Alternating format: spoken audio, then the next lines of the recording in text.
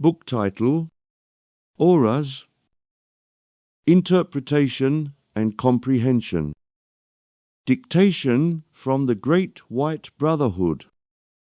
Authored and narrated by Bob Sanders. Disclaimers.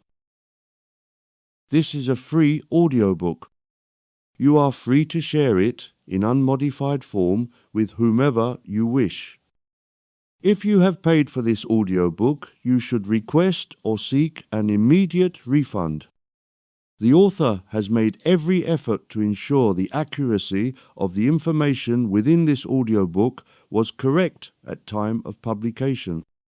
The author does not assume and hereby disclaims any liability to any party for any loss, damage, or disruption caused by errors or omissions, whether such errors or omissions result from accident, negligence, or any other cause. Copyright.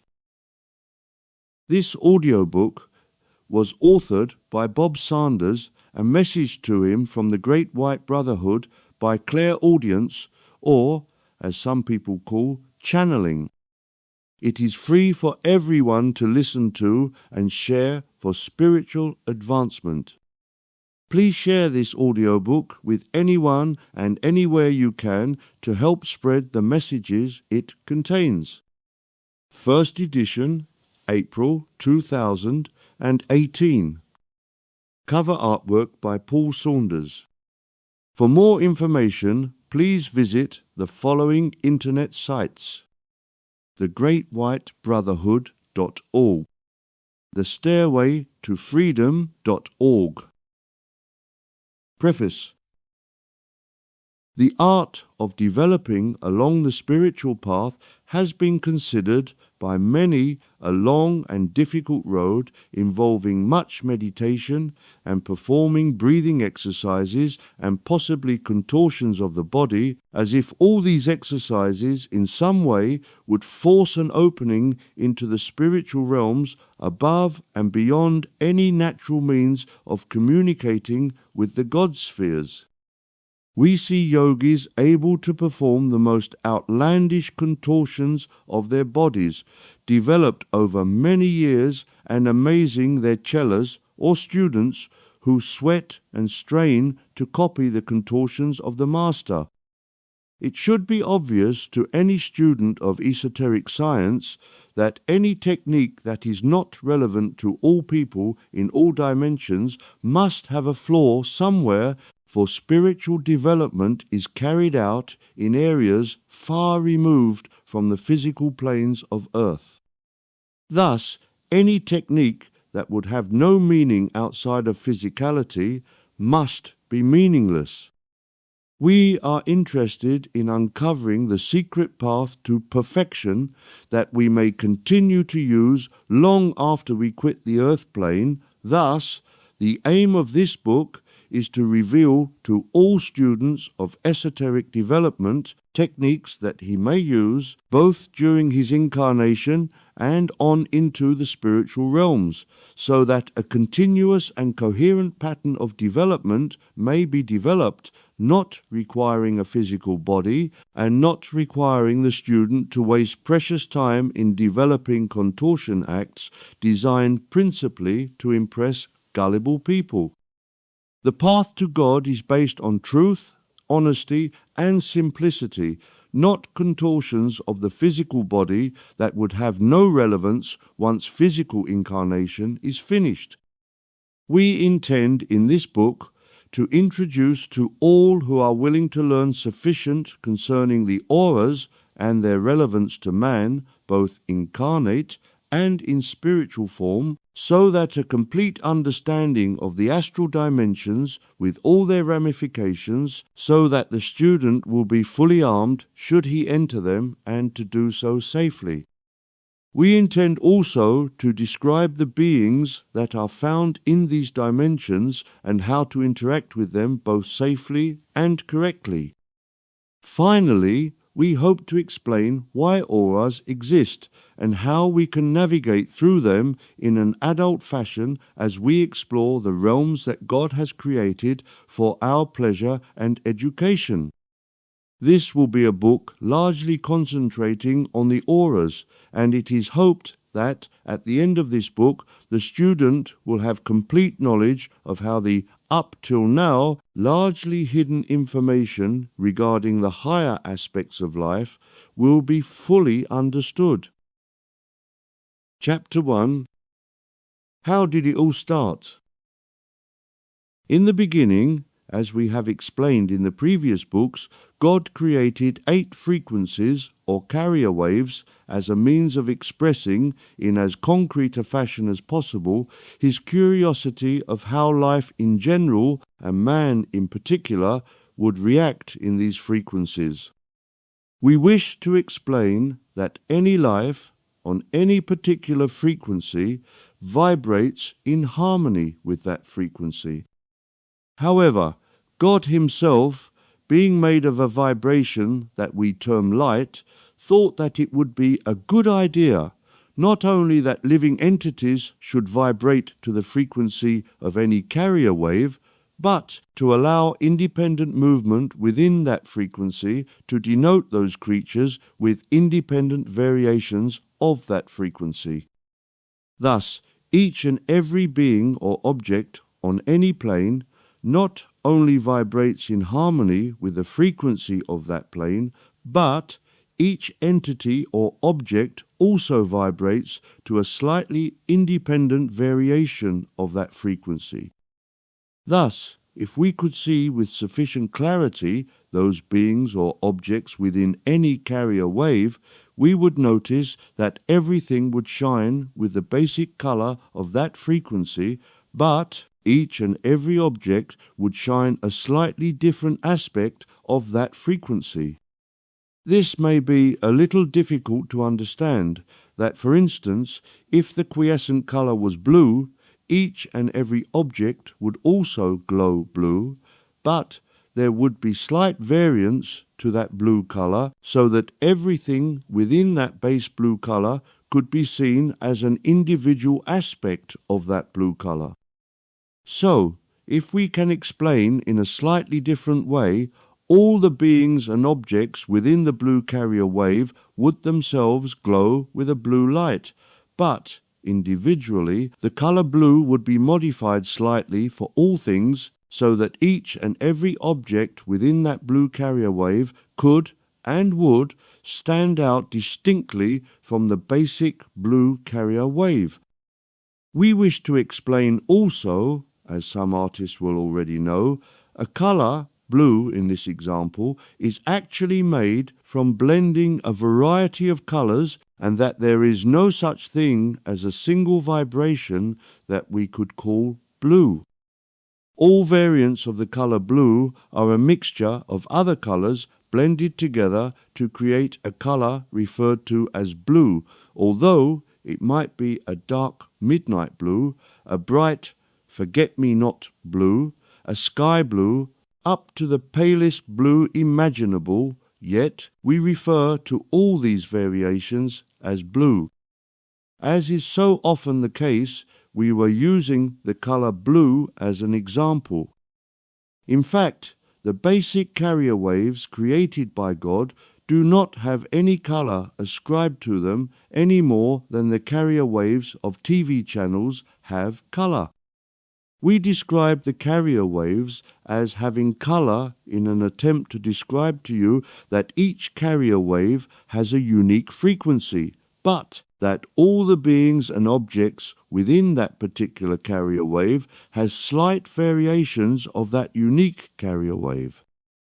The reason we did this is because on Earth, using conventional physics, if, for example, there was a carrier wave of, say, 1 million cycles per second, 1 megahertz, to put other frequencies within it would alter the quiescent frequency of 1 megahertz, and it would no longer be that frequency any longer.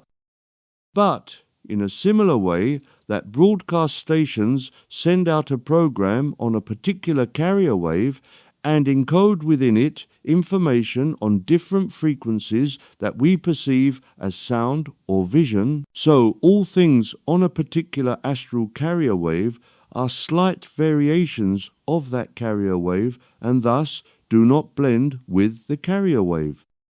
We should also mention, for those that understand how broadcasting or telephones work, in those circumstances, the carrier wave is vastly different in frequency, so the sound and vision broadcasted within that carrier wave can be separated from the carrier wave by simply eliminating that carrier wave. But in the case of God's setup, if we may use that familiar expression, the quiescent vibration and the independent vibrations of those things found on that particular vibration or carrier wave are slight indeed. So, they are, in part, an aspect of that carrier wave and, at the same time, independent from it. Higher physics permits this apparently impossible effect of being blended within a carrier wave and at the same time separate from it. This effect of being part of a carrier wave, but of being unique within it, is important to understand, as it is this effect that enables us to have dimensions to travel within, whilst having a unique identity. Thus, it is that we can, thanks to being total carrier waves and yet unique within them, that gives the ability to all be one and yet all be independent entities at the same time. So, we have arrived at the point where God created 8 carrier waves and put life of all sorts upon these carrier waves, and yet denoted each life object a unique aspect, no matter what it was, and is to consider itself an independent object. We wish to repeat, for any that have not read the previous books, that God, being the creator of all life, gave a life force to everything that has been created by the servants of God. Thus, sand, water, planets, plants, animals, man, galaxies, space, is all alive and is all both one and the same, yet independent aspects of life. As we have mentioned before, this is not an easy concept to comprehend, and it can only really be appreciated when one develops a certain degree of spiritual awareness. Yet, it is a great truth to realize that all that exists in any form, any dimension, is one, and yet individual aspects of that oneness at the same time. But let us progress. We have described in the book the path of mankind, how God created all that he put on the high dimensions, including principally man, so we will not mention it all here. Sufficient to remind you that to understand this book as it progresses, it is important to have a clear understanding of the first few chapters of the aforementioned book. So, we need now to explore what came after God created the 8 carrier waves and put man on the first 2 of them. As we have already said, God put a lot more than just man on these 2 carrier waves, but our interest being primarily that of investigating man, we will largely ignore the rest of life contained within those 2 carrier waves. It might be questioned why God only put man on the first 2 carrier waves, 8 and 7, but we hope that as the book progresses, understanding will be revealed. Thus, it must be appreciated that if man was only placed initially on frequencies 8 and 7, the other 6 frequencies were sterile, just being frequencies each of different vibrations but devoid of life. God waited patiently as man developed on the higher 2 frequencies through being presented with a variety of problems, for want of a better word, and thus, eventually, became sufficiently aware of the complexities of life to be taken to the next level, the next step that God had already created in thought form in his mind. This step was to create a plane where imagination could be developed. God realized, soon after he created life, that it would not be enough to be a carbon copy of himself, nor would it be useful to create everyone the same, like robots. So the decision was taken to introduce imagination into the minds of men.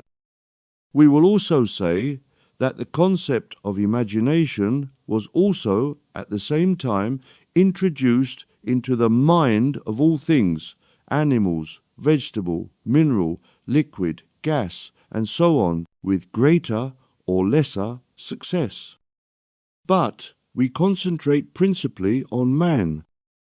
Imagination was created on the sixth plane of creation. Chapter 2: This Imaginary World. We need to investigate this sixth plane and analyze what goes on there and how it contributes to the creation of imagination within all things, including man. Everything is created from vibration. Everything is actually created from light, starlight, that can be varied by the archangels that work directly for the God Force, because God, being the prime creator of all that exists in all dimensions, does not participate directly in any aspect of creation. God, having created all that exists, waits for the results of his efforts to return so that he can expand in wisdom. These archangels could not possibly be imagined by man, but they do indeed exist and manipulate the whole galaxy and many more galaxies outside of the aegis of man's knowledge, keeping everything in balance according to God's prime directive. So, these archangels are responsible for creating and maintaining everything everywhere.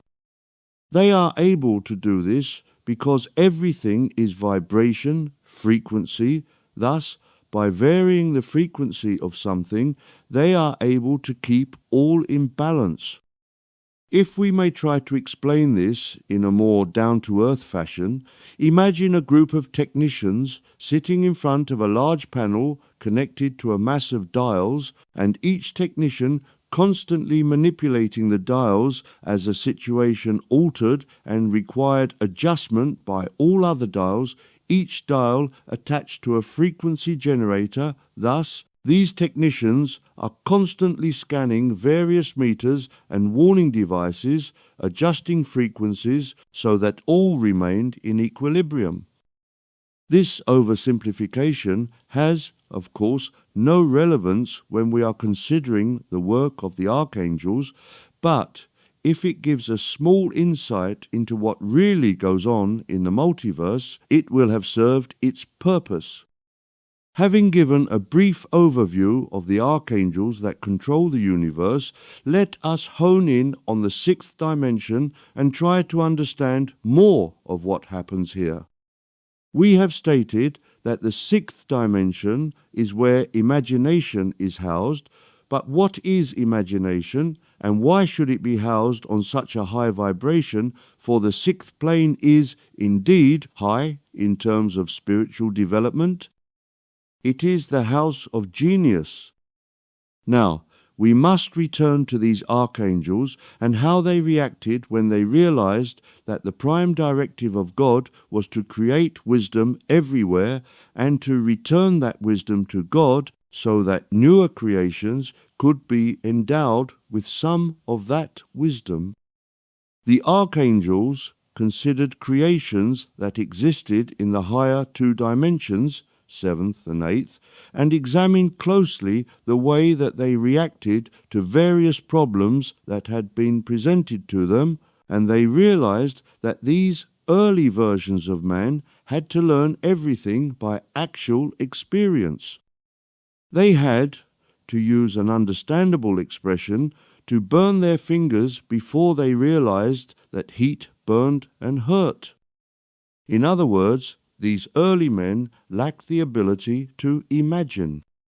The archangels, who themselves being vastly superior to any person incarnate or disincarnate, had themselves developed imagination long eons ago and actively used it in helping and controlling the various frequencies of light, enabling them to visualize the outcome of any manipulation before effecting it, and thus largely avoiding mistakes, for mistakes on global scales would be catastrophic. Imagination enabled the archangels to avoid making such mistakes, so it occurred to these archangels to create a frequency in one of the bands of carrier waves we call dimensions that would correspond to the frequency of imagination. You may remember in Chapter 1 we mentioned that a carrier wave could be a certain frequency, and in that example we chose the color blue to use as an example, and we also said that a slight variation of that basic color could be introduced and that it would at the same time be part of and also distinct from the original blue carrier wave. Well, the archangels looked at the frequency of the sixth carrier wave and were able to manipulate into that quiescent frequency a slight variation that, as we have explained before, became part of and distinct from the original frequency. So, now we have the carrier wave and an empty variant, rather like, for those who understand using computers, to create an empty file within the hard disk of the computer.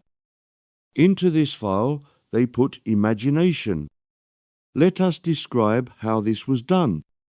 Everything is vibration, frequency, so although this may be hard to appreciate, every aspect of everything is vibration. Every thought, every emotion, every aspect of personality is vibration, all resonating at a certain frequency. Even these mysterious and wonderful archangels are made of vibrations, all working together to create what we term an archangel. This is because all is light, and light is vibration, frequency.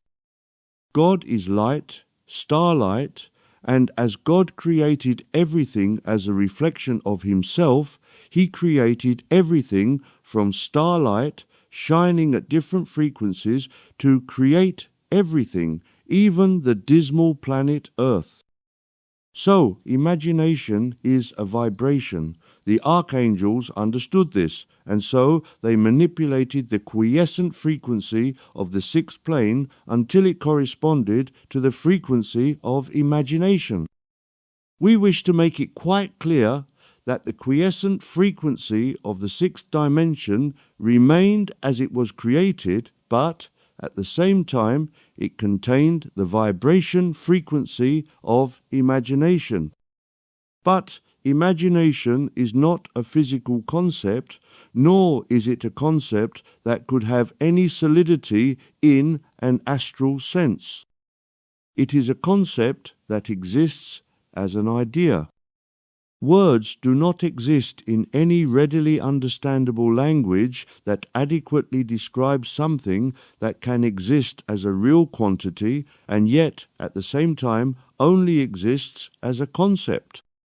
There were languages in the past that contained words to describe such matters, but these have largely died out thanks to the efforts of the archons who went to great lengths to destroy languages that described spiritual matters.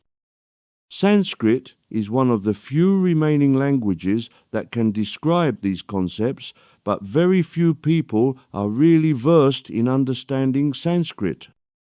It must also be said that modern man usually has no ability to appreciate that something can exist in a real fashion, but that something is itself just a thought. We are told that thoughts are things, but unless those thoughts are translated into solid objects, thoughts are largely dismissed.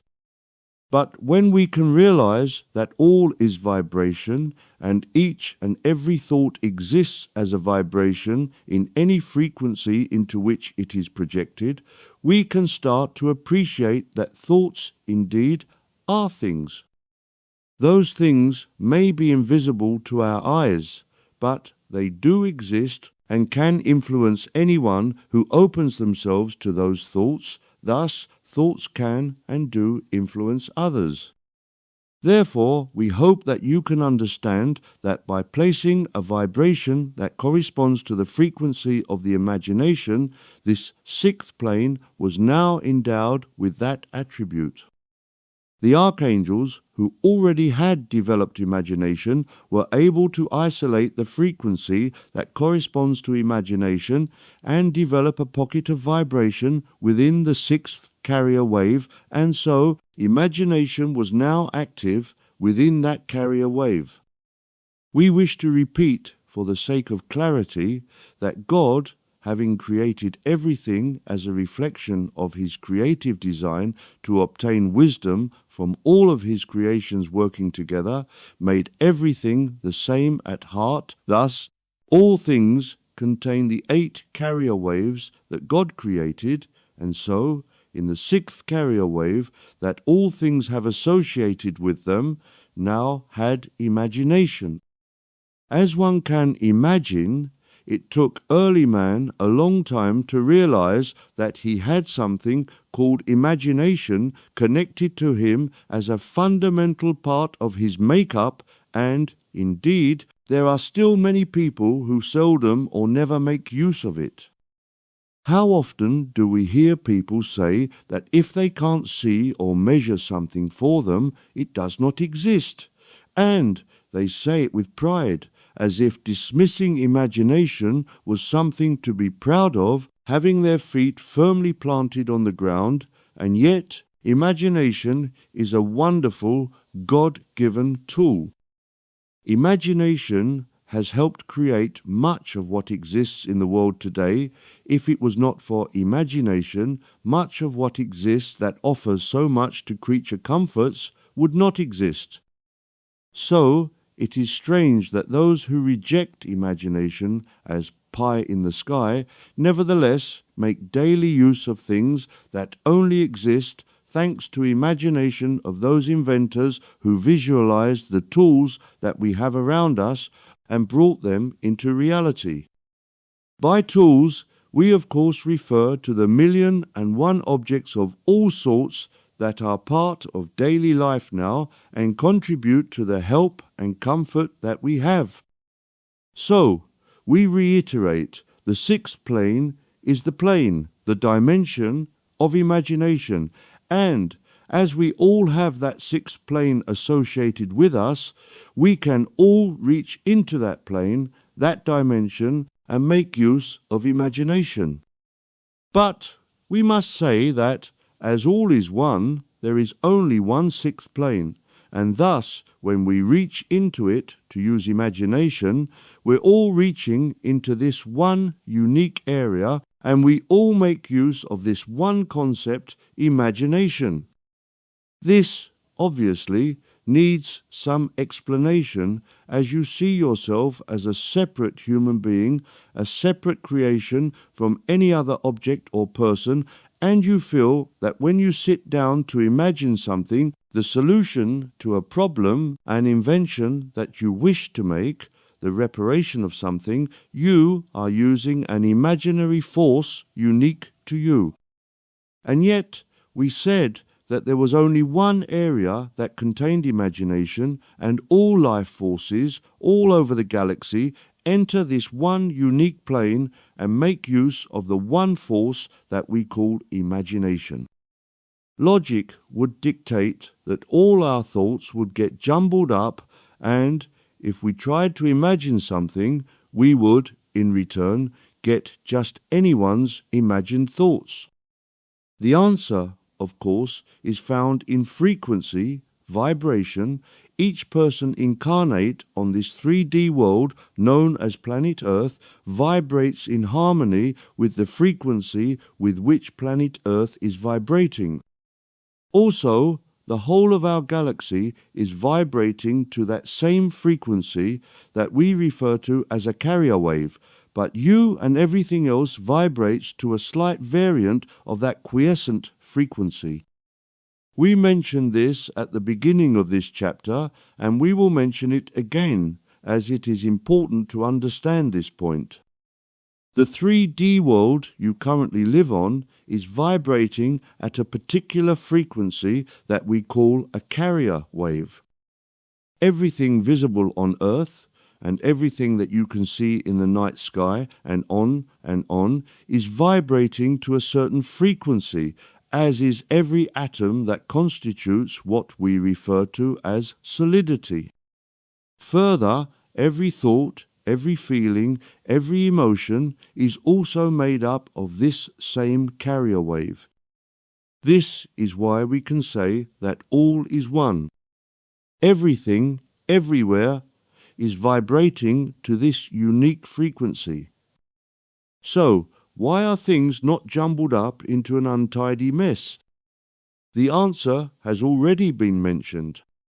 Within that carrier wave, the archangels charged with looking after the apparently solid galaxy, this 3D one that you are on at the moment, endowed each and every object, animal, vegetable, and mineral with a unique variant of that base frequency that we refer to as a dimension.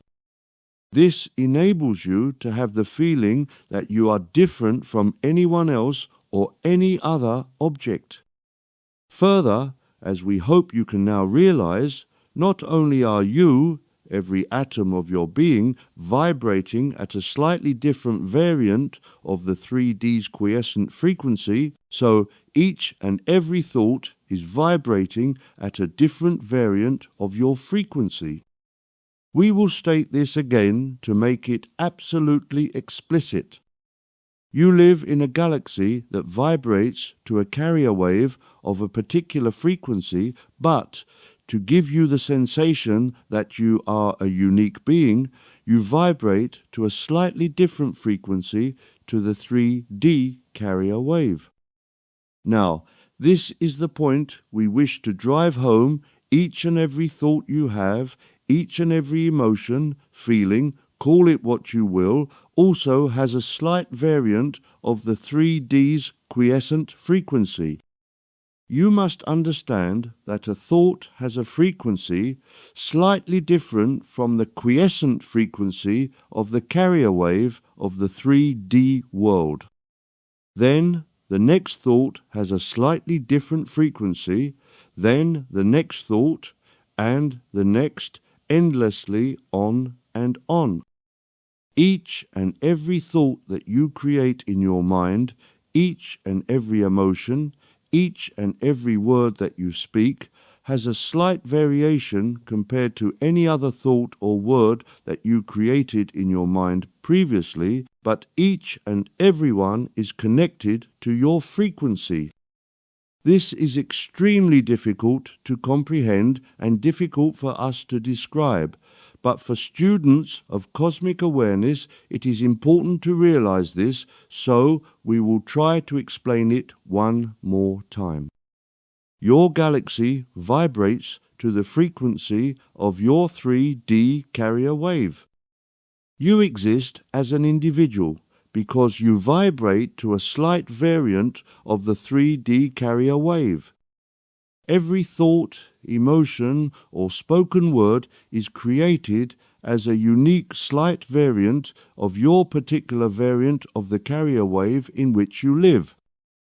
This last part is the most difficult to describe and comprehend.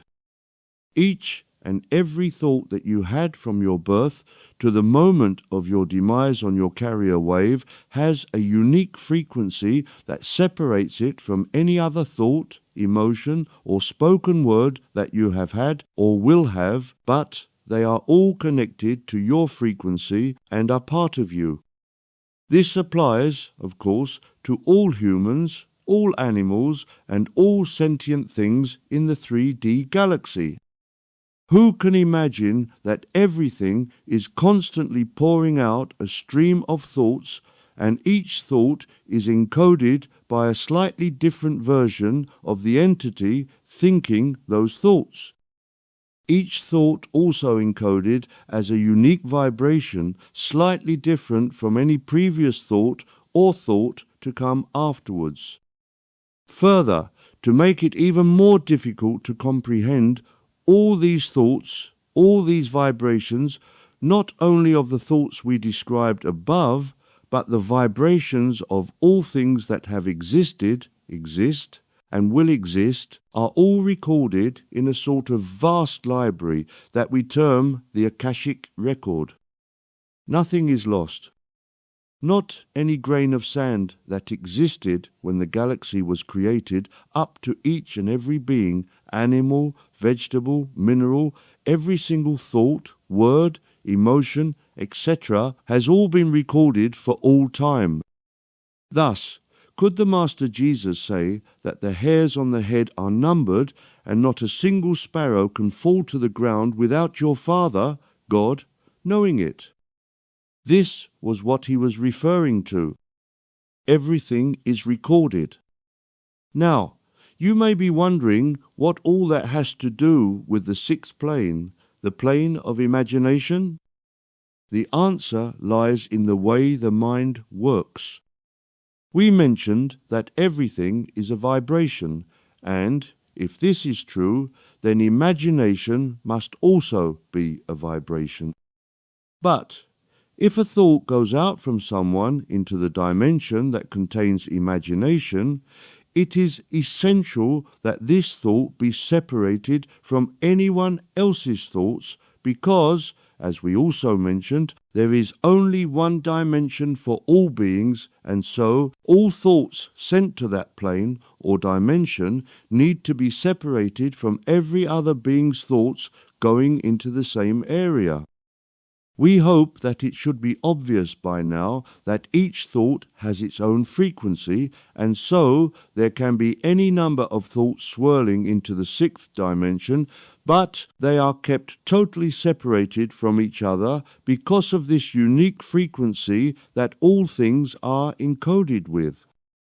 We wish also to express as clearly as we can that we are not only referring to living things on the earth plane, but also every entity living in the other astral planes, anywhere in the multiverse, those living in the heavenly spheres, and those we consider to be aliens, and so on. Any and all living entities throughout the entire universe created by God use this one dimension to send thoughts and to get answers from. Now, this also enables a mysterious effect to take place by those who have trained their minds, and this effect is that it is possible to tap into another person's thoughts and to share those thoughts. This ability to share others' thoughts is what we call telepathy or channeling.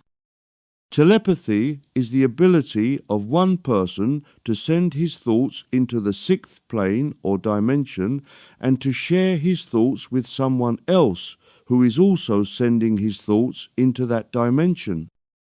This normally should not happen, of course, because each person's thoughts are encoded with the unique frequency exclusive to that person or to that creature or entity capable of that thought. But it is possible, under a certain special circumstance, for two people to harmonize their frequency so that they are operating on the same frequency and thus can exchange thoughts. Not everyone can do this, of course, because it takes much training to be able to alter the unique frequency of their encoded thoughts, so that communication between two people can occur. It is not the case of one person altering his frequency to match the frequency of another person. What happens is that, through the desire of two people to communicate together, a third frequency is generated so that this communication can take place. The sixth dimension, that of imagination, is where this communication takes place. The fact that this occurs on the sixth plane also implies that both people must have reached that high state of spiritual awareness, or it would be impossible for such communication to take place. Not everyone who desires to learn telepathy can do so, unless and until they have reached the level of spiritual awareness to reach consciously into that area.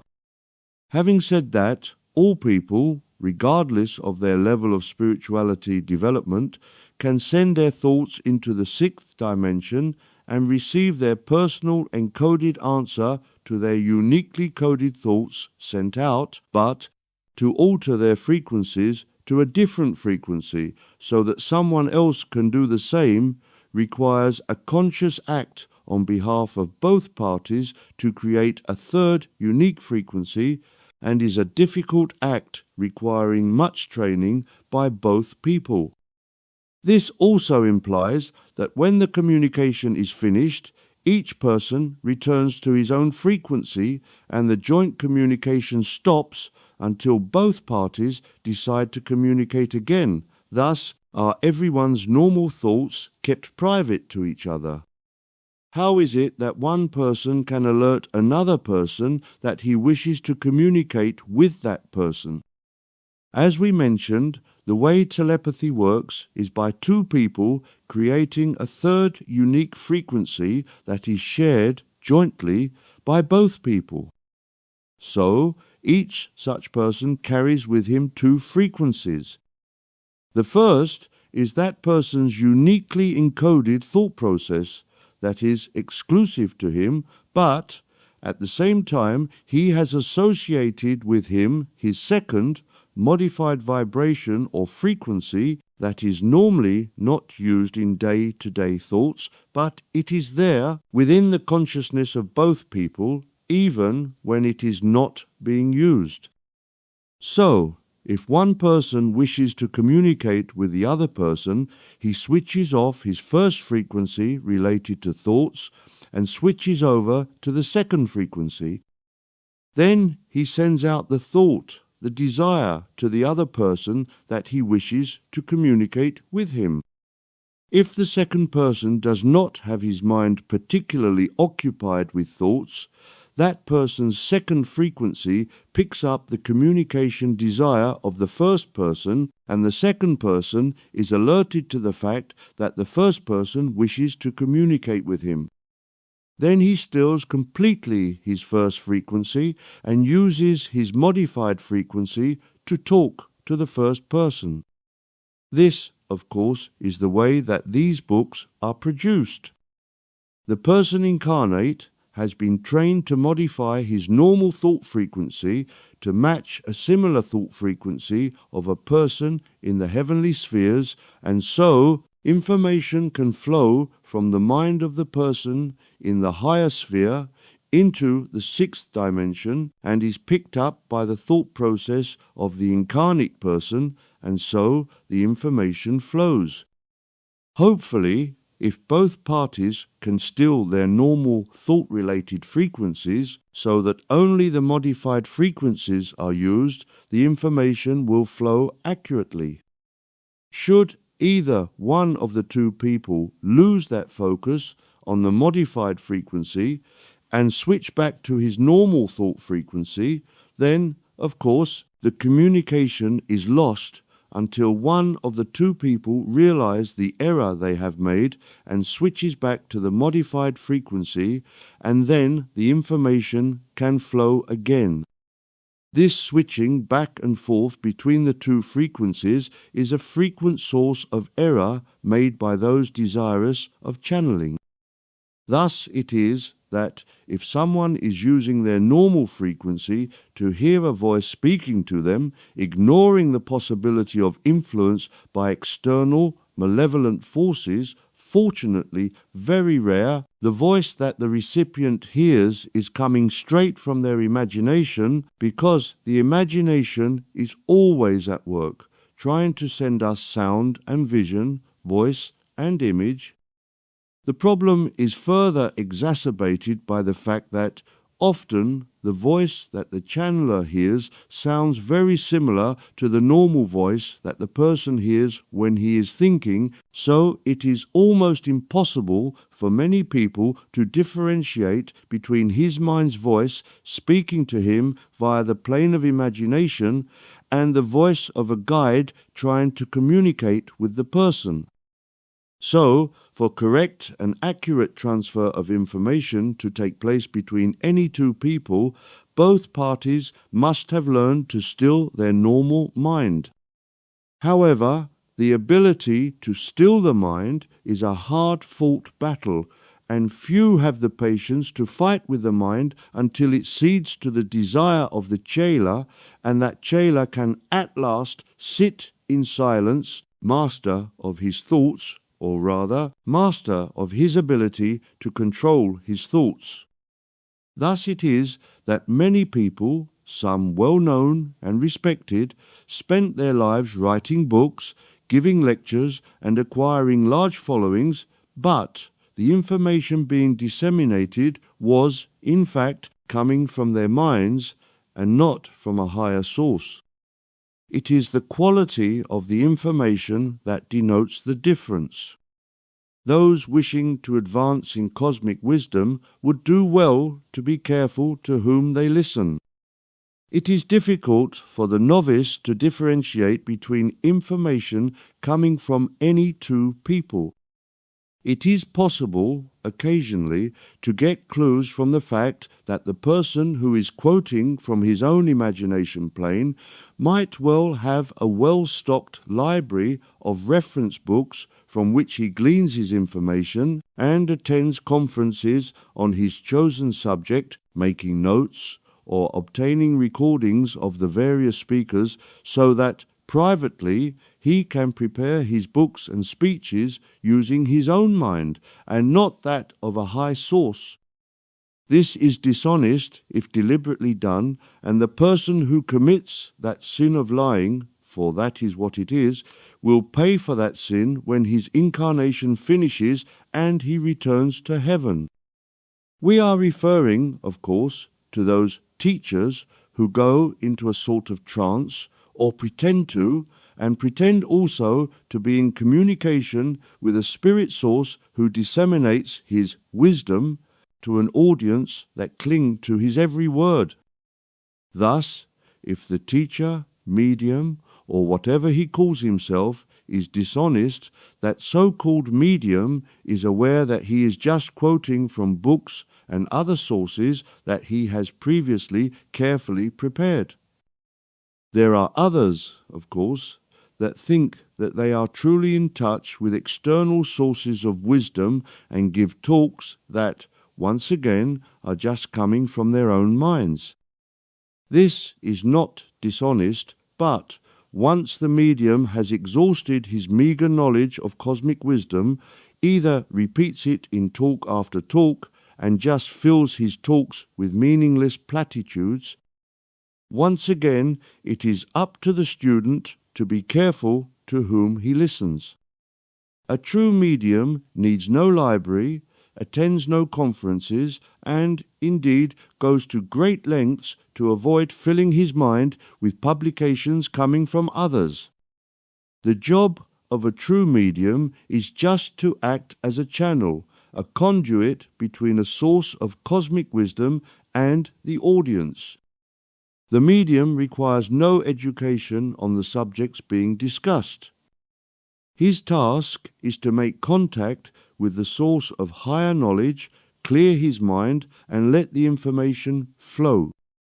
He requires no adoration from the public for the wisdom he disseminates, because he is fully aware that he has little wisdom himself. The wisdom is coming from an external source, and he is just the conduit allowing that information to be published in one form or another. He takes no credit for the information disseminated, but he deserves thanks for all the hard work he puts into learning telepathy and for the time and energy it takes to receive information, such as is being given in these various books and talks we are privileged to share with you.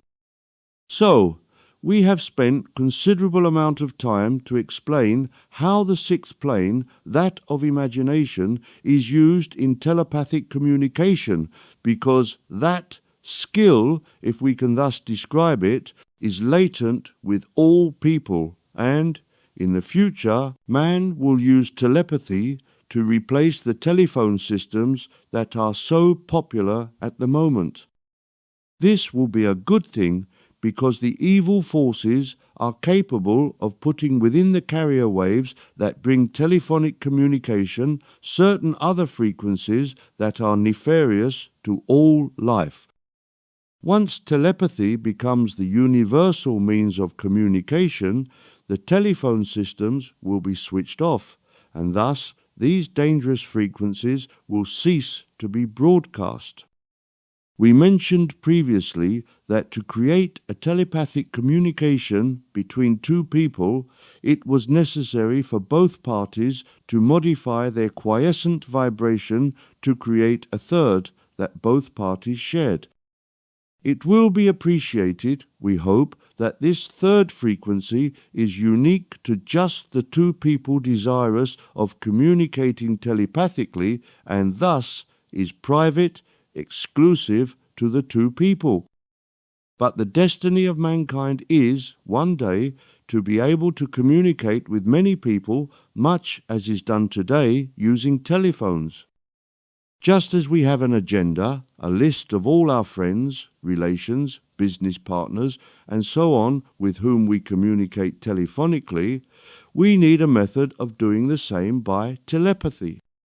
Now, if we can continue for a moment to use the concept of telephones, each one of the people with whom we communicate, we do so by sharing our telephone numbers. This gives us an exclusive connection between the two people. Once the communication finished, we cut the connection, and that gives both parties the opportunity to make fresh calls to other people. So, we dial another number, only we do not use dials anymore, but just buttons. To communicate telepathically with a variety of people, we need a similar system.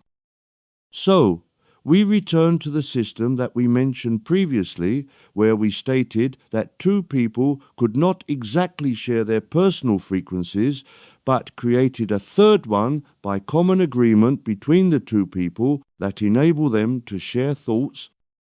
This concept can be taken on indefinitely. We can, with someone else, create a third frequency exclusive to these two people so that a private communication can be carried on.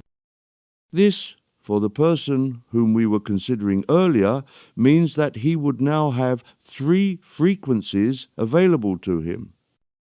First, his basic frequency that gives him his sense of identity as a unique individual, then a second frequency with which he was able to communicate telepathically with a person who had that frequency, and now we are adding a third frequency by which he can contact yet another person with whom he shares his third frequency.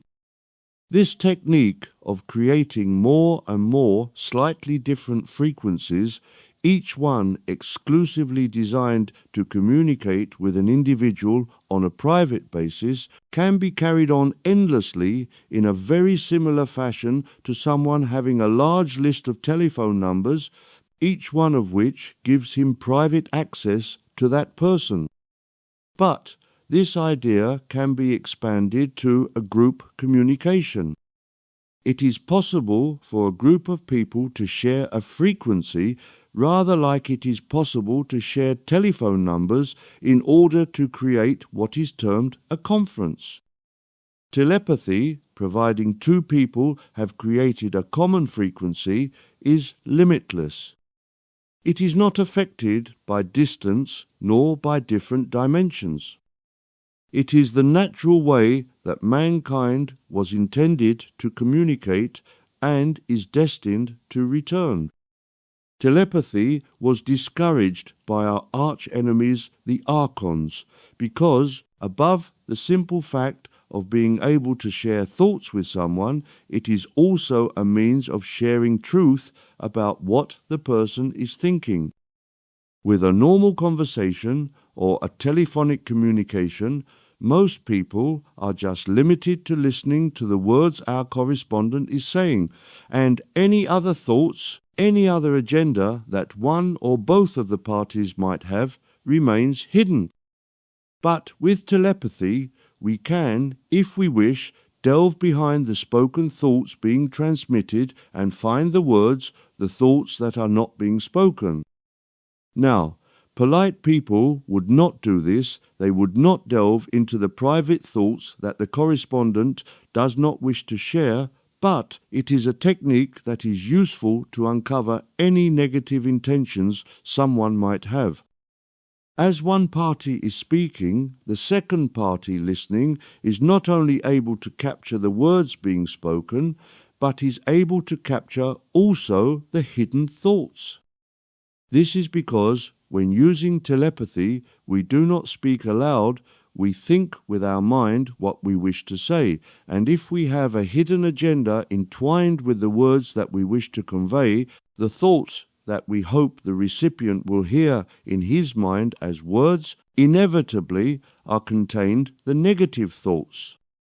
Thus, the person transmitting his thoughts has to choose his thoughts carefully, selecting from the mass of negative thoughts in his mind just the ones that he hopes will sound positive, and he hopes that all the negative thoughts will not be picked up by the recipient of the thoughts.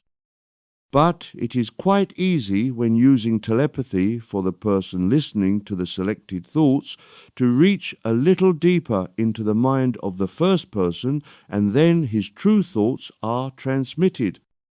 If these deep thoughts are of peace and love, there is no problem, but if behind thoughts of peace and love there are actual thoughts of war, conflict, hatred, and so on, this is bad news for the person sending his thoughts, for his true thoughts are revealed. This obviously did not suit the Archons at all. So, many thousands of years ago, shortly after the extinction level event that destroyed Atlantis, as humanity slowly recovered and repopulated the earth, it was a golden opportunity for the Archons to eliminate any means of communication except for the spoken word. Of course, there were always those selected psychopaths that were inducted into the mystery schools that were taught the skill of world domination by evil reptilians who themselves were being influenced by the Archons, and these reptilians taught those who were selected to rule to use telepathy so that the public could not hear communications passing between these evil groups of people. Anyone who discovered telepathy by chance was quickly removed. So, we had a situation for a long time where only priests and rulers, all selected psychopaths, were taught telepathy, and the general public had to use the spoken word. We still see some evidence today of paintings on temple walls in Egypt of the reptilians teaching the chosen leaders of Egypt the skills required for domination of the people of that place and of that era. However, times change, and we are now in a time where it is once again the moment to start to introduce at least the concept of telepathy and how it works. We are not yet, at the time of writing this book, totally free of Archon domination, but that time will come and children will be taught telepathy amongst other esoteric skills, but this time those skills will be used for good and not for evil.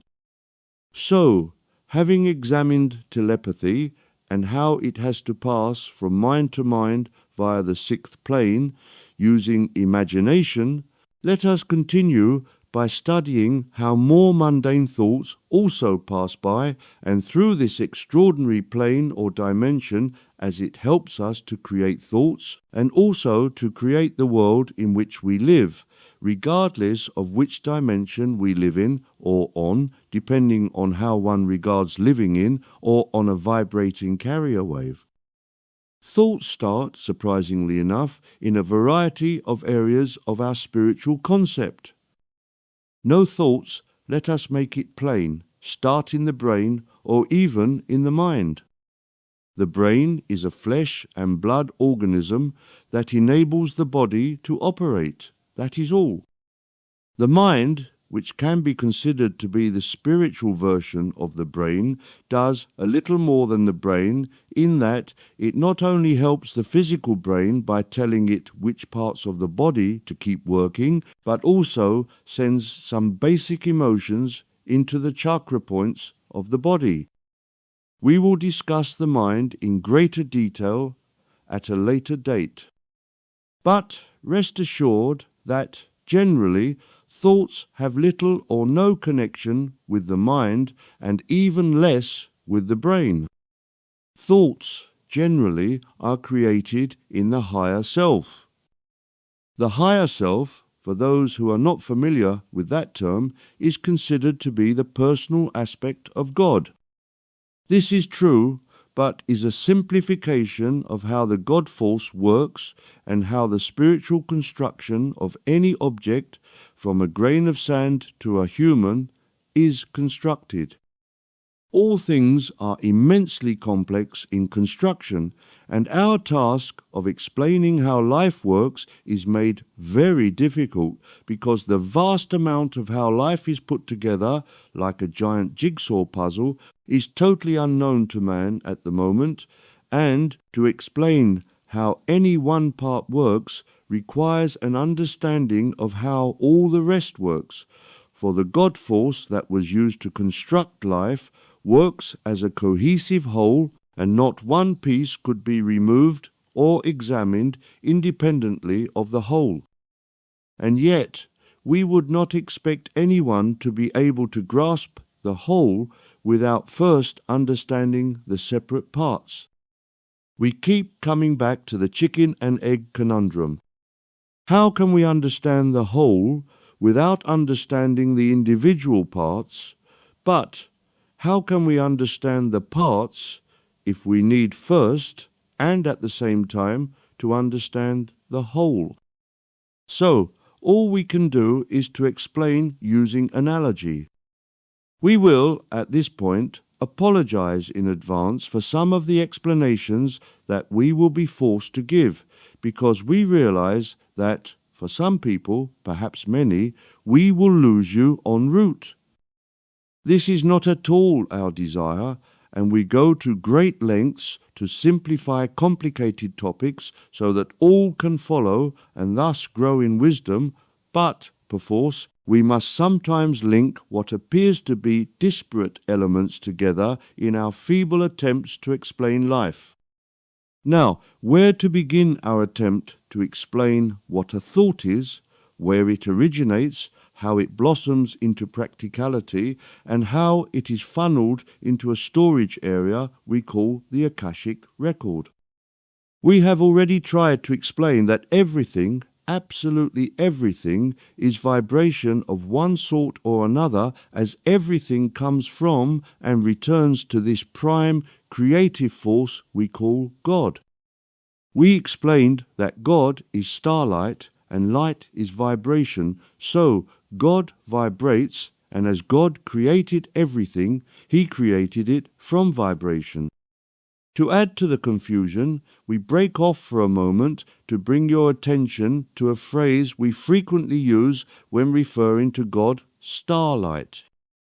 We use this enigmatic phrase because it is true, and we wish to say to you that we will try to explain what starlight is later in this book, but we use the phrase starlight to get you used to the idea that God is not some old man sitting in heaven and pouring hell fire and damnation on you, but is prime vibration, which is prime light, starlight. Starlight that you see in the night sky is the light, the vibration we call God, and when you look at a star, you are looking upon the manifestation of God. As we said, we will explain more fully later. So, we were attempting to explain thoughts. God, when he first constructed all that exists, put early man in the 7th and 8th planes or carrier waves that he had previously constructed, and these early versions of man were presented with a number of problems that God hoped man would resolve. Over eons of time, man did resolve these problems because man observed these problems presented by God and eventually realized that, to obtain answers, he would have to think how he was going to act. We can see a similar effect today in some animals who, either in nature or in laboratories, are presented with problems and have to find a method of resolving the difficulty. In the case of animals, the problem usually presents itself with how to obtain food, and various species, some of them, invent ingenious ways of obtaining that food. Now, it must be said that in many cases it is a case of serendipity, happy accident, where the animal sees the problem and suddenly something happens that gives him a clue as to how to obtain the required tidbit. In other cases, especially in the case of higher-minded animals, the answer occurred either out of the blue or by experimentation. We have stated before that nothing can appear out of the blue, so we assume that the creature was prodded to resolve the problem by the archangels that control and guide life. Now, in the case of early man, a similar process was used, and gradually man developed the power to think. Breaking off again, you may have noticed that people today are discouraged from deep thinking. People's days are filled with the infantile emotions put on TV that are there to keep people in a state of permanent childhood. People are encouraged to be in permanent contact with a few friends using telephones, the object being that once any exchange of real information is exhausted, the endless exchange of banalities continues, often at the level of a small child. Even the use of grammar is largely ignored, thus rendering these unfortunate, incapable people from expressing any deep thoughts that would require the use of punctuation, essential to make their message intelligible to others. Thus, we hope that you can see that being surrounded by banalities all day, every day, has been designed by the evil ones to keep you in a permanent state of ignorance and childhood. We encourage you to reject all this and return to adulthood and the ability to think. So, the ability to think was placed alongside imagination in the 6th dimension, which is a very high dimension, higher than, perhaps you can imagine, because imagination and thought are only one step away from your personal aspect of universal spirit, universal consciousness, that is also closely connected to God Himself, the source of all wisdom. This explains why the evil ones have gone to such lengths to try to stop you thinking, because thinking requires the use of imagination to change those thoughts, which comes as a block of information into a stream of information that the mind can understand. We wish to expand on this concept of receiving thoughts as a block of information for a moment so that you may understand what thoughts actually are. Thoughts are created in and by the higher self. The higher self, as we have said, is connected to God. There is only one God, and He, it, think of it as you wish, exists in a sphere outside of anything, either physical or astral. Nevertheless, God exists. God is a unique oneness, so all that He created is part of and totally this oneness. This implies also that there is only one higher self for all of us. We go back to the concept that we described earlier, in which we stated that the sixth plane contained just one imagination for all of us, and that any contact with that plane was vibration encoded with our personal vibration to keep it exclusive to us personally. We hope that you have been able either to understand this or at least accept this as a working hypothesis, because we must expand on the concept of oneness and say that there is only one higher self, and it is closely connected to the source of all that is, that we call God. That is why we said that higher self was our personal aspect of God, though we failed, usually, to mention that there is only one higher self, because we did not wish to confuse you into trying to understand how you could be an individual, but the basis of your creation, your higher self, there was only one of. The uniqueness of all life as one is an advanced concept that not all can grasp at first. This concept has far-reaching aspects far beyond the number of people incarnate on earth at the time that you read this. It implies that all the people who have lived in the past, those who are alive now, and who will be alive and in incarnation in the future, share the same one higher self and the other aspects that we mentioned previously. Further, for those who can accept that what are referred to as the heavenly spheres, and all the people who inhabit these spheres use the same higher self that you do. Thus it is that all life everywhere and any dimension use this one unique higher self, and also this one sixth plane share and use the one unique force we call imagination, and share and use the same thought process.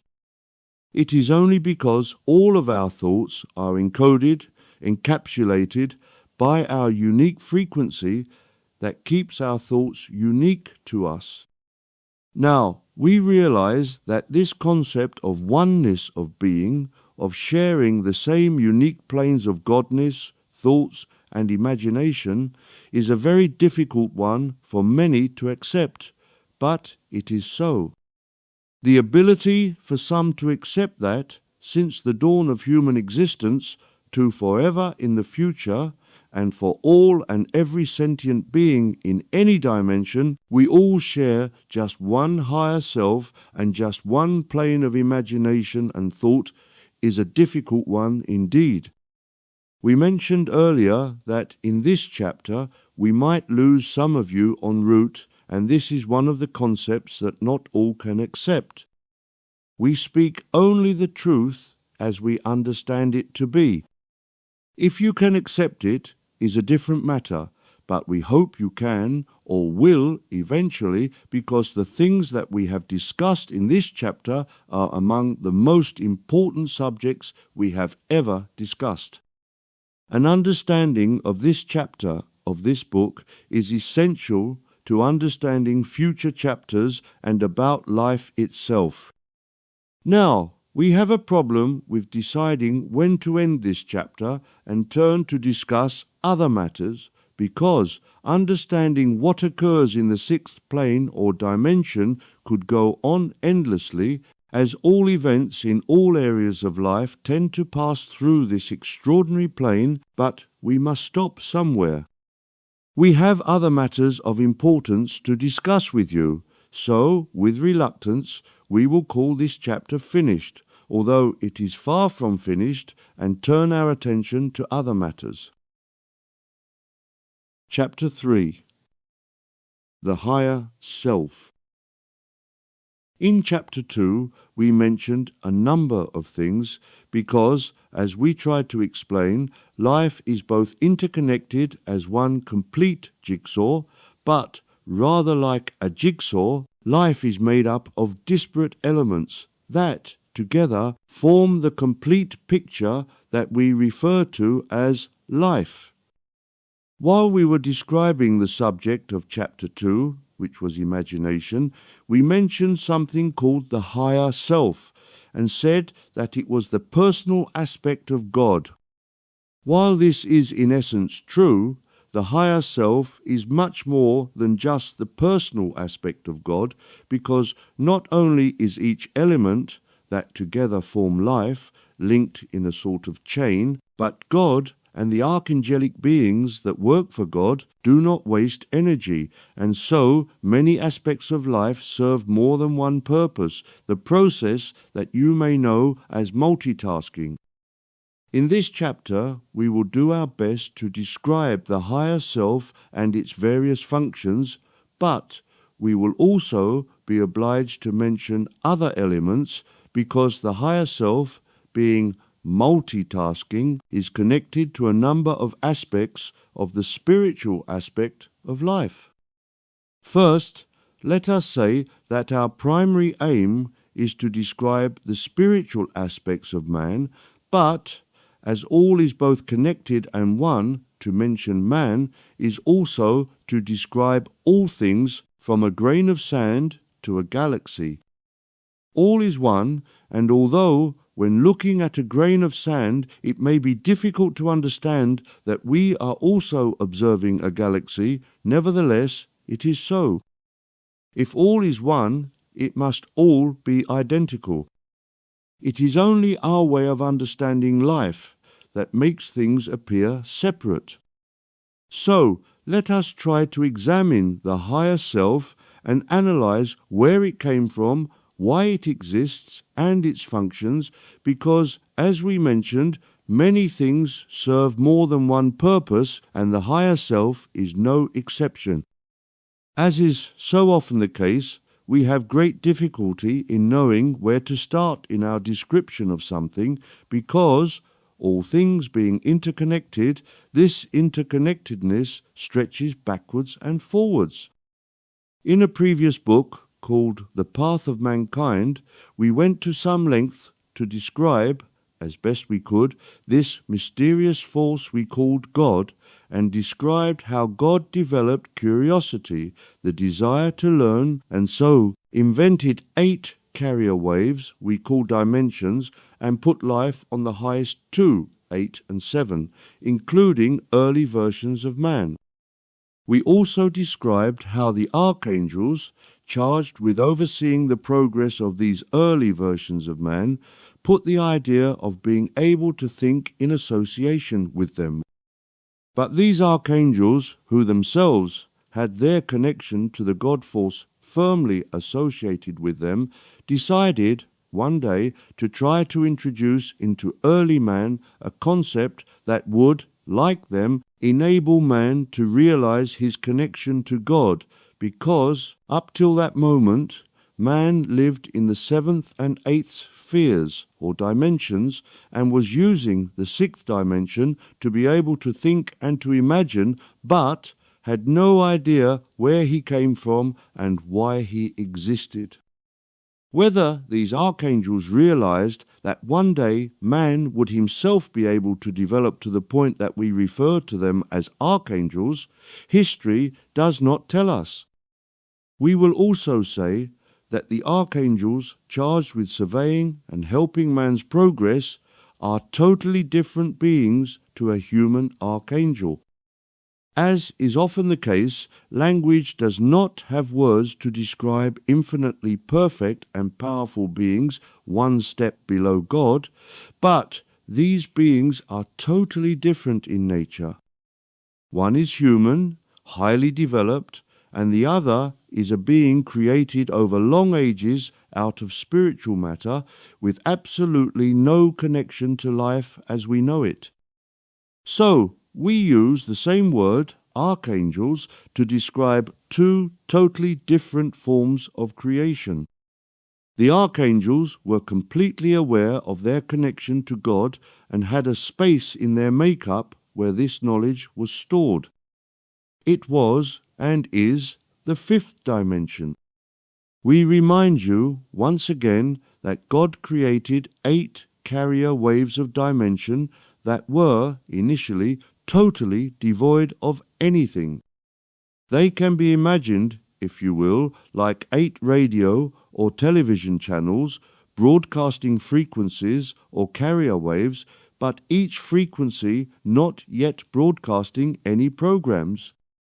As we have said, life was created on the highest frequency, the 8th, then it moved also down to the 7th dimension, so that now there was life on both the 8th and the 7th dimension. Then, eventually, the archangels chose to put imagination and its various ramifications on the next lowest empty plane or dimension, the 6th, which left the other dimensions still not being used. As what is referred to as the higher self, which is the personal connection to God, is of great importance, no doubt the archangels would have liked to have put it on a higher dimension, but as the others were all being used, they placed it in the 5th dimension. The method of doing this was the same method that was used to create imagination in the 6th plane. They created a pocket, a file in the 5th dimension, isolated within themselves the frequency of their higher self, and created within that file the frequency of higher self. Thus, the 5th dimension contained the higher self-concept as a vibration. So now, these early men had a bit more to them than just life. They had life, certainly, that they explored in the 8th and 7th dimensions. Also, they had imagination, which they slowly developed, and now they gradually became aware that they had a personal connection to God. No doubt this caused much confusion and head-scratching in these early men, because it was not easy for them to assimilate into their reality that there was something called God, prime creator, and indeed the vast majority of people incarnate today have difficulty realizing that they have a personal aspect of God within them, and that, in effect, because of this God connection, man is, in a way, God. The archons, who invented religions, went to great lengths to educate people into thinking that humans are just a form of useless creation and that God is an unobtainable force out there, always distinct and remote from man.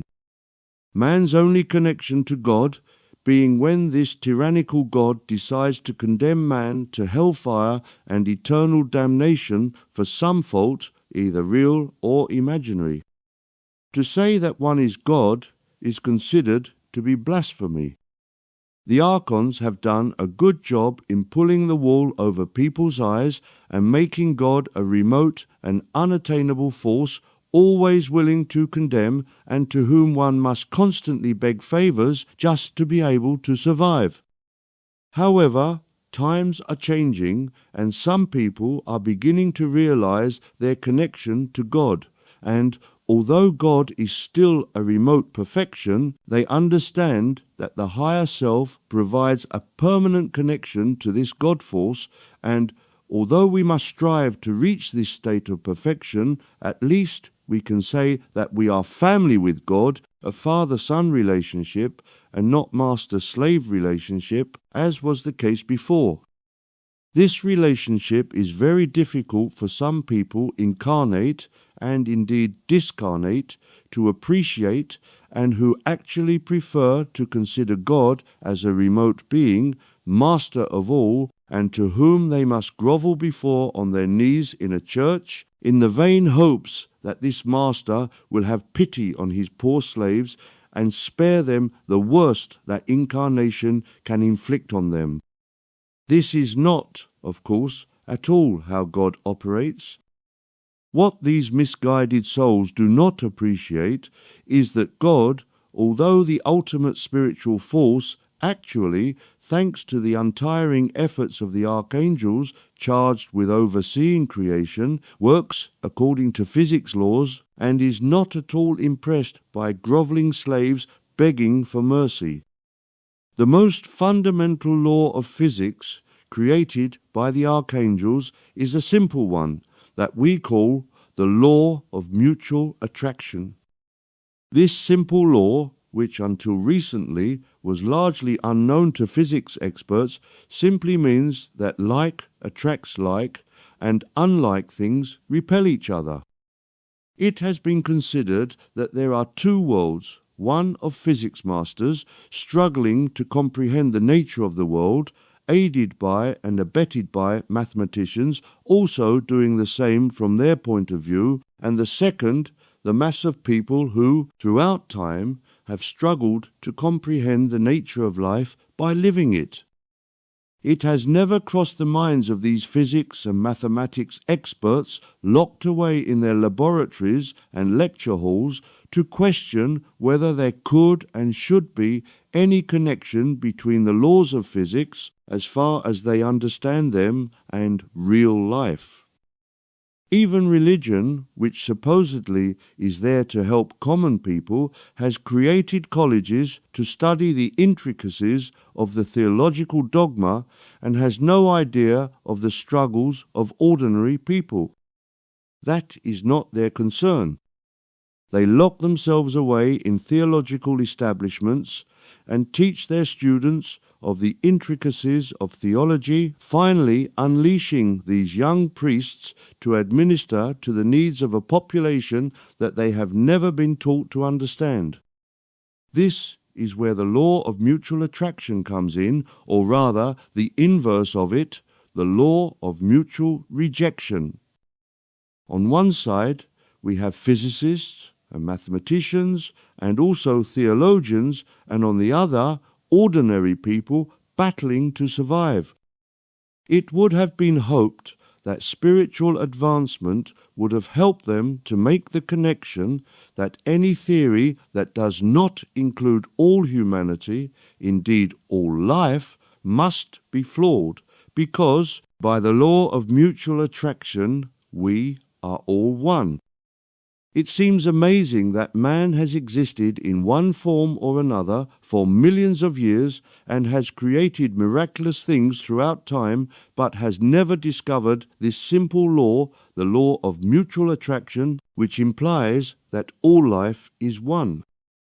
Before we continue to examine why this is and what it has to do with the higher self, we must congratulate the few modern physics and mathematics experts that have started to explore the world of quantum mechanics, because although there was never any need to follow this complicated path, it will eventually lead them to discover dimensions, and will, in time, lead them to the conclusion that all is one. Then, perhaps can science and ordinary people be on the same page, so to speak, and life can move on together instead of in the little boxes that life is portrayed as at the moment. Religion, however, is a different matter, and we have difficulty in imagining that religious leaders will release the stranglehold that they have over their flock until the flock will see through the illusion and will abandon the churches, which is already happening. Quite where religion will turn to when that happens is difficult to predict. It is not our place to criticize any organization except to say that any religion that preaches the exclusivity of one point of view, excluding other points of view, is flawed and doomed to failure.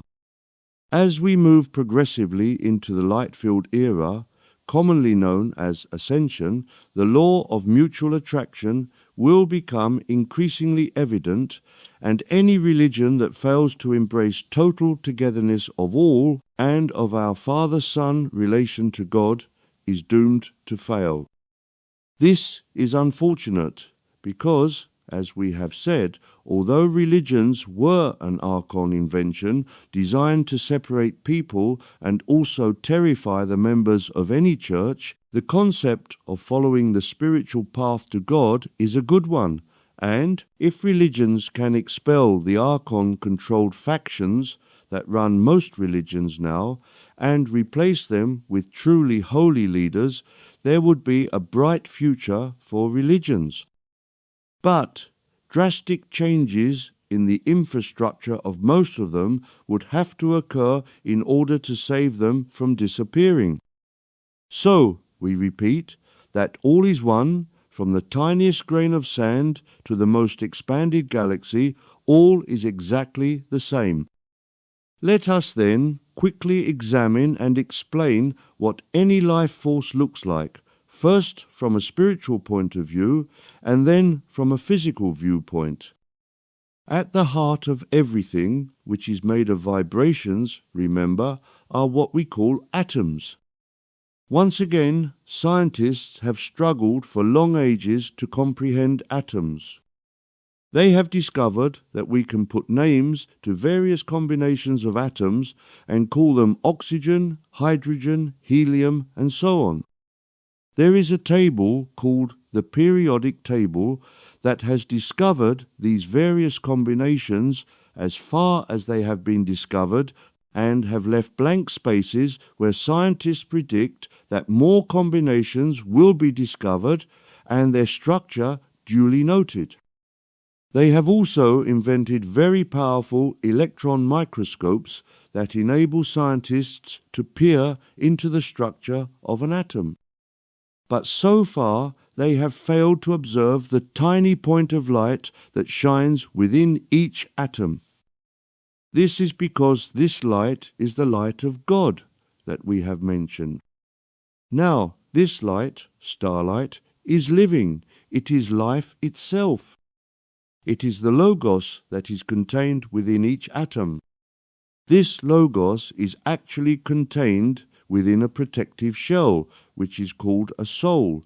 But this soul is spiritual in nature, so does not preclude the starlight of God from shining through. However, this light can expand or contract according to the emotion that is being projected at it, and that evokes a response from the light. When scientists peer into the electron microscope to examine an atom, it reacts to the emotion put out by the scientists. It is sad to say that scientists peering at the image project very little joy and happiness. For a number of reasons, their emotions are cold. So the light contracts, diminishes, in response to the coldness of the scientists examining the atom.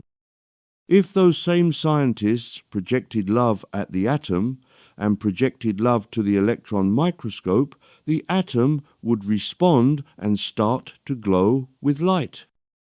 However, it would take a courageous person to suggest to scientists preparing to examine an atom to sit down and meditate on love for a few minutes. Somehow, meditation and love would make strange bedfellows with science. The next aspect we wish to discuss is that of how the spiritual aspect of higher self actually works. Mankind, as we have previously stated, was the first and most important of all the creatures that were created.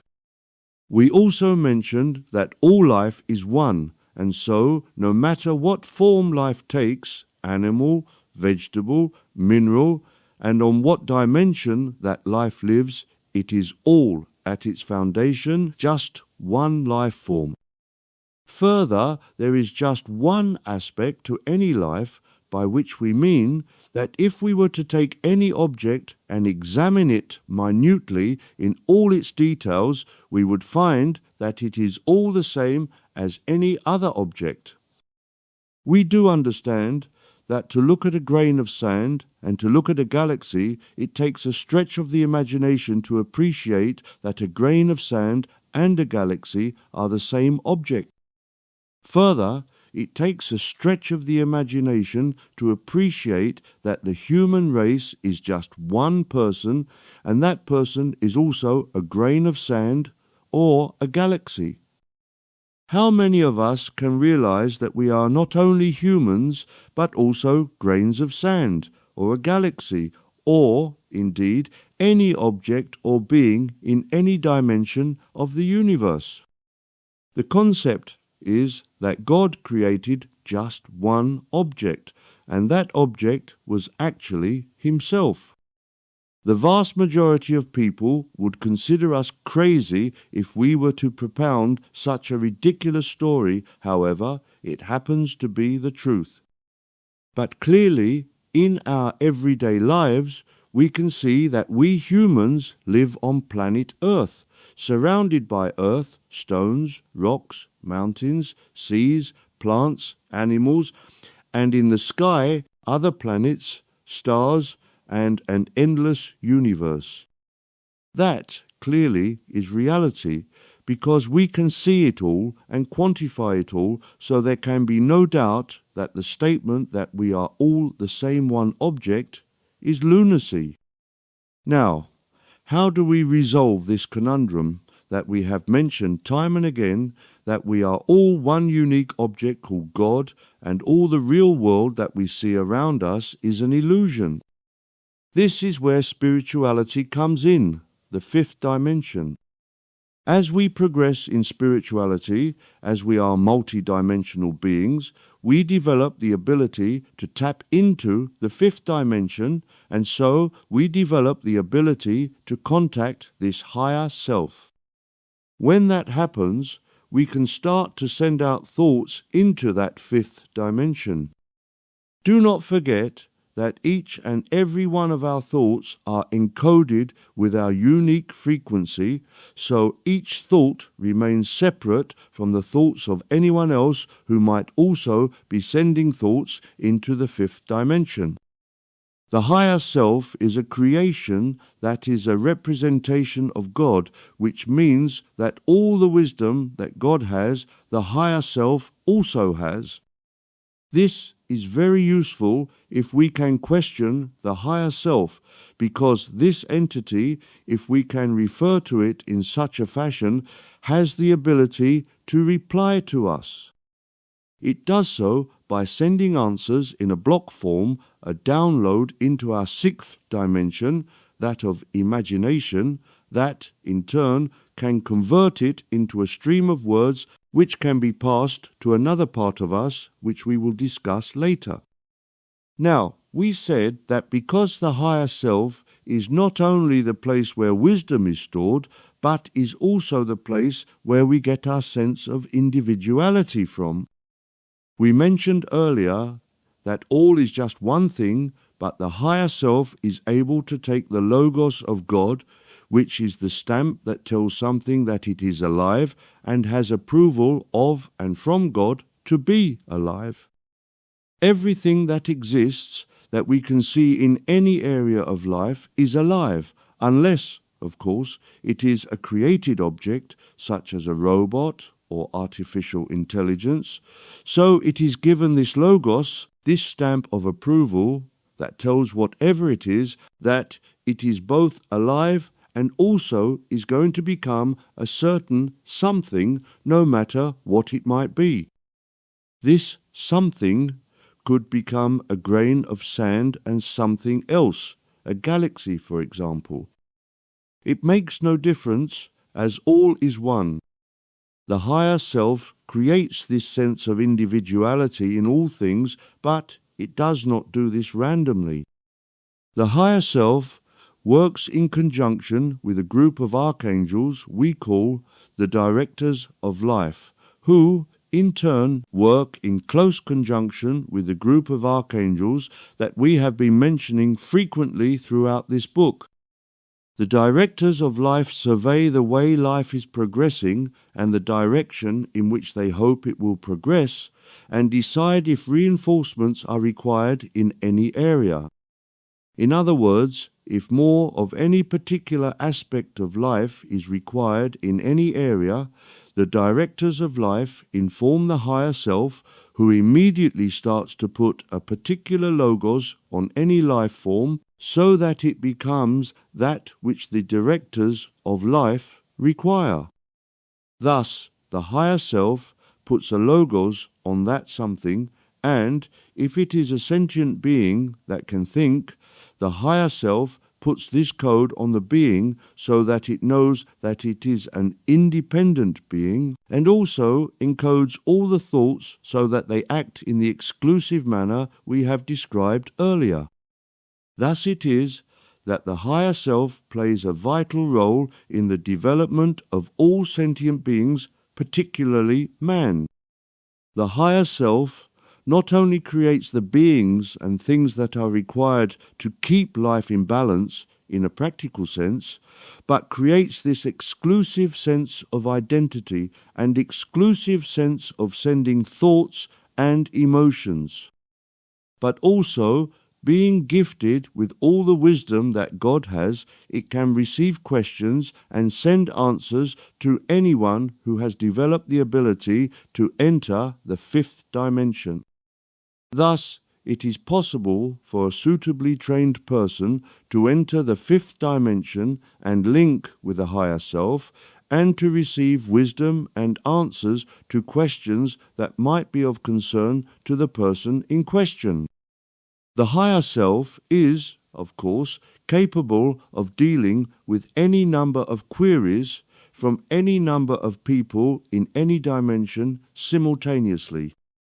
We will also say that, for those interested in channeling or telepathy, either with a person incarnate or discarnate, the communication also passes by the higher self.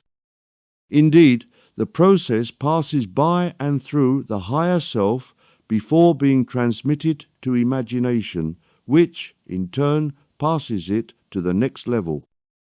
The higher self, in this case, is acting as a sort of spiritual switchboard, connecting any two people or more who wish to communicate telepathically.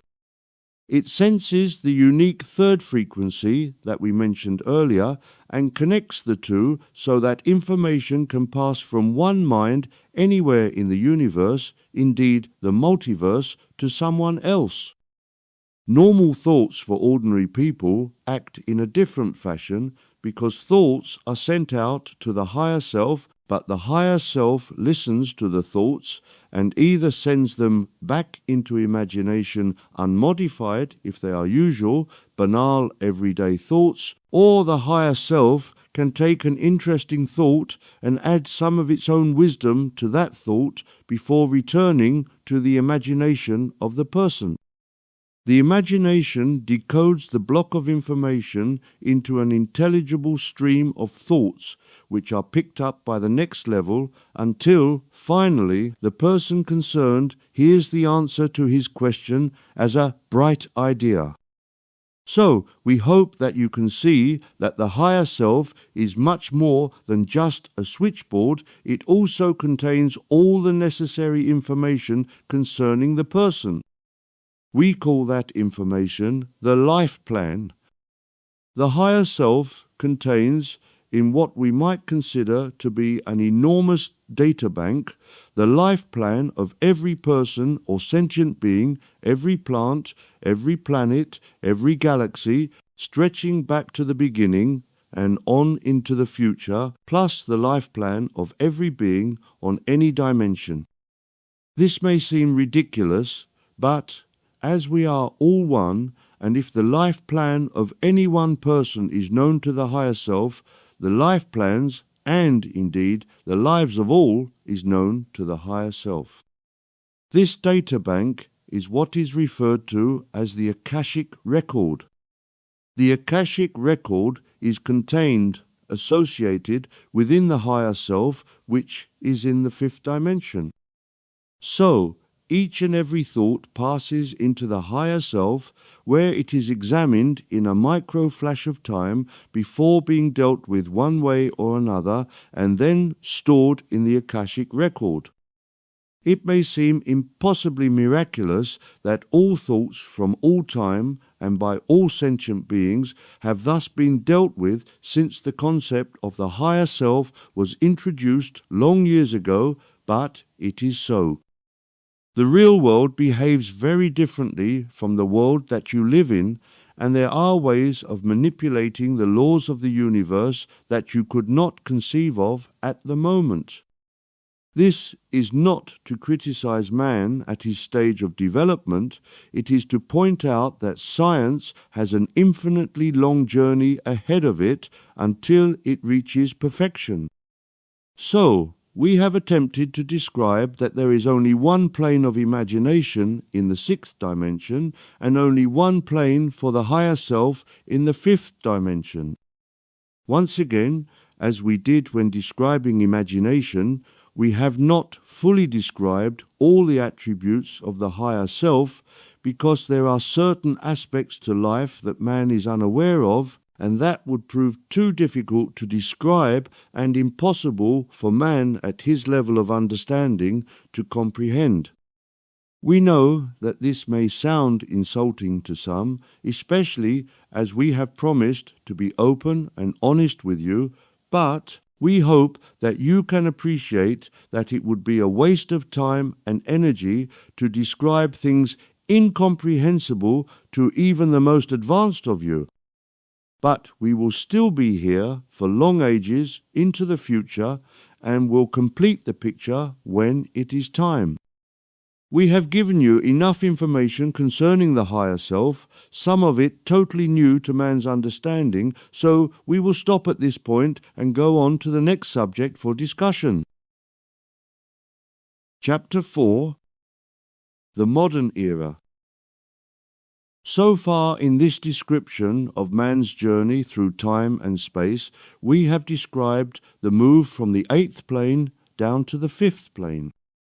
The first two planes or dimensions, eighth and seventh, contained man and all life forms in what we referred to as physical form, although the physical was in an astral sense, but nevertheless contained life in a manner that enabled it to have a form of physicality.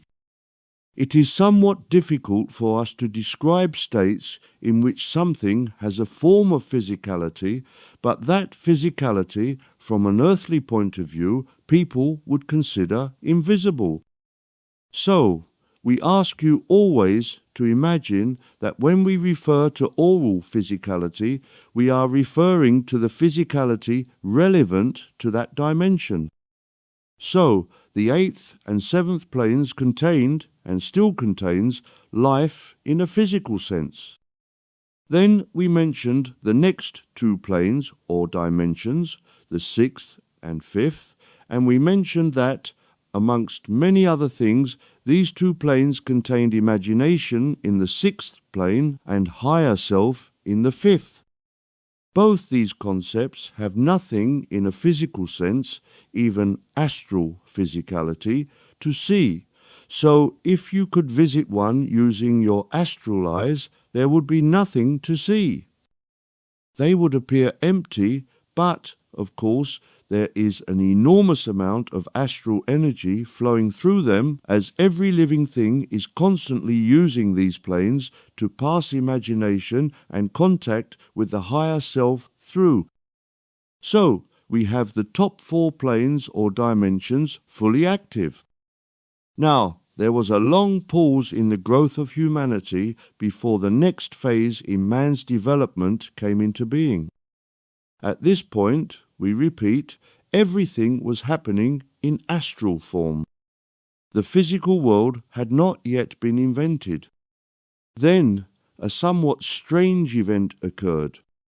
The archangels, charged by God to help the life forms that they had created in astral forms, wondered what they could do to help God develop even more wisdom. God, as we said, is the entity that created life, but God also developed the desire to experience what his life that he had created could do, and so He charged the archangels with the task of creating living forms in the high planes and to present them with problems that they could solve and feed the answers back to God. We apologize for endlessly repeating this information, but we desire for all of you to have as clear an understanding as possible of these complicated procedures, and so we feel obliged to repeat ourselves to make sure that you can understand each element in the chain of development. So, eventually, after a great deal of time had passed, it was decided to create physical life as you now know it. This was the moment of the so-called Big Bang, the moment of physical creation. The moment when this creation came to reality is a long time ago, so you can imagine the eons of time we are dealing with from the first moment that God decided to create 8 carrier waves in the nothingness of astral space until the present time. In fact, of course, it would be quite impossible to imagine such a length of time. We break off from our description of how all the astral forms were created in order to say that we do think that we know how the physical world that you live, 3D, was created, but now is not the moment to try to describe the events to you, as the story is both long and complicated, and so we just ask you to accept, if you will, that this so-called reality came into being. We will discuss the events fully another time. So, the physical worlds, all that you now see on earth and in the heavens, the sky, came into being. It was not the moment to put human life in this world, so a decision was taken first to put animal life, which already existed on the 7th and 8th planes in astral form, here. But for that to happen, a planet needed to be fully prepared to enable those animals to survive. Planet Earth was chosen and terraformed with sufficient grass, plants, water, and so on that would be convivial to the majority of animals to give them a fair chance of surviving. We have already described this process in previous talks and published works, so we will not presume upon your patience by describing it all again, except to remind you that it was hoped by the archangels that these animals would develop to the point to be able to repay the energy expended in creating physicality, which they failed to do. Then, we also said that the decision was taken to ask for volunteers to incarnate in physicality, to help the physical world to repay the spiritual energy that was used to create it all. By physical world, we are referring to the totality of it all.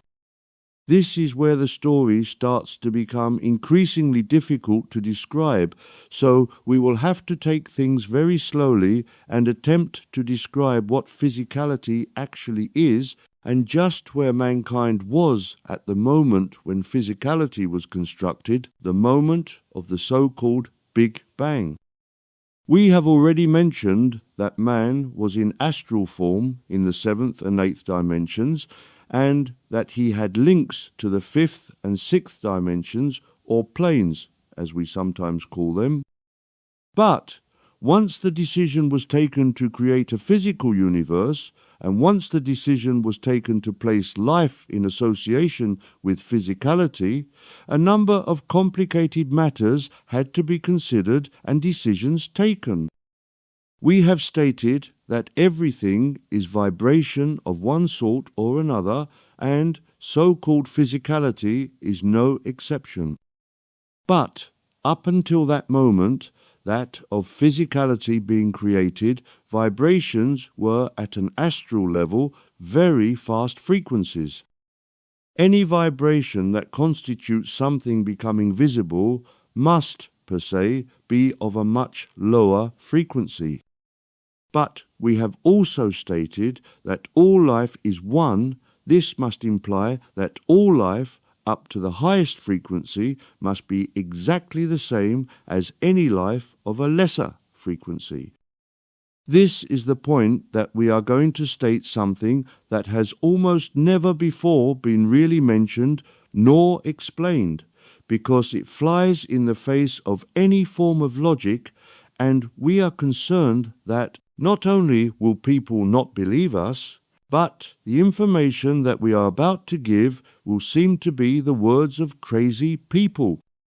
It was proved by the archangels, who wanted to create physical life, to be an impossible, complicated act. These archangels struggled for a great length of time to work out how to decrease vibration from the very high astral level to the very low level that constitutes physicality. Finally, the attempt proved too difficult and presented too many problems of how physical life, man particularly, could be at the same time in physical form and also retain his contact with the fifth and sixth planes of astral vibration. Then there would be the task of lowering man from the seventh and eighth dimension, extremely high vibrational rates, down to lowly third dimension frequencies. There was also the problem that all life was contained within the 8 carrier waves, which were and are themselves astral in nature and of even higher frequency than any form of life that they contained, and yet were expected to reduce down in frequency to a point that physical life was contained within the one we refer to as 3D. So, the concept of creating physical life and a physical universe was abandoned. This is the point that we somewhat dreaded having to try to explain, because it is obvious to all that the universe is very real and that all life on planet Earth is real. Indeed, we have many times referred to grains of sand, earth, planets, animals, and people, and have implied that these were solid, physical objects standing on a solid, physical planet Earth, which is in a solid, physical galaxy, itself part of a solid, physical universe. And now we are implying that none of this is true, and that the third dimension is empty, because the archangels failed in their task of putting life there, life which we can all see and touch. In an attempt to redeem ourselves in your eyes, we will say that we have often implied that physical life is a sort of illusion, but we have never really attempted to explain exactly what is going on. In the past, we were always attempting to explain other aspects of life, so we touched on that fact that nothing was real, a concept that many of you have been able to accept because it is something that has been known about for long ages, particularly in Buddhism and other Eastern texts, but we have never before attempted to bring you fully up to date with the truth of the matter. We have, in the past, always stayed firmly in what was already known about life, or thought to be known, but now is the moment to take the giant leap and fully reveal the truth, as it will gradually be accepted from this moment forward. That is why we called this chapter the modern era, because it is time to stop living in the past and to move knowledge on to the next step by revealing a lot more about the truth of man, where he lives and how he thinks. So, once again, we feel obliged to give a brief resume of things we have already mentioned in this and other publications, and mention some things that we hope will give you a clearer understanding of what we need to say. First, we mentioned that God created just one life force, but just to consider man, provided that life force with a large number of individual consciousness, so that one has the impression that there are a large number of individual people. This number of people is the entire number that will ever be created. But we must repeat that all these people are actually individual aspects of one object, God. A way of understanding this would be to consider the vast number of atoms that together constitute an object, countless atoms that together constitute one object. Then we mentioned that God put man on the eighth, then the seventh dimension, and linked these people to imagination in the sixth and higher self in the fifth dimension.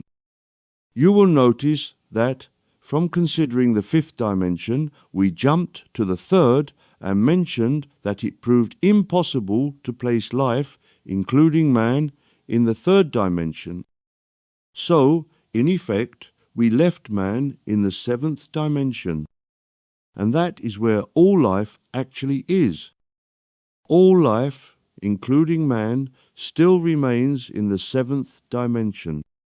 This is information, as far as we are aware, that has never been revealed before.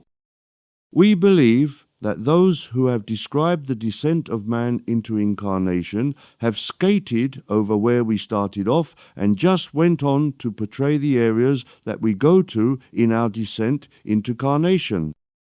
But it is time to reveal to you that before descending into incarnation, we were all in the seventh dimension. Thus it is that, although man, and indeed animals, have greatly changed over the many years that the history of man has existed, nevertheless man awaits, in the seventh plane or dimension, his destiny to be called forward to whatever journey he decides to undertake. Now, once again, we have to attempt to clarify that there is only one life for all things, but as this life has been given awareness, each and every aspect of this oneness sees itself as independent from every other life form. So, as we are considering just mankind and ignoring everything else for the sake of literary economy, the seventh plane contains a large number of people all waiting to be called into action. We must now mention another plane, dimension or carrier wave, that we refer to as the upper or higher fourth. We have often mentioned this dimension and have stated that it corresponds to the heavenly dimension, the place that all return to at the end of their earthly incarnation, and this is so, but the upper fourth is also a place that has other uses. It is, amongst many other things, the place where the oversouls are to be found. Oversouls do not exist in any physical form. There are no buildings where they exist, nor are there any beings in charge. Oversouls exist as a concept, rather like belonging to a virtual organization of like-minded people. But oversouls play a vital role in grouping like-minded people together. The job of an oversoul is to attract like-minded people and nurture them, to give them not only a sense of belonging, but of helping and guiding them through eternity on the long journey to perfection. Oversouls help create order. It is difficult to find examples in earthly life to describe an oversoul, but we will try to give a few examples that might help. For instance, if you take a pack of playing cards all jumbled up, they are in a chaotic state, but once sorted into their respective suits, clubs, hearts, diamonds, and spades, they have some order. Equally, in some schools, pupils are placed in houses, which helps create some order in the school instead of just a jumble of students. Equally, in military circles, soldiers are grouped into platoons and companies in order to be able to organize those soldiers instead of just having a mass of soldiers wandering about. This concept of creating order from chaos is the object of the oversouls. Now, When it is decided that people are required to fulfill a function which might be to incarnate, to become what are referred to as aliens, or any other desire of the directors of life, the archangels charged with filling all these roles, a call goes out into the seventh dimension, and volunteers are sought for this particular duty. The people in the seventh dimension already have developed a certain attraction towards a particular role. In the case of those who might wish to incarnate on Earth, if the directors of life note that they will soon require reinforcements on Earth, the call goes into the seventh plane and volunteers step forward. The required number are moved down to the fourth dimension and are grouped together in an oversoul. We repeat that the oversoul only exists as a concept, so each volunteer is informed that he belongs to this particular oversoul. These oversouls are usually designed to group together people of a similar spiritual age and with the same interests. It would cause confusion if, for instance, among a group of new arrivals were some of immense age and wisdom, or amongst a group interested in incarnation on Earth were some who wished to explore the extremities of the universe. So, we generally find, due to the law of mutual attraction, people of similar spiritual age and with similar interests. Those newly arrived people in their fourth dimension soul groups, after a period of acclimatization, are visited by angelic beings, charged with educating these new arrivals to take their place in the world according to their chosen destinies. To keep things simple, let us concentrate exclusively on a group that wish to incarnate on Earth. Over a long period of time, various angels, each one an expert on a particular aspect of human life, would educate this group about life in incarnation. Other angels would work together with these individuals to choose what is termed a life plan. Readers of this book should already be familiar with life plans, so we will not expand. Eventually, the final stage of development arrives, and that is to be given an aspect of the sign of the zodiac. Once again, we have previously covered this topic. Now the young spirit is ready to incarnate.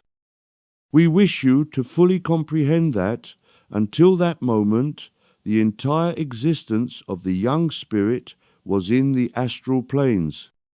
First, in the eighth dimension, then the seventh, with links to the sixth and the fifth, and finally the fourth dimension. You may remember us saying that the archangels failed to put any life in the third dimension, the physical one. So, we have a problem.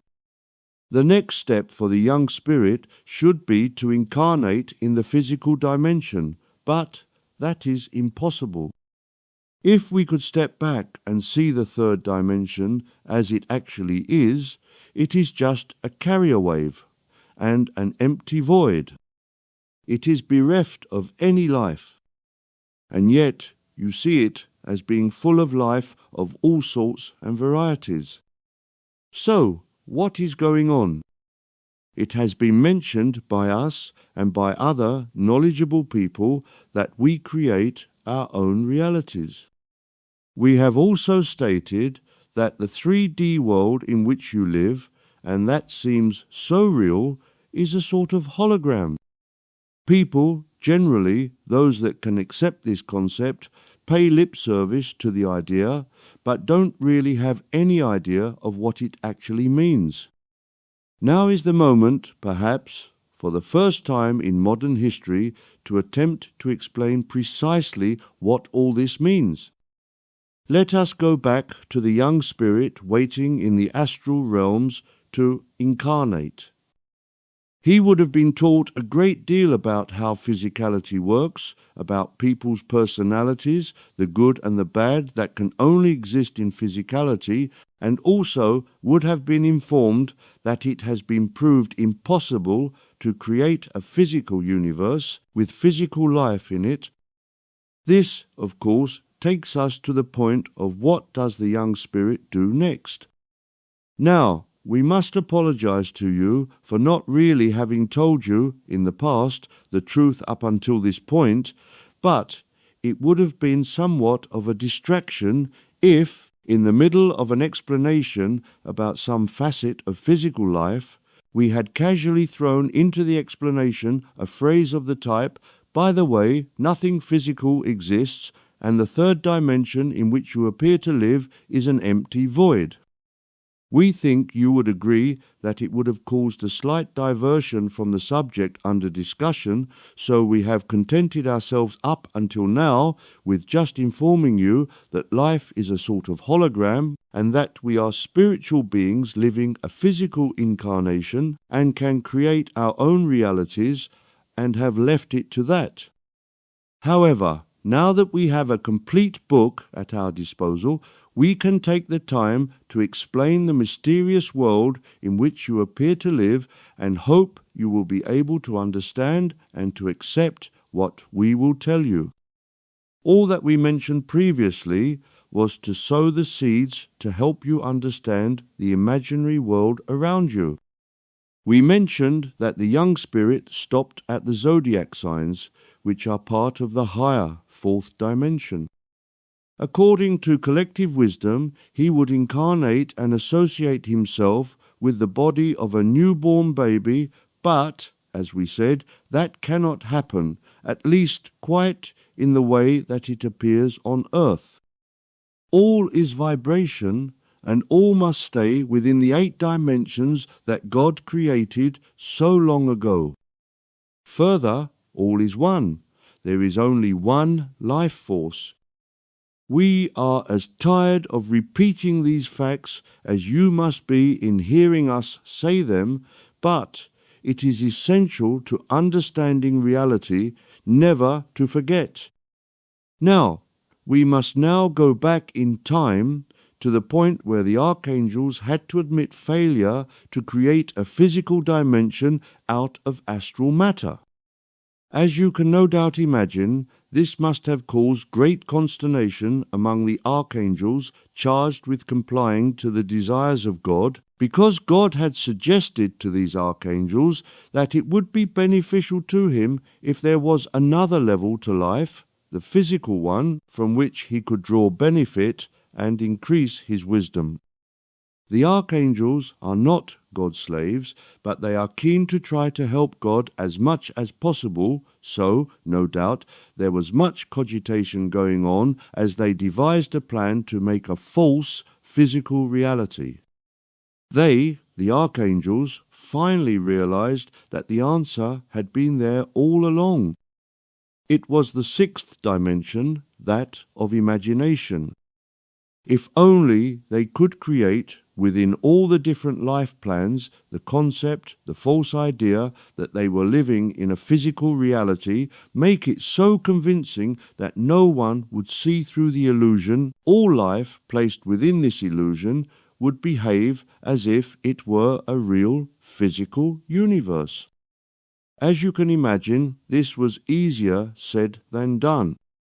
The archangels had to create from nothing a sort of theatrical place, a huge stage in which the players and the spectators, once they entered this theatre, this virtual cinema, would not question it and would accept the scenery and the roles the various characters played as completely genuine.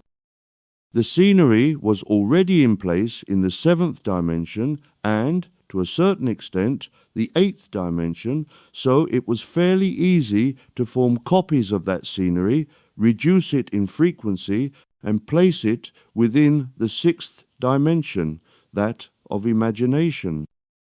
The archangels tinkered with the scenery until it was as convincing as possible.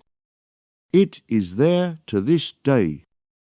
Those incarnate call it the galaxy, the universe that is all around them as they look in the daytime on Earth and into the night sky to look at the planets and stars, but it all came originally from the two higher spheres which themselves had been created eons before to help early life develop.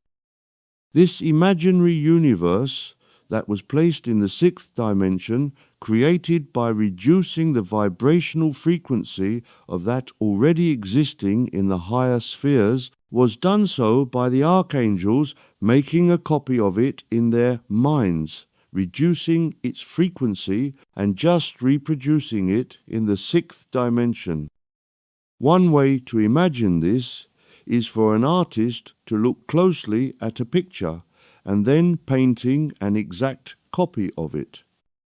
In fact, the artist would be using his imagination to store the image in his mind and then just allowing his mind to release that stored up image. The archangels used a very similar method. They closely observed what had already been created in the seventh and eighth dimensions and then released that stored up memory into the sixth dimension. This was the moment of the Big Bang. It was the moment that the archangels released the image of what they had observed into the sixth dimension. If what we have explained appears a little confusing, might we try to explain in another fashion, a fashion that many of you who are used to manipulating computers will readily understand. Imagine that you have a computer and within one program you have some information. This might be words, numbers, or a picture. Imagine that you wish to put it in a second program that used a different frequency. You would copy the piece of information, place it in a program designed to alter the frequency from the original program to the destination program. When this has been done, you would copy, once again, the altered information and paste it into the second program. The original piece of information remains intact in one form or vibration, but now you have a perfect copy of it in a different vibration. This is more or less exactly what the archangels did. They made a perfect, or nearly perfect, copy of the universe created in the seventh and eighth dimensions, altered the frequency of this universe so that it was compatible with that of the sixth dimension, and pasted a copy within the sixth dimension. So, we have just explained where the universe you think you live in came from and how it came into being. Although we have explained this in as clear and simple a fashion as we can, we do realize that many of you will be unable to accept this information, and we are sure that it will be many years before the scientific community will be able to discover this simple truth. Scientists prefer to cover blackboards with mathematical symbols instead of just reading this book, in which we intend to demonstrate to any open-minded person that all life exists in and on the sixth dimension, and that is the dimension of imagination. Thus, everything that you think is real is actually just a product of your imagination. But we are not finished with our explanation yet. We have other aspects to discuss. May we repeat just one more time that all this was and is happening in astral form. There never was and never will be anything that we could describe as physical in the makeup of life. We feel obliged to restate this because everything that one experiences on earth seems so real that it is difficult to imagine that it is not. We got to the point where the archangels, charged with trying to create a physical universe, created an imaginary, virtual one in the sixth dimension. Eventually, they did put animals on it in a vain attempt to let them develop and try to repay the considerable amount of psychic energy used to recreate this virtual world, because even psychic manifestation requires energy. Anyone who has done psychic work will know just how tiring, how draining this can be. So we might have some idea of the vast amount of energy it took to create a virtual universe. The animals were imported from the seventh dimension, as we have previously mentioned. This attempt failed, and so volunteers were sought from the people in the fourth dimension to fill the energy gap, and the world, much as you would recognize it today, was formed. We are going to have considerable difficulty in convincing you that the world that you experience from the moment of your birth into incarnation until the moment of your release from it is, in fact, all illusion, because it seems so real. But we must present the truth as we see it and as we know it to be, and leave it up to you either to accept or reject this information. Long before the archangels tried to create a true physical world, they created a complete script for how life would unfold on this physical world called Earth, and how the galaxy, and indeed the universe, would be created from beginning to end. Nothing was left to chance. It gives us some idea of the extraordinary intelligence of the archangels, that they were able to visualize, plan, and fault-find every aspect of every entity that it was proposed to put in physicality, but it was so. Just look around you now and try to imagine the power of beings that deliberately could have created everything. Many people think that it was God who made everything, but in the interest of truth, we must say that it was actually the archangels who put together all of it. As we have said a number of times, the original plan failed, so we actually do not know what the universe might have looked like had the archangels succeeded in creating physicality. We only have the illusionary one that we can observe, but we must assume that life would have followed a similar pattern in the world that we have to what was originally planned. Now, the question is, if those humans who had agreed to participate in a sort of play act realized that it was all just imagination, would it have been very difficult for them to have taken life seriously? Any of you who have done any acting know that there is a vast difference between acting, being on stage, or appearing in a film, and real life.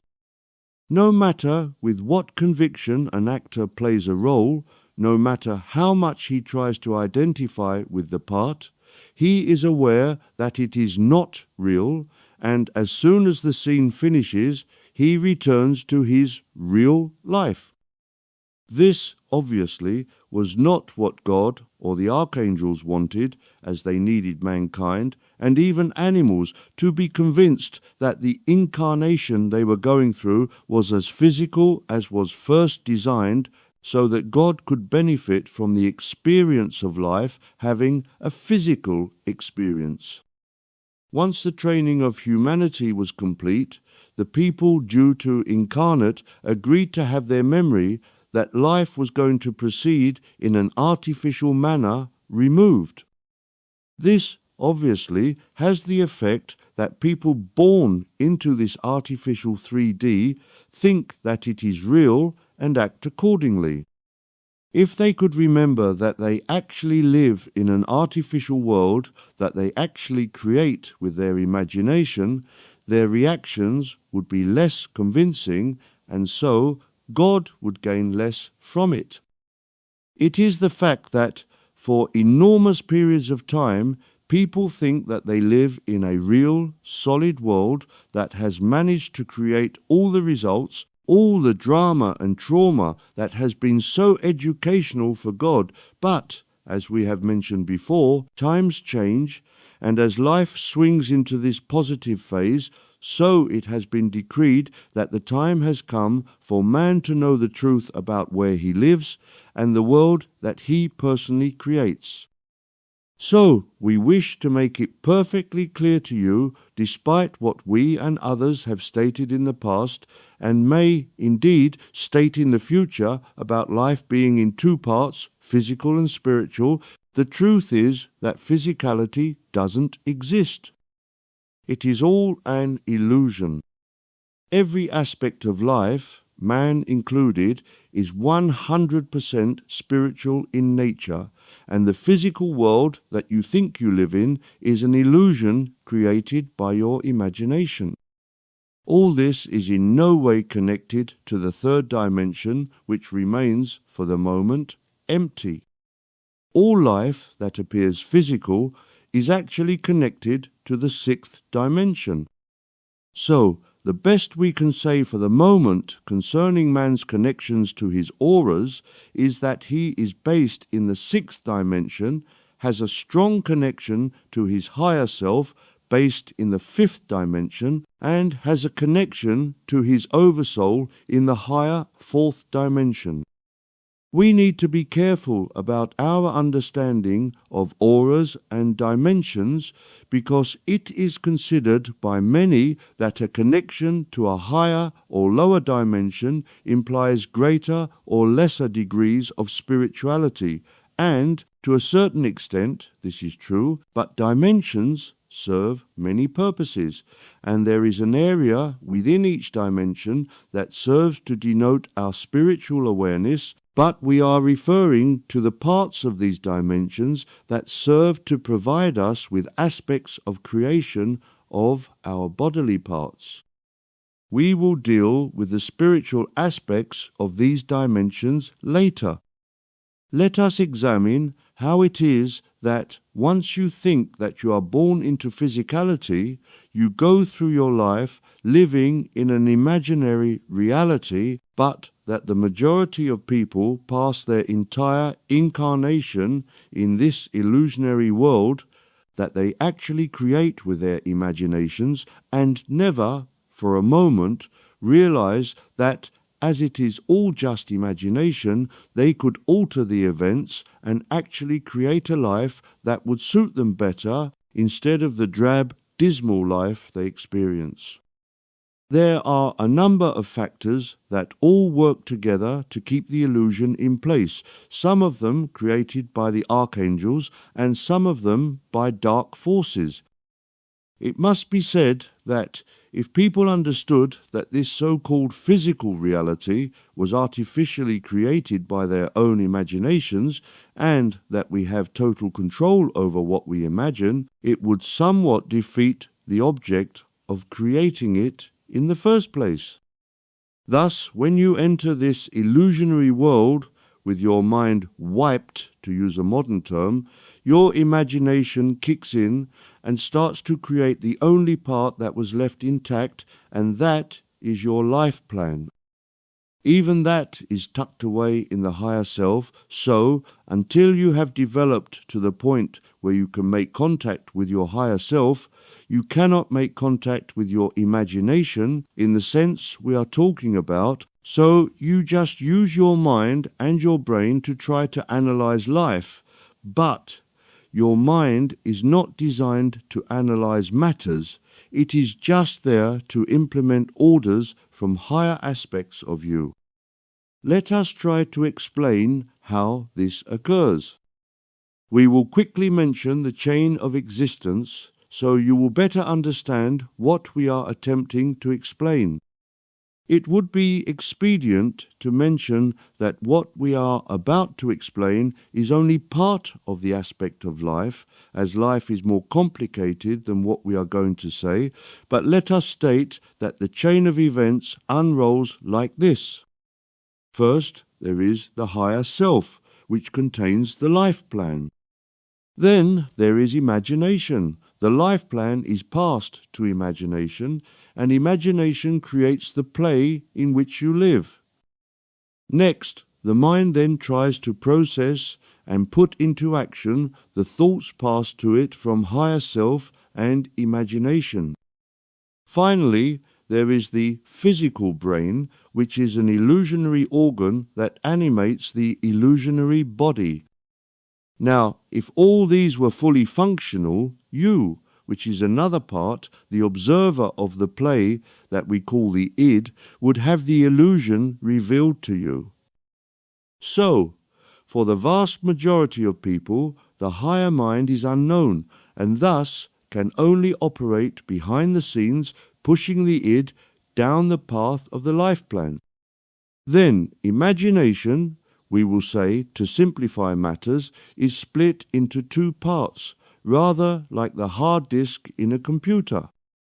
There is the part available to you in order to create things in your life, and there is the part unavailable that is constantly operating the program, the illusionary world that you think you live in. In many ways, life works in the way that modern computers also work, but we stress that life is not artificial intelligence. Life is analog, real vibrations, not numeric code. So, we have the higher self that passes a certain amount of information to the hidden part of imagination, and the basic world you see appears before your senses. But normally, you are unaware of any of this. It all happens behind the scenes. Then we have the mind. Now, the mind is just an object designed initially to work under the control of the higher aspects and create whatever artificial reality those higher aspects tell it to create. But as these aspects do not connect with mind, it finds itself in the position of having to try to think for itself, to guide the person.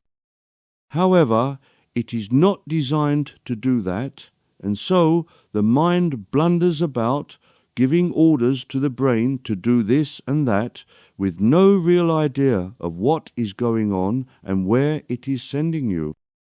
The brain, which also is just designed to follow the orders of the mind, pushes the person here and there, and neither the mind nor the brain have any ability to direct the person, the id, in any meaningful manner.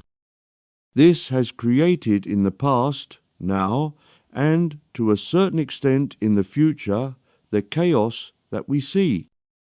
We should feel sorry for our leaders who tell you to follow them, as they cannot know where they are going, because they also are as lost as the average person. It is a case of the blind leading the blind. We break off here to say that the concept that the world in which people live, and which seems so real, being created from imagination, is indeed not an easy one to assimilate, and even those who can accept it as a working hypothesis can have no concept of the full implications of that idea being fully understood, yet it will become understood eventually and will transform all life as you know it. It is a major part of the ascension process, and although full realization of its potential is in the distant future, we have introduced the concept so that understanding will gradually grow in the minds of people. This will be the turning point that will transform the people of the world from asleep to awake, if we may use that rather insulting sounding phrase.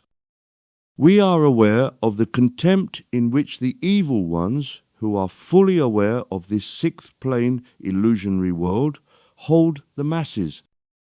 To a certain extent, we understand this, although, of course, we do not condone the use of such language. The mystery schools, which were started in Atlantis long ago, progressed through the Egyptian mystery schools and are still in full swing today, teach what we have said about living in an illusionary world, and, more importantly, teach how to manipulate the illusionary world so that they can, in an almost alchemical, magical fashion, create power, riches, and world domination but times are changing, as we have frequently said, and the information that was denied to the world for so long is being made public. However, there is an element to this revealing which causes us some concern. Certainly good people, those who are kind and helpful to others, will be given the opportunity to manipulate reality to aid all life, but equally, these concepts can be used by evil or misguided people to create harm. So we have to be careful in what we say, what we reveal to the public, to cause as little harm as possible. This is sad because we have so much that we would like to say, so much information that we would like to make public, but can't until people change. Therefore, we are obliged to stop in our talk about the illusionary world in which you all live until it is safe for us or others like us to open the door into the methods of manipulating so-called matter to create a better world. Chapter 5. Into Spirituality. So far in this book, we have mentioned a number of aspects concerning the origins of mankind from a similar but slightly different point of view from the previous book, The Path of Mankind, which traced the physical and spiritual aspects, but in fairly concrete terms. We also, in this book, took the subject forward almost to completion in what we might term concrete, physical ways, but from now on we intend to depart from that and concentrate the rest of this volume on the purely spiritual parts, although, depending on one's point of view, even what we might describe as spiritual has an almost physical quality to it, because all is vibration and all is one. Therefore, whatever we describe must always retain a link to what preceded it. So, to continue, the archangels working to please God placed early life on the 8th plane, then volunteers were asked to go to the 7th plane, and to this day volunteers descend to this plane where they spend much time waiting the moment when they will be selected to become something. The beings awaiting on the 7th plane are merely aspects of life at that point without definition. Those that are selected to become human eventually descend to the 4th plane, and those willing to incarnate on earth move to the 6th plane for their incarnation. Once the incarnation is terminated, the humans return to the 4th dimension, where, generally, they stay as they progress spiritually towards perfection. We must now seek to unravel the secret world behind all these events that manage to link all beings and all dimensions into one glorious whole, for without all the strings being pulled behind the scenes, so to speak, none of this would be possible and nothing could exist. The problem, as always, is to know where to begin, as all is one, and each aspect is an integral part of this vast and intricate machine, and all work together ceaselessly that produces a whole, the great work of God. However, we must start somewhere, so let us choose a point of departure. We stress that we choose this point at random, and any other point would, eventually, connect up, rather like taking a point on a wheel and going round it until we return to the departure point. So, we begin with the moment that God created the 8 carrier waves that we have mentioned before. At the time of their creation, they were bereft of any life forms. As we have said, they were separated from each other due to being of separate frequencies. Now, this is, in essence, true, but it is not the whole truth. Each band was, in a way, connected to those on each side of it, because as one frequency ended, the next one began.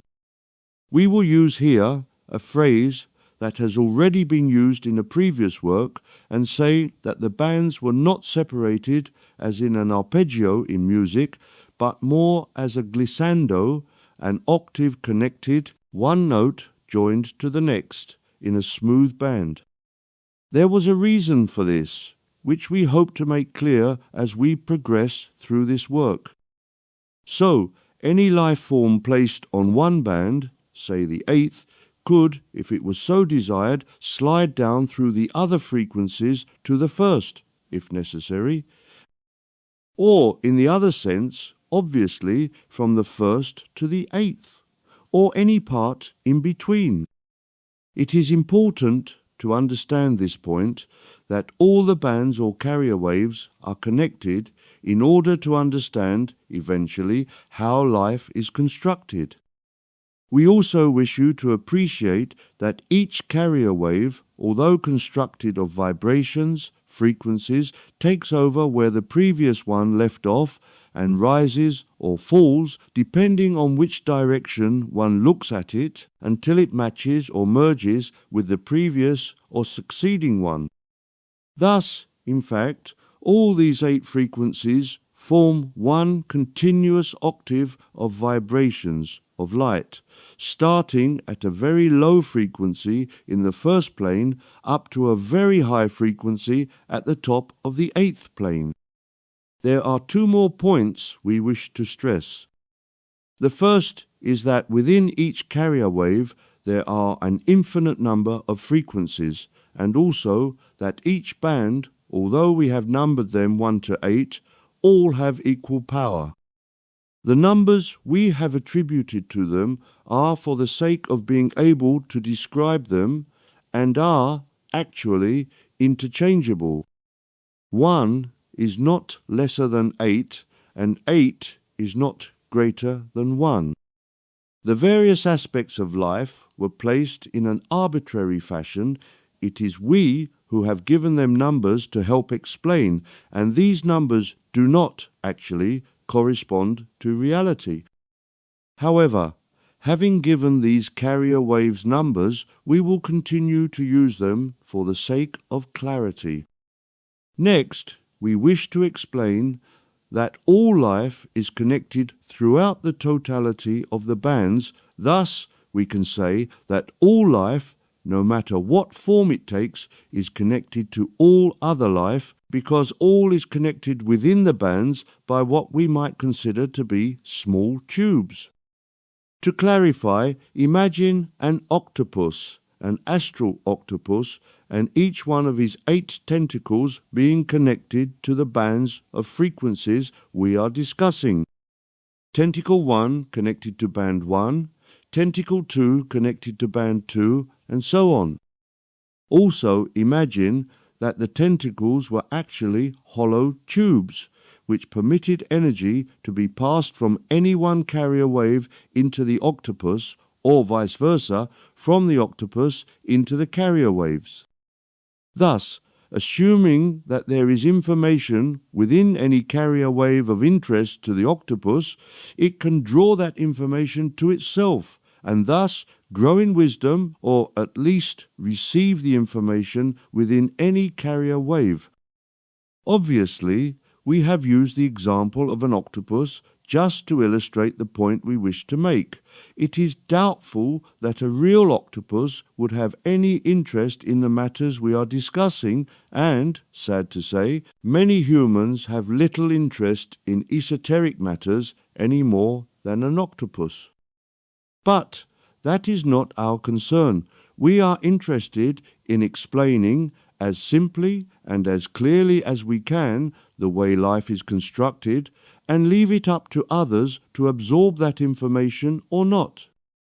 The point being made is that all things, from a grain of sand to a galaxy, are connected to the 8 carrier waves, so that information can flow in either direction between the carrier waves and the object or person wishing to obtain information. We have mentioned that these carrier waves, which are also called dimensions, have a vast number of different frequencies within them, and we have mentioned that everything is vibration, so that implies that each carrier wave or dimension, as we will now refer to them, are multitasking and can perform many tasks simultaneously. We also mentioned that the dimensions are of equal value or power and are joined together in one huge octave of power of vibration. This implies that every aspect of life, in any manner imaginable, is joined. That is part of why we can say that all is one. So, let us try to join the dots of this puzzle and work out how all these disparate elements work together to create life as we know it to be. In all these dimensions, many things are going on simultaneously, and most of it is connected in one way or another to all things. It is important to fully appreciate this aspect of multitasking because many people have the impression that each dimension serves just one purpose, usually of an increasingly high spiritual nature, but this is not so. Each and every dimension contains many aspects essential to the creation of all aspects of life, and much of it is either more or less a repeat of what is contained in a previous dimension, or at least closely related to it. This is so that different aspects of life, animal, vegetable, or mineral, may reach into them according to the awareness of each species. For instance, a plant or a stone would not require access to information to the same degree of awareness as a human, but nevertheless, because all is one and all is connected, requires a certain degree of access. It would be ridiculous and futile if there was only one degree of spiritual information available for all life. It must be obvious that a human, even the most asleep of us, should have access to information of a more advanced nature than that required by a stone, yet even a stone is alive and has consciousness, and so, in its primitive fashion, has a certain thinking mechanism for which it requires access to the dimensions in order to get answers to its questions. So, the dimensions contain the same concepts, but in some dimensions these concepts are stated in more advanced fashions than in others. This idea is repeated in all dimensions and for all aspects of life, and would include not only those living in so-called physicality, but through the astral planes as well. These dimensions, when we consider them to be closely associated with the body of an object, particularly a human, we tend to call auras, but auras, or dimensions, are the same thing. It is our appreciation of their functions that tends to require the change in name. For instance, if we are talking about an area in a global sense, we tend to call it a dimension, but when we are considering it in a more personal sense, as being closely associated with our physical body, we tend to refer to it as an aura, but they are the same thing, and if we mention dimension or aura, please understand that we refer to the same thing. So, our task over the next few pages, indeed over the next chapters, is to consider these dimensions, these auras, and we hope to convey some meaning of them to you. Once again, where to begin? Perhaps we should start by using the word aura as associated with the human body, and by saying that all is vibration and all is light, so the auras are made of light.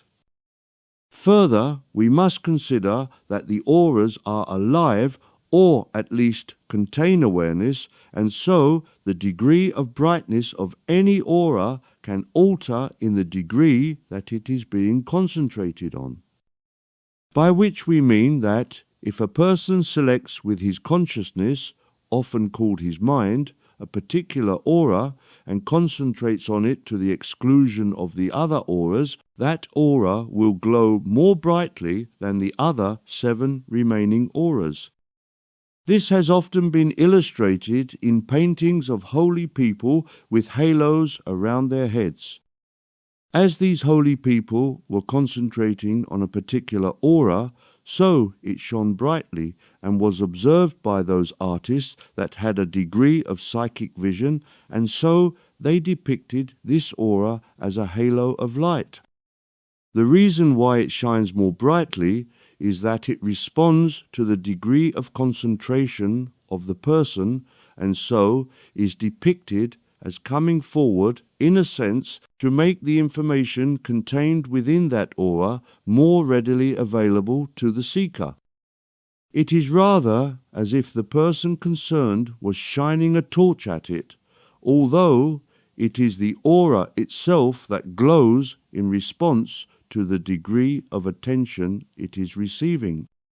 It must be said that the attitude of the person concerned plays a part.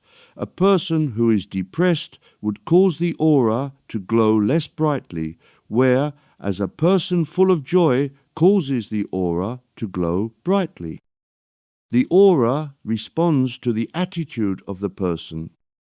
That person is not only receiving information from an aura, but is projecting his personality into the aura. It is a two-way communication. We will also mention that color can be involved. Quite often, people who are psychic and can see auras surrounding others notice that a very spiritual person will be surrounded by a bright white light.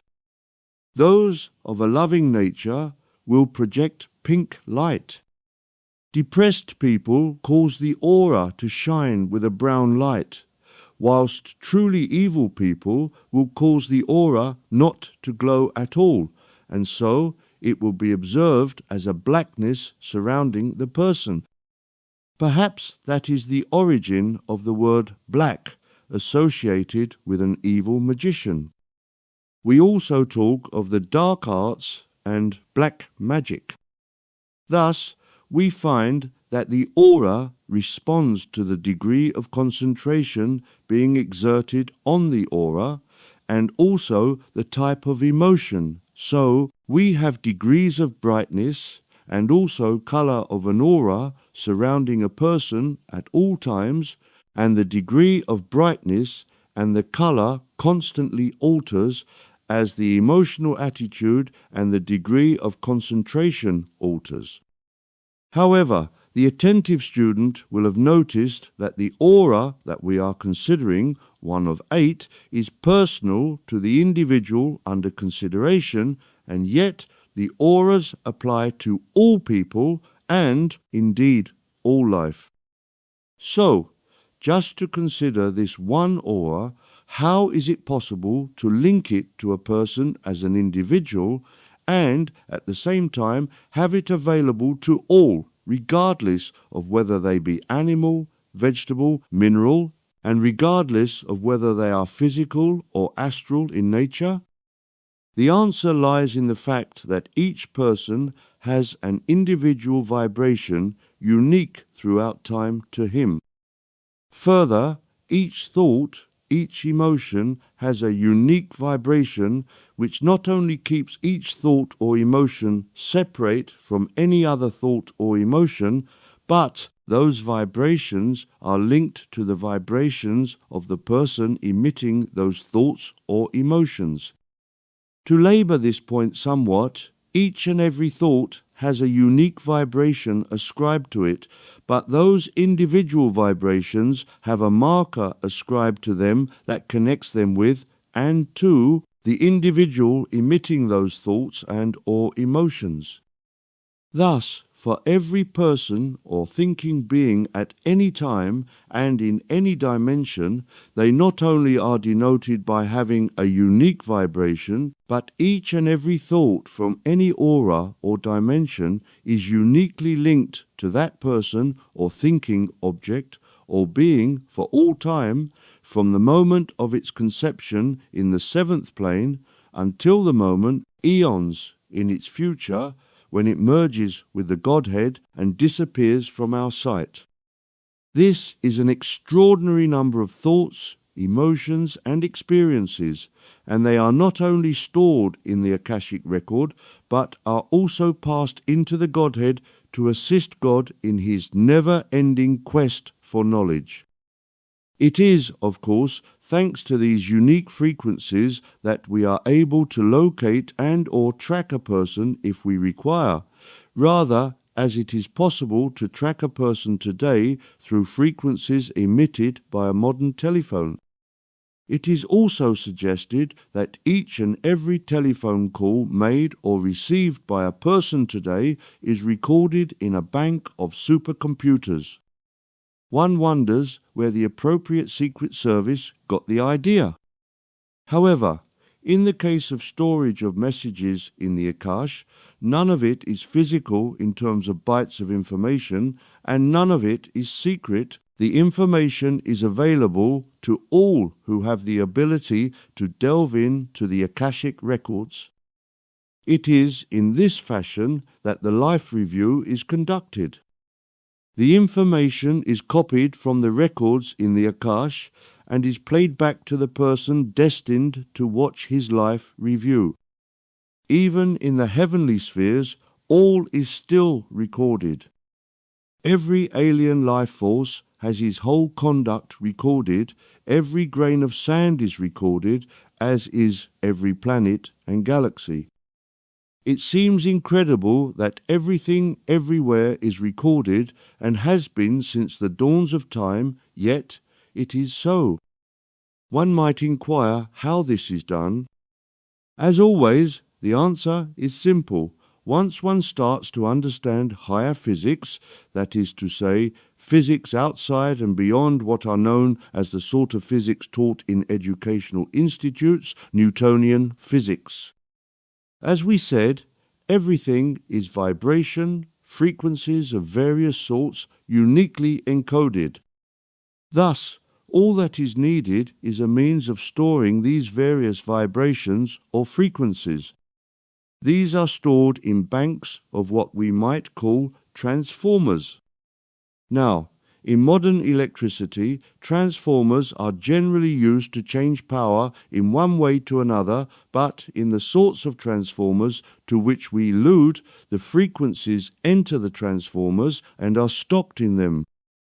Perhaps memory banks would be a more understandable term, but we use the term transformers because these virtual machines are capable not only of stocking frequencies, but also of compressing or elongating them, so that a long period of time might be observed in a few moments, or, equally, an event might be played back very slowly. Now, we realize that the term transformer might cause confusion, but that would be for two reasons. A modern transformer uses 2 coils of wire, and according to the number of turns of wire used, the voltage is increased or decreased.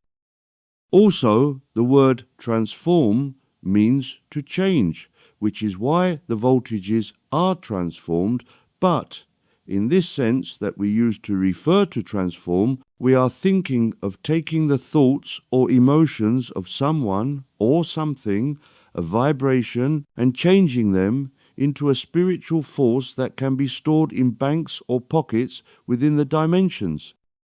This also will be confusing to many, so we will spend a few minutes explaining this. We have already intimated that dimensions are both multitasking and also each dimension has an infinite number of separate frequencies within them.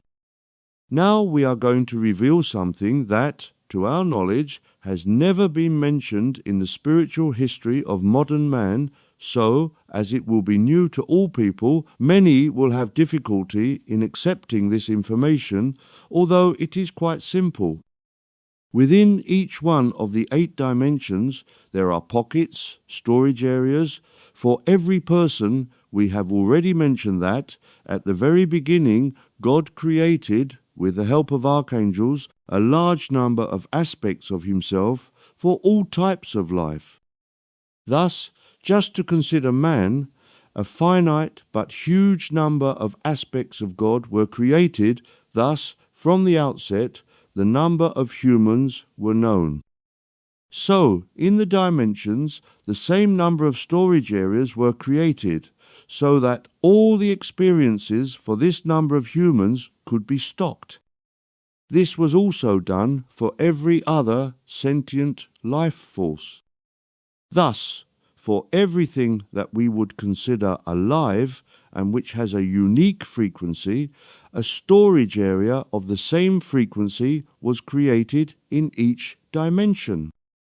Thus, you, we, and every person who has ever been brought into active life, plus for all those that are still waiting their turn to be called up on the stage of life, a storage area exists in which to stock every thought, emotion, and every aspect of their life throughout all time and in all dimensions. Each of these storage areas, pockets, are encoded with a unique frequency of every aspect of life, and so each and every thought, emotion, experience is stocked in one of the pockets of one of the dimensions. This will be very difficult for some people to understand, because although the construct is not complicated, to explain it in simple terms is not easy, as it all spreads in several directions simultaneously. So, we will attempt to clarify it one more time, just using humans and just one dimension. In the eighth plane, a vast but precise number of aspects of God were created, that of man.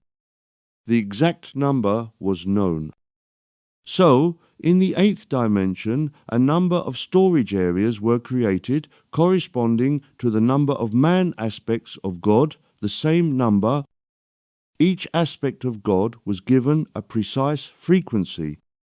Each pocket, or storage area, was given the same frequency. So, any one aspect of God, man, could link with its own unique pocket, rather like a baby kangaroo can go in and out of a pocket made by its mother. Further, each thought, feeling, emotion, or word is given a unique frequency, but attached to the frequency of the person under consideration. Each one of these things are stored in the individual's storage area or pocket throughout all time. This concept is repeated for all 8 dimensions and for all sentient life. That is why it is so difficult to explain in meaningful terms. We feel that this concept was not explained before because man was not ready to absorb such complex knowledge, and, no doubt, there will be many today unable or unwilling to accept such bizarre information. This information, if fully understood and appreciated, is of mind-blowing significance far beyond the actual physical aspect of an incredible number of pockets of files awaiting people's desire to fill with personal information. These files not only contain the personal information, such as the life plan of each individual, but also every thought, every emotion, every action, both physical and astral, but also the reactions of every person with whom an individual comes into contact, both in physicality and in the astral planes, before and after an incarnation. So, in this way, not only does each person have a personal file in which all is stored, but it interacts with the thoughts and memories of each and every person that have been or will be encountered en route through existence. This obviously works in a two-way process. A person's file stores all the interactions with every other person encountered, and those people's files contain the interaction with the first person. In that manner, the link between large numbers of people going backwards and forwards in time and in space is forged in the most amazing fashion. The degree of interconnection between huge numbers of people going ever outwards in breadth and ever onward in time has to be experienced to be believed. One person knows another, who knows another, and so on in a group sense, and the same occurs going backwards and forwards in time, people knowing others, who, in turn, know others over generations of time. Now, there is yet another aspect of this which some may have already picked up, and it is this. As our files are uniquely encoded, so, logically, it would be impossible to enter someone else's file, but through the fact that information concerning our interaction with others is stored in our file, we have the ability to trawl through the memories of vast numbers of people and over long periods of time. This gives us the ability to draw information about others from our own personal files without straying outside of the limits of our file, thus nothing is secret.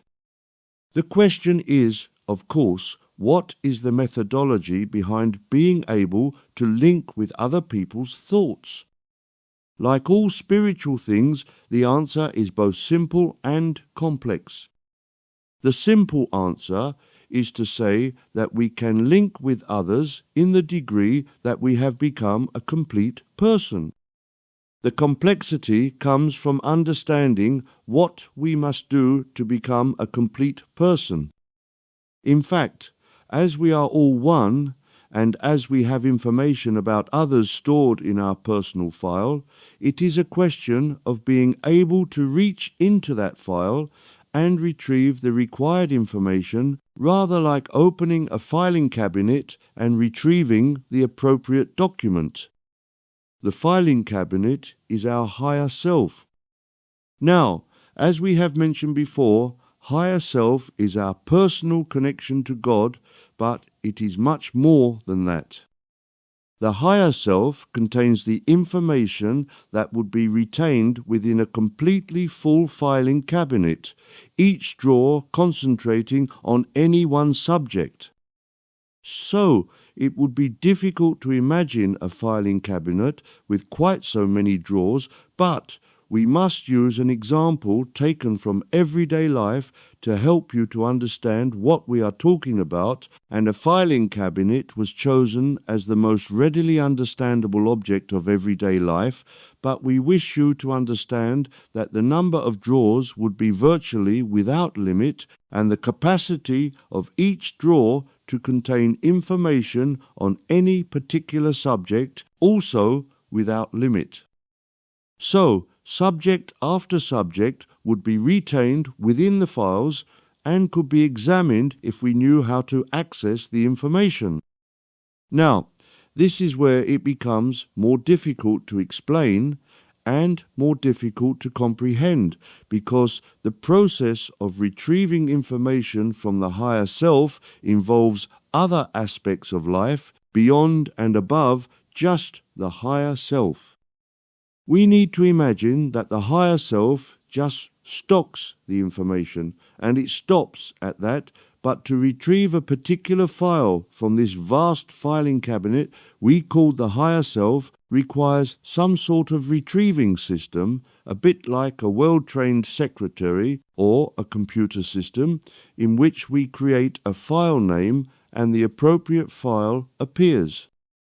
This retrieval system is contained within the imagination aura, the sixth aura or dimension. We have explained that the sixth dimension is the illusionary field in which you currently live, but we have also explained that each dimension is multitasking, so not only do you live in this imaginary world, but the information contained in the higher self passes through the same dimension before being passed on to your mind and brain for you to be able to visualize. But we have suggested that the sixth dimension is the field of illusion, imagination. Thus, it is quite possible that, as the information passes through imagination, it can be altered by that imagination. In the higher self, all information for all people is the true version of what occurred in any area of life and at any time.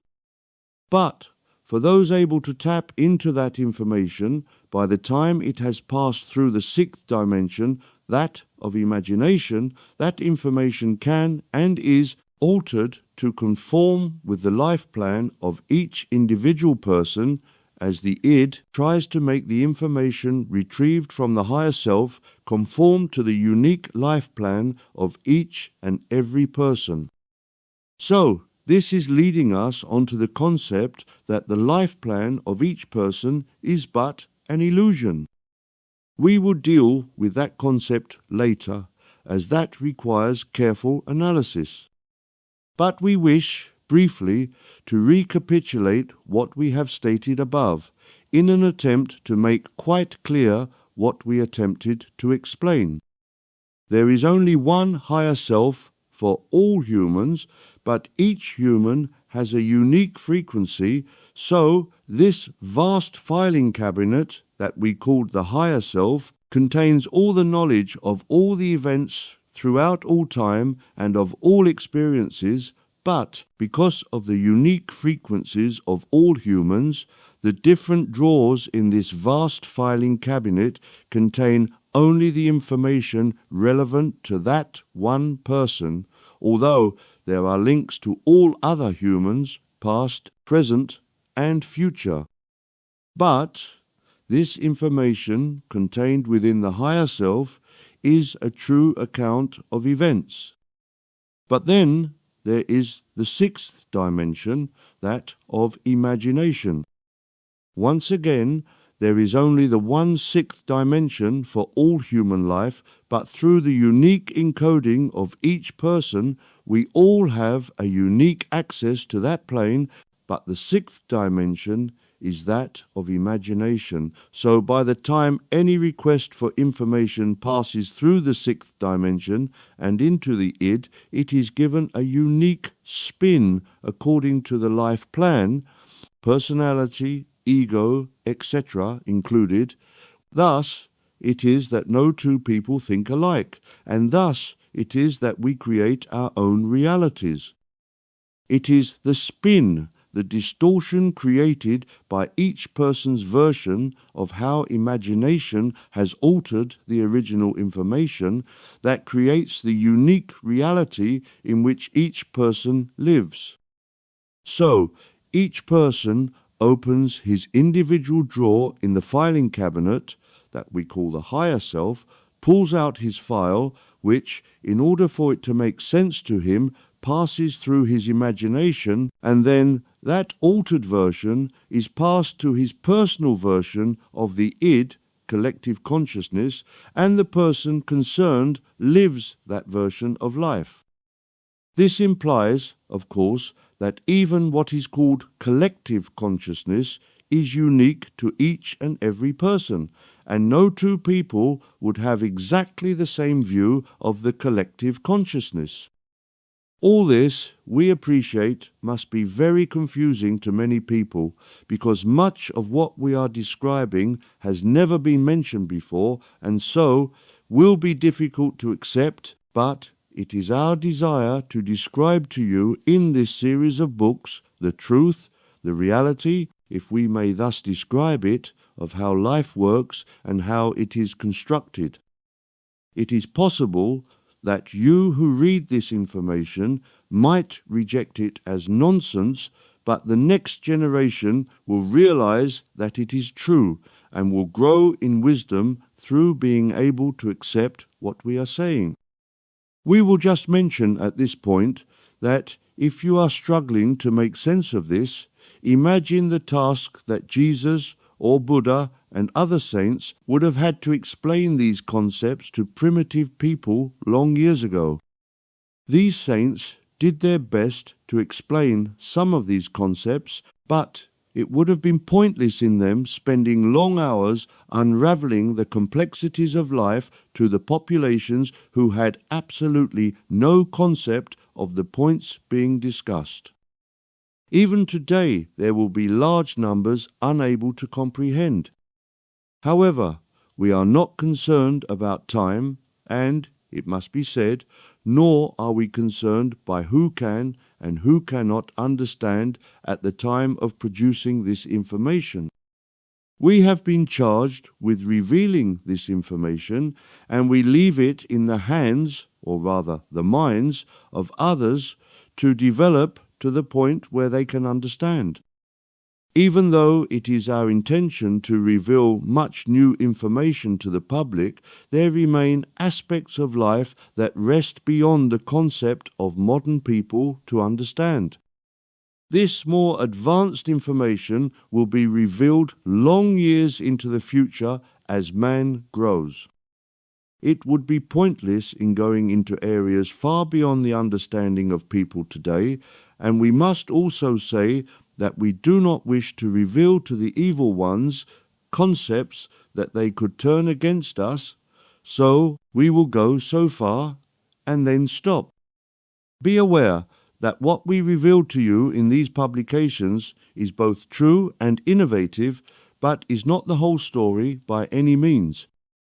But just as we were around at the time of Buddha and of Jesus, and helped spread truth, so we will still be here long years into the future spreading cosmic wisdom. Chapter 6. The Id. Thus, we go on exploring and explaining the spiritual nature of existence. We have mentioned how life passes through various dimensions and is permanently linked to some of them. We have, in this book and in others, tried to explain as clearly as we can how what is called a human, if we ignore his physical form and just concentrate on his spiritual aspect, uses the various dimensions either as staging posts in his progress from and back to God, but how these same dimensions, different aspects of them, are used actually to create what we call man, human. Indeed, what we call the plane of higher self, the fifth, and the plane of imagination, the sixth, are vital in shaping the personality of man. But we mentioned that all these planes or dimensions are multitasking and can be used for many purposes simultaneously. God wastes nothing. So, let us turn to another aspect of man that we have mentioned before, what is called the id.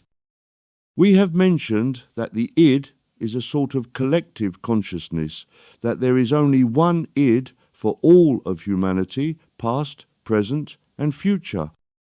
But what are we actually considering when mentioning the id, and why do we use this strange term? First and foremost, it must be obvious to us all that we are alive, have the ability to think, and have a sense of uniqueness, a sense that we are individual beings.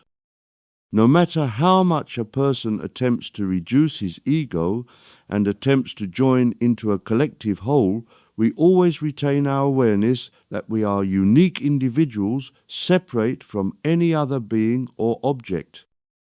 This state of separateness is essential and is a part of our fight-flight mechanism, but behind this is something that we could call a greater truth. This is an awareness that we are all one. Deep within us is the notion that we are all aspects of this one God force and thus are all one with God. This oneness is what is called the id. The two letters, I and D, were thought of long ago as a means of describing the concept of oneness. It is strange because the modern interpretation of individualism is ID, identity. Everyone has a means of identifying himself as an individual, distinct and separate from anyone else. In many countries, people have identity papers or an identity card on which are written details of a person's life, date and place of birth, full name, name of parents, a photo, a finger or thumbprint, and a unique number associated to that person. Thus, there can be no doubt that we are identifying a unique individual when we look at a person's ID.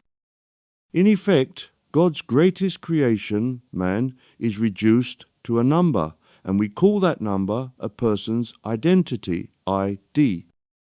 But we have been using the same term for a considerable length of time to describe the complete opposite. The origin of the term dates from an ancient language that precursed Sanskrit and was used to describe not only the oneness of all mankind, but its link to God. However, the origin of the word is of no importance. It is the meaning that is of consequence. At the risk of labouring the point, we wish you to firmly realize that we are referring to not only a person, but the grouping of all mankind at the highest spiritual level, the seventh plane, and not only is all mankind linked as one person, but that person is God. That is why the id is of paramount importance and merits a chapter of its own. So, we will do our best to investigate the id and describe to you its various aspects as far as we ourselves are aware. As always, when investigating life, for man, as you are aware, is just one aspect of life, it is necessary to start at the beginning and return to the eighth plane where it all started. We have explained as completely as we could, and in simple terms, the way that God's archangels created within the eighth dimension a virtual universe and clothed it with what was necessary to enable the creatures that were placed there for those creatures to have a sense of identity with that virtual world. Thus, eventually, man, in primitive form, was placed in and on the eighth dimension. All mankind are aspects of the one Creator, God, and so, in reality, there is only one man, God, just as there is only one blade of grass, one drop of water, and one animal form. These disparate objects are all just the one entity, God, the creator of life, and God, being a unique life force, created just one copy of himself and put life into it. So, everything is this one life force. We have stated this over and over again, but do so once more because it is relevant to what we are discussing now and will become self-evident the day long into the future when you return to God. But, obviously, as we have also stated, this oneness was not at all what God designed in his quest for knowledge. So, the archangels created individuality and the world that you know came into existence. Obviously, there is much more to life than what you are aware of, but life is sufficiently complex for the moment, and we will not, in this work, discuss alternative realities which are relatively unknown to man at this time. We will ask that information concerning alternative reality be added as a postscript at the end of this book.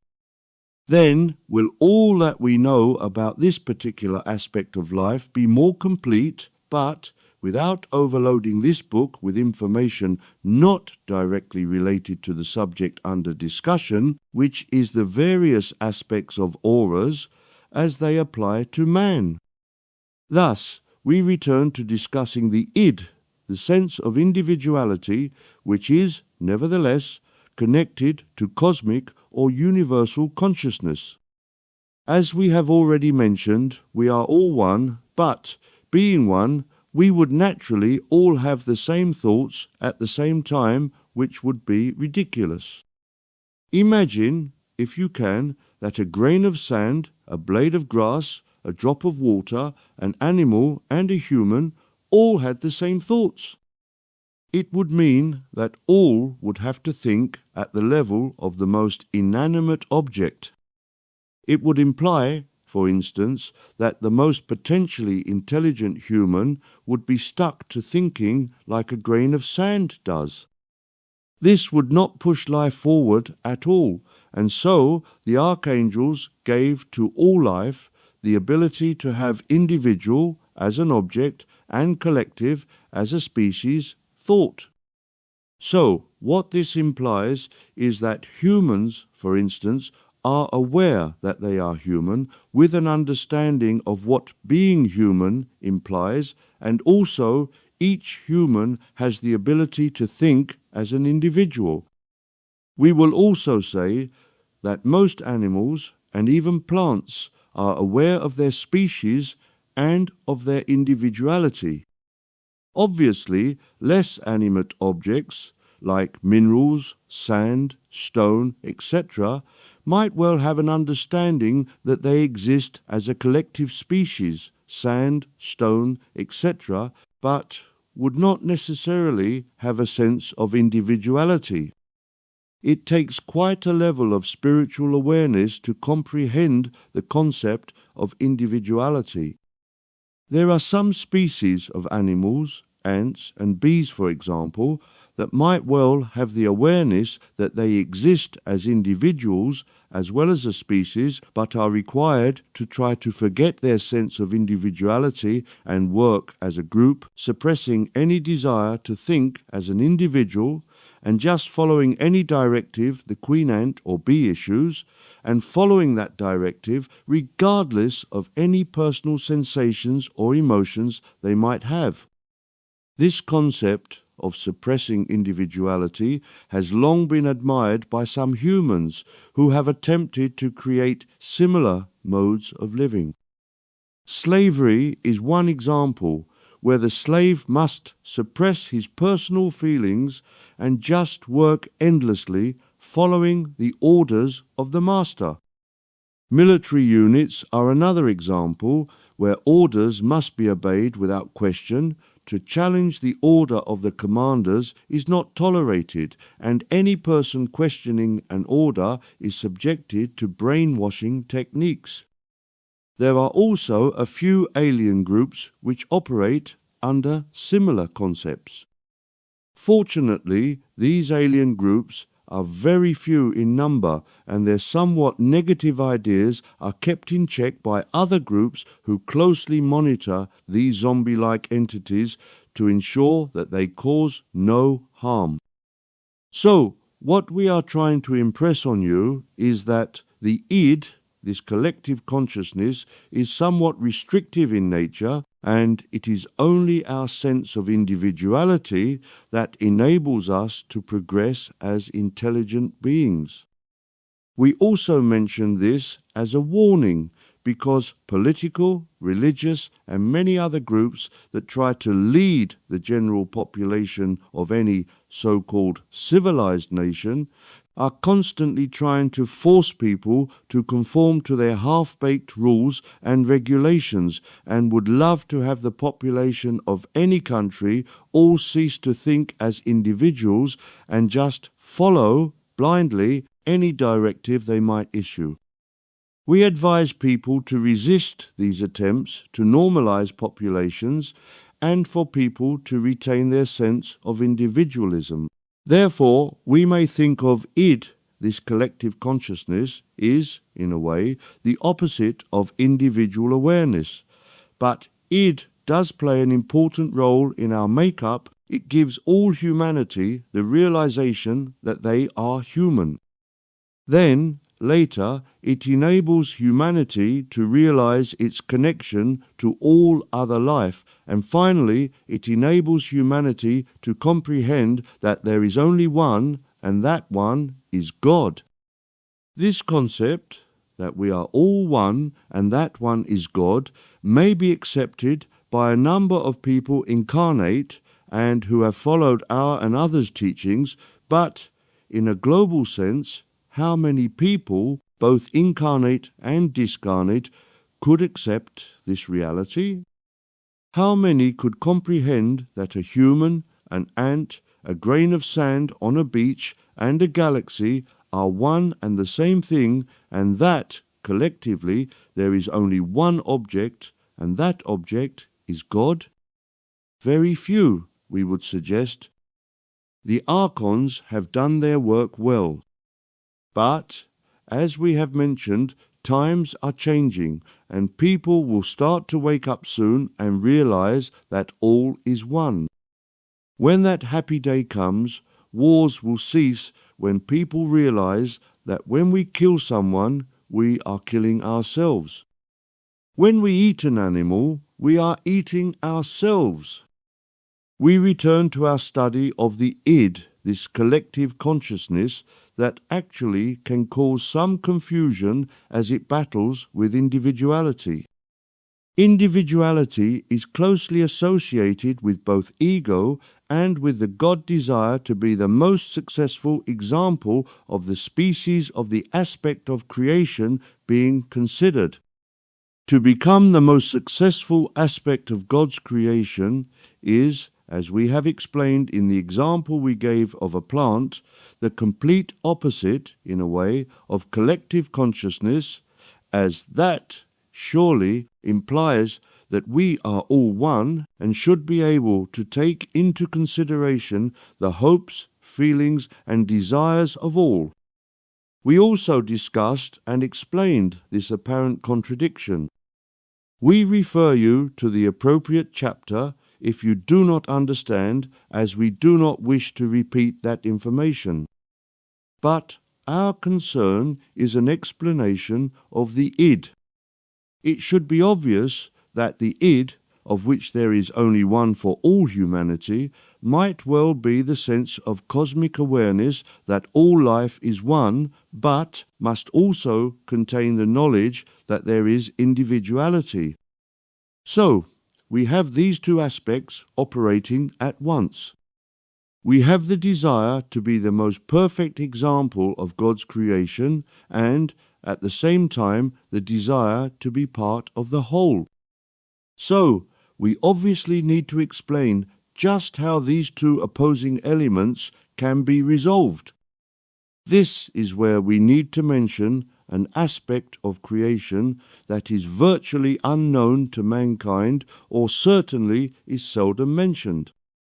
It is the God Spirit itself, as attached to all life, but as we are considering just man, let us concentrate how this God Spirit actually works. Now, we know that you have already dismissed our previous statement that it was virtually unknown to mankind as nonsense, as we have talked about little else, but we are not referring to our link with God as we have already described it. We are talking about a different concept, which, as it will be new to you all, will be rejected by many, and we do understand that. We wish to introduce to you an aspect of God that is virtually unknown. It is an area that is actually contained in association with each individual dimension or aura, but is actually attached as a small extra part to each dimension.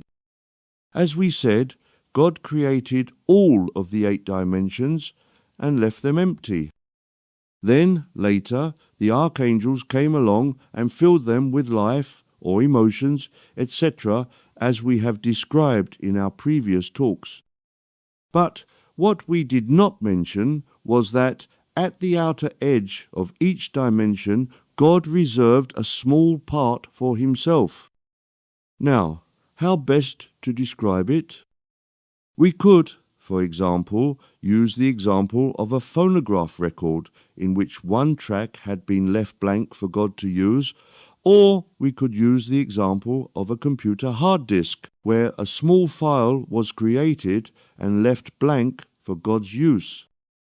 We wish for you to realize that each and every dimension has associated with it an area that the archangels did not and do not use. It is reserved for God to use as and when He desires. Now, we have often said that God creates life and then leaves us to live that life in order to gain experience that ultimately is passed on to God for Him to become ever wiser. This is true, but is not the whole truth. God surveys His creation and monitors its progression closely. He never abandons us to our fate, although for many it seems so. He watches attentively all His creation, His children, and, like any good parent, leaves us to grow and to try our strengths, learning from both our successes and our failures, but He is always there to help and guide us when we ask. This is the apparent blank track on the phonograph record that we mentioned, the extra part to every dimension or aura. This blank track is, in fact, associated both to each individual sentient being and to all sentient life collectively. This is the part that can explain why we are able to act as individuals, the id that we mentioned, and also as one being, collective consciousness. This is the area that enables, when we can contact it, for us to be able to understand how we can be both at once. The wonderful thing about God is that we can act as if God does not exist, but when we realize that this extra track exists, enables us to be, up to a point, directly guided by God. We wish to make it quite clear that those who claim to have a direct link to God, and to those who claim to be able to channel God, that they may well just be using an aspect of their imagination. God is outside of all that.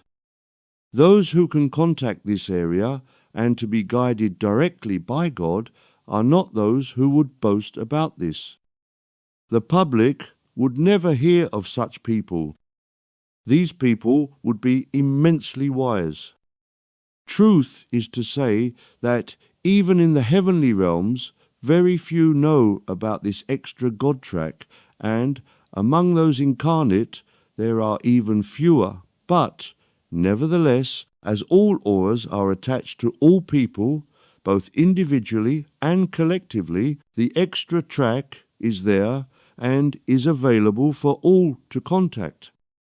For such people who can contact this extra track, God can and does advise such people, and God can also advise groups of people.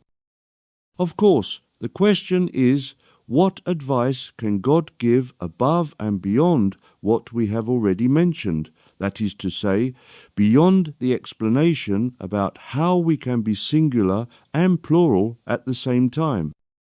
The answer is that God is able to give information that would never be available to ordinary people, even the wisest, about how His creation was created. Much of what we tell you is the result of that which God chose to impart to some wise people, who, in turn, passed it to us lesser beings, who, in turn, advise you.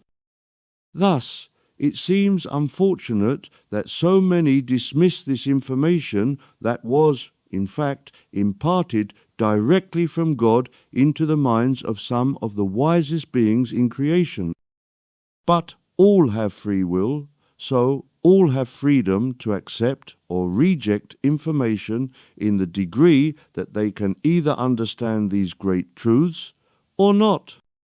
It must be said that there are some who are influenced by the evil ones and who are pushed to dismiss this wisdom as the evil forces try desperately to cling to power.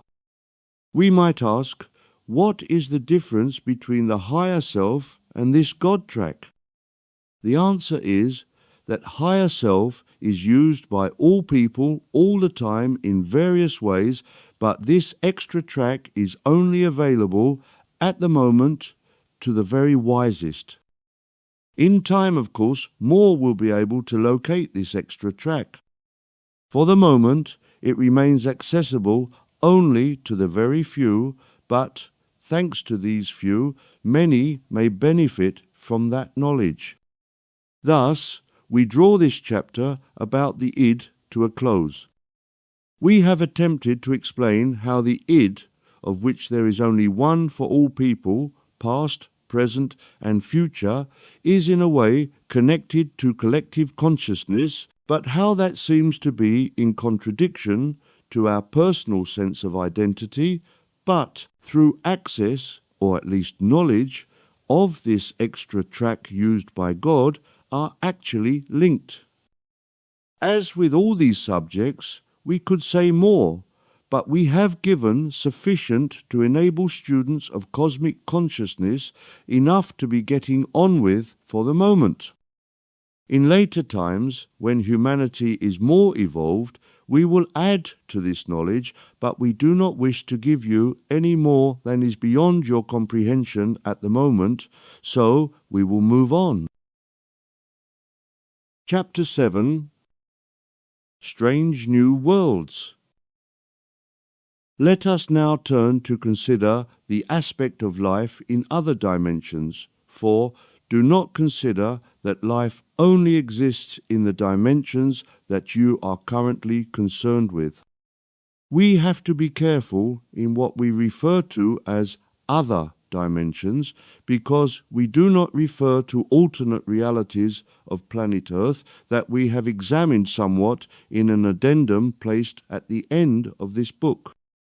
By other dimensions, we refer to copies of the worlds that we have so far described, but of a different type of vibration to that which we have already mentioned. For those who have read, or at least perused the information contained in the addendum concerning alternative realities to the world as you know it, you may have noticed that we mentioned that the alternative realities were created as a backup plan should any one reality, including this one, fail.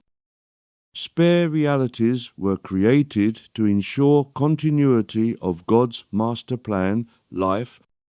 In a similar but different manner, a number of alternative dimensions were also created to ensure that should this dimension fail for any reason, there were other dimensions to ensure continuity in a dimensional sense. Perhaps we should explain first to what we refer when we consider realities and dimensions. Our problem, as is often the case, is that language has only so many words that we must use over and again to describe widely differing effects.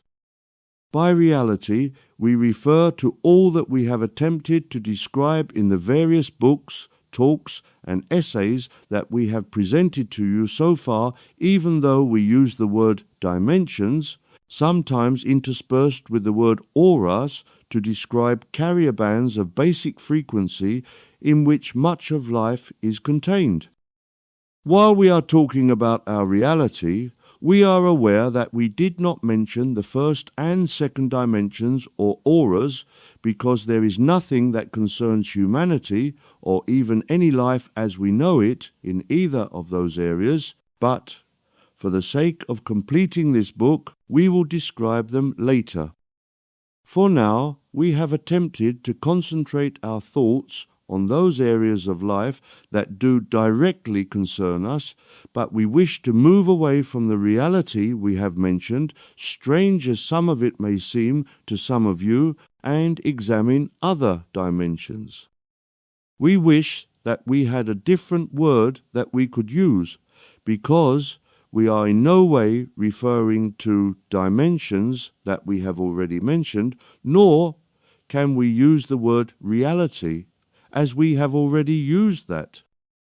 We ask you to bear with us and accept that we will be talking, or rather writing about areas that are real but remote from the aegis of man's knowledge, but that were created as safeguards should any other reality fail.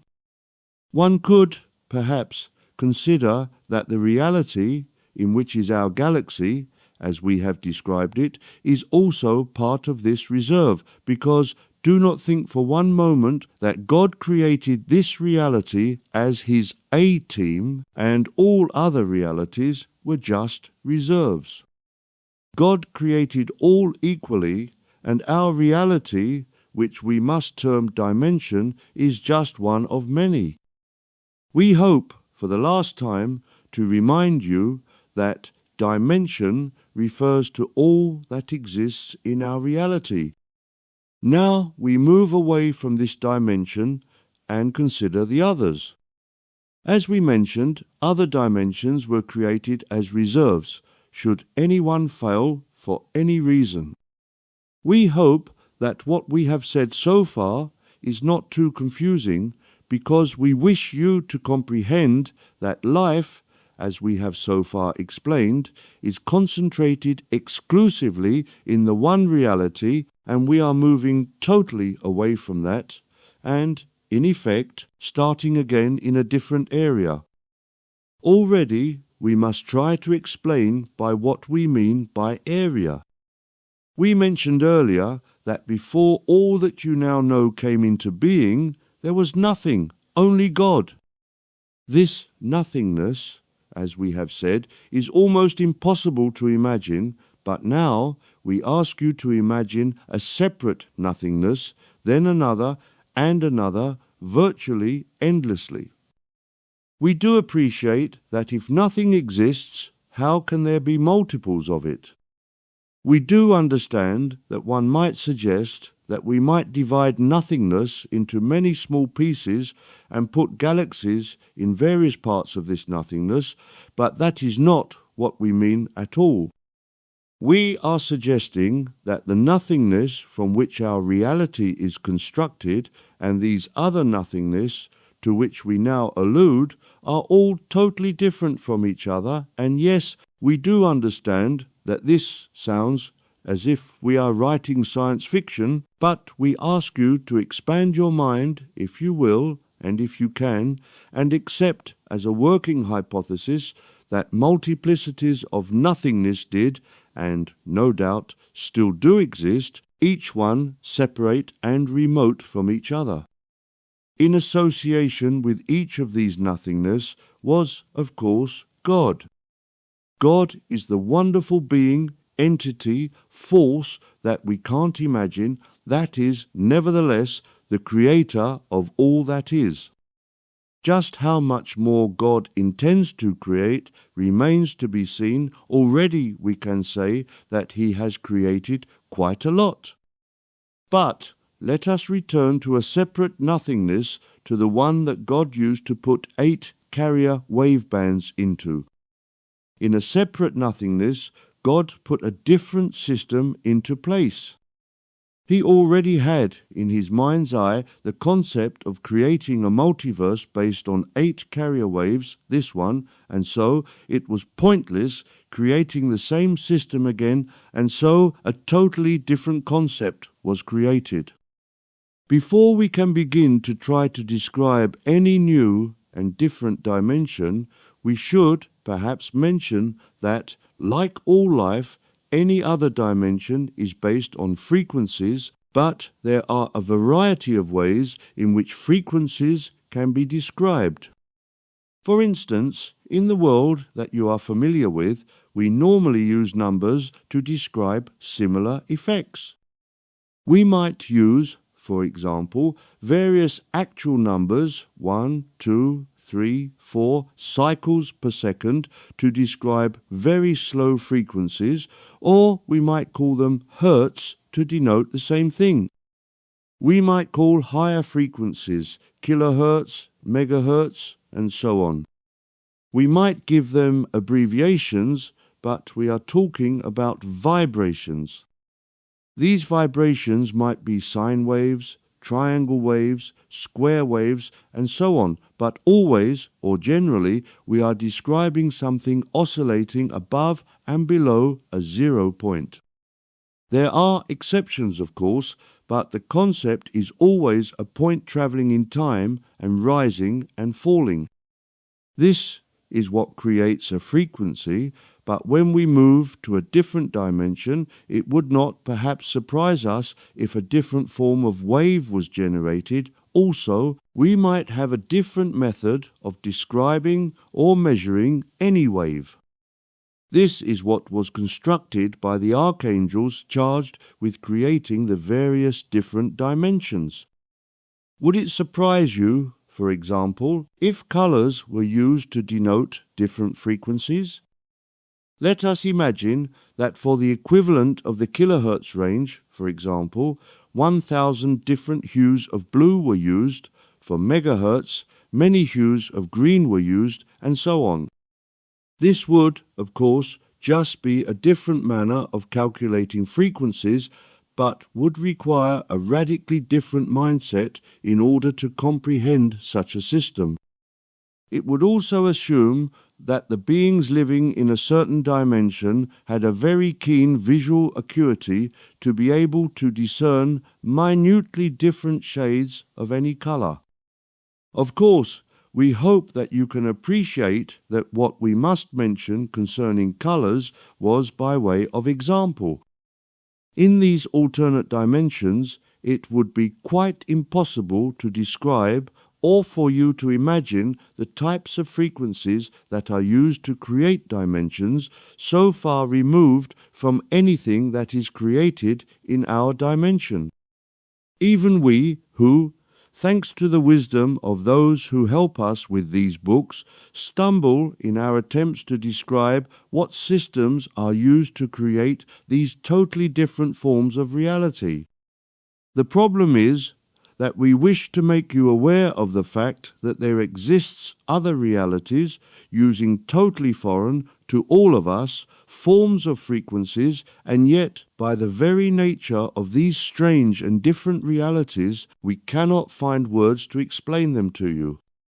Even if language did exist to explain, none of us, lesser beings than only the wisest, would be capable of comprehending, so we can only tell you of what little we know.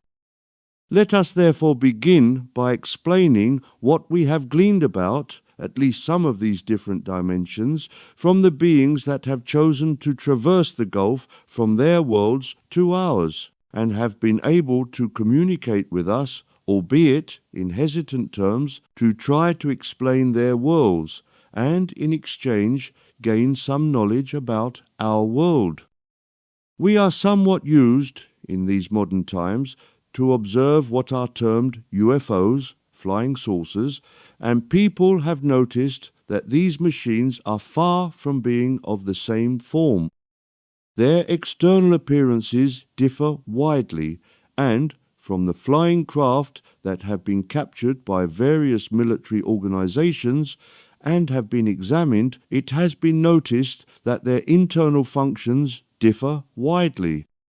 We should, perhaps, state that not all UFOs come from alternative realities.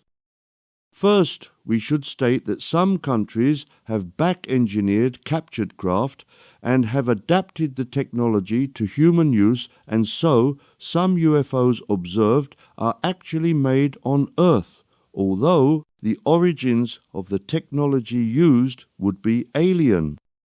Then we should say that there are a few civilizations that live underground apart from us humans, and some of these civilizations have developed the ability to traverse space in what we call UFOs.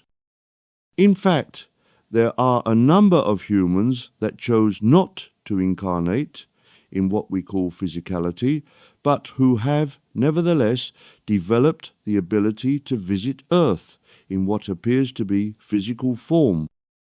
If you have understood what we told you about the illusory nature of so-called physicality, we hope that you can understand that, as all life is living in astral realms, It is not so hard for people living in just a slightly different form of reality that is just slightly different in terms of vibrations to adapt from one frequency to another so as to be able to appear in our world, and is not so difficult.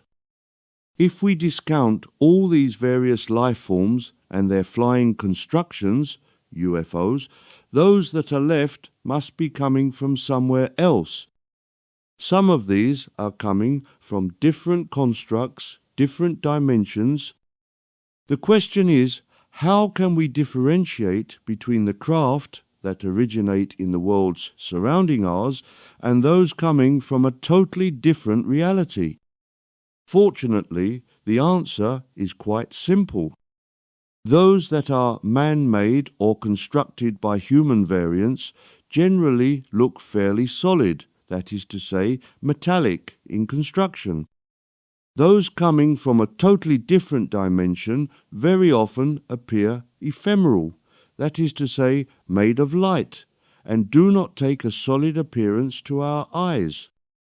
The reason is that it is usually impossible for the beings from different dimensions to fully integrate our dimension, and as everything is made of vibrations, light, they are seen as light of various hues.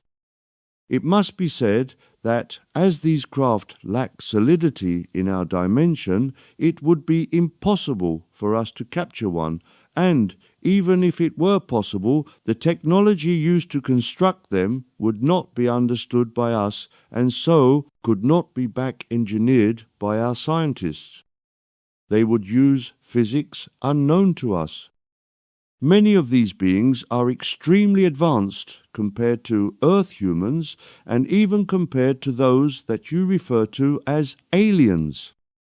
The problem is that coming from areas outside of any form of life that we might know, it is impossible for anyone, even remotely connected to humanity, as we might imagine it, to comprehend these beings and their technology. Would it be possible for us to visit their worlds? Most of these alternate dimensions are so different from ours that we could not interact with them, nor they with us. However, there are some areas that are sufficiently close to us that they can visit us, even though their visitations are in vague, light fashions. One must always bear in mind that God is light, vibration, and the archangels are also made of light, so any life forms, indeed anything anywhere, is made of light, and so all these different realities must always also be made of light. Vibrations, thus, when seen, they are seen as various forms of light. Even the beings themselves, if they can assume a form that can interact with our realms, tend to be light, that is often observed as orbs, although some of the entities may have a vaguely human shape as they endeavour to integrate our dimension. We might question why it is that they bother to come here at all.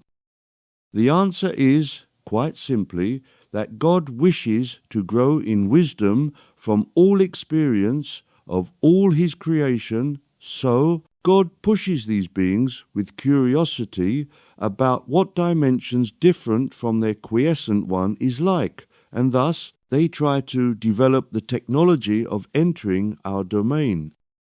That way, God can develop by observing our realms, but from their point of view, but, as far as is known, there has never been any real communication between beings from our worlds and beings from different realities in the sense of verbal exchange. They occasionally appear in light form, stay for a while, and then disappear back to their realms. We should, perhaps, mention that when we speak of orbs, we are not referring to life forms connected to our domains. We are considering life forms from a totally different reality. What more can we say concerning these beings from alternative dimensions? we do not have much more information than that which we have already stated. We feel obliged to repeat once again that we are considering beings from totally different planes of existence that have absolutely no connection to any plane that we have previously discussed. Indeed, there are not many people who are aware that there are these other separate planes of existence. We might well be aware that we have this so-called physical universe. We might also be aware that there are what are termed spiritual areas that we have mentioned in this and other publications. Some few people are aware that alternative backup realities, dimensions to our dimension exists, but very few indeed are aware of this further set of dimensions that have no connection whatsoever to any of the aforementioned places, and so we end this chapter here and move on to another topic. Chapter 8. The Unrelated Dimensions. If we wish to investigate areas not readily conceivable to us, we would find it harder to find more suitable candidates than the first and second dimensions. We touched briefly on those two areas earlier, but just said that we would talk about them later. Now is the moment to look into those two dimensions. We should, perhaps, for the benefit of those who have stumbled on this short chapter, without having read the previous ones, mention that, of the 8 dimensions created by God, only the top or first 5 dimensions have been talked about. We mentioned that the third dimension is empty, which leaves the second and first to examine. This will be a rather fruitless examination, as these 2 dimensions have no connection to us whatsoever, nor do they have any connection to any life forms with which we are familiar. So, what can we say about them? Perhaps it would be better to start with what we know that they are not. We know that they are not part of God's master plan for our development, in the sense that the aforementioned 5 dimensions are. Nor are they linked in any way to the previously mentioned dimensions. They stand apart and yet must play an important role in God's overall plan, or He would not have created them. These 2 dimensions concern a different form of life that takes a totally different route to anything that we could imagine, and so it will be difficult for us to describe what life is like in these 2 remaining dimensions. However, like all the 5 dimensions that concern us, these 2 dimensions contain life, living entities, contained within what we could describe as worlds. However, these worlds and the beings that are contained within them are alive and have the Logos of God associated with them, much as we do. But the life forms that are associated with these 2 dimensions that we refer to as 1 and 2 have absolutely no connection with anything that we know. Nevertheless, we will make an attempt to give an overview of our understanding of what goes on in them. First, let us say that they would be extremely disturbing to us should we visit them, as they contain the worst forms of monsters that we could possibly imagine. Some of the life forms are gigantic and are vicious beyond belief. Even in our worst nightmares or drug-induced hallucinations, our minds would not be capable of creating such beings. The degree of horror created by these entities is such that we would be severely damaged by even a brief contact with the sight of them. The worlds in which they live are equally horrifying to us. With the planets, if we can thus describe the areas created by them, for all is created by their imaginations, just as we create ours, there is total chaos. All is horror. The lower fourth dimension, in which the angels of chaos reside, pales in comparison to these two dimensions. There is light, unlike the lower fourth, which is in Stygian darkness, but even this light would cause fear in us because the light actually projects sentiments of terror. The landscapes are unimaginable to us, being jagged and chaotic. There is no point in continuing with trying to describe these two dimensions because words do not exist to do justice to how awful these planes are. We have tried to explain somewhat, and will just say that Dante's Inferno painting illustrates what life is like there, but the painting would need to be increased in intensity 1,000-fold to even approach life in these two dimensions. We must ask, why would such horrific planes have been created? God is total love.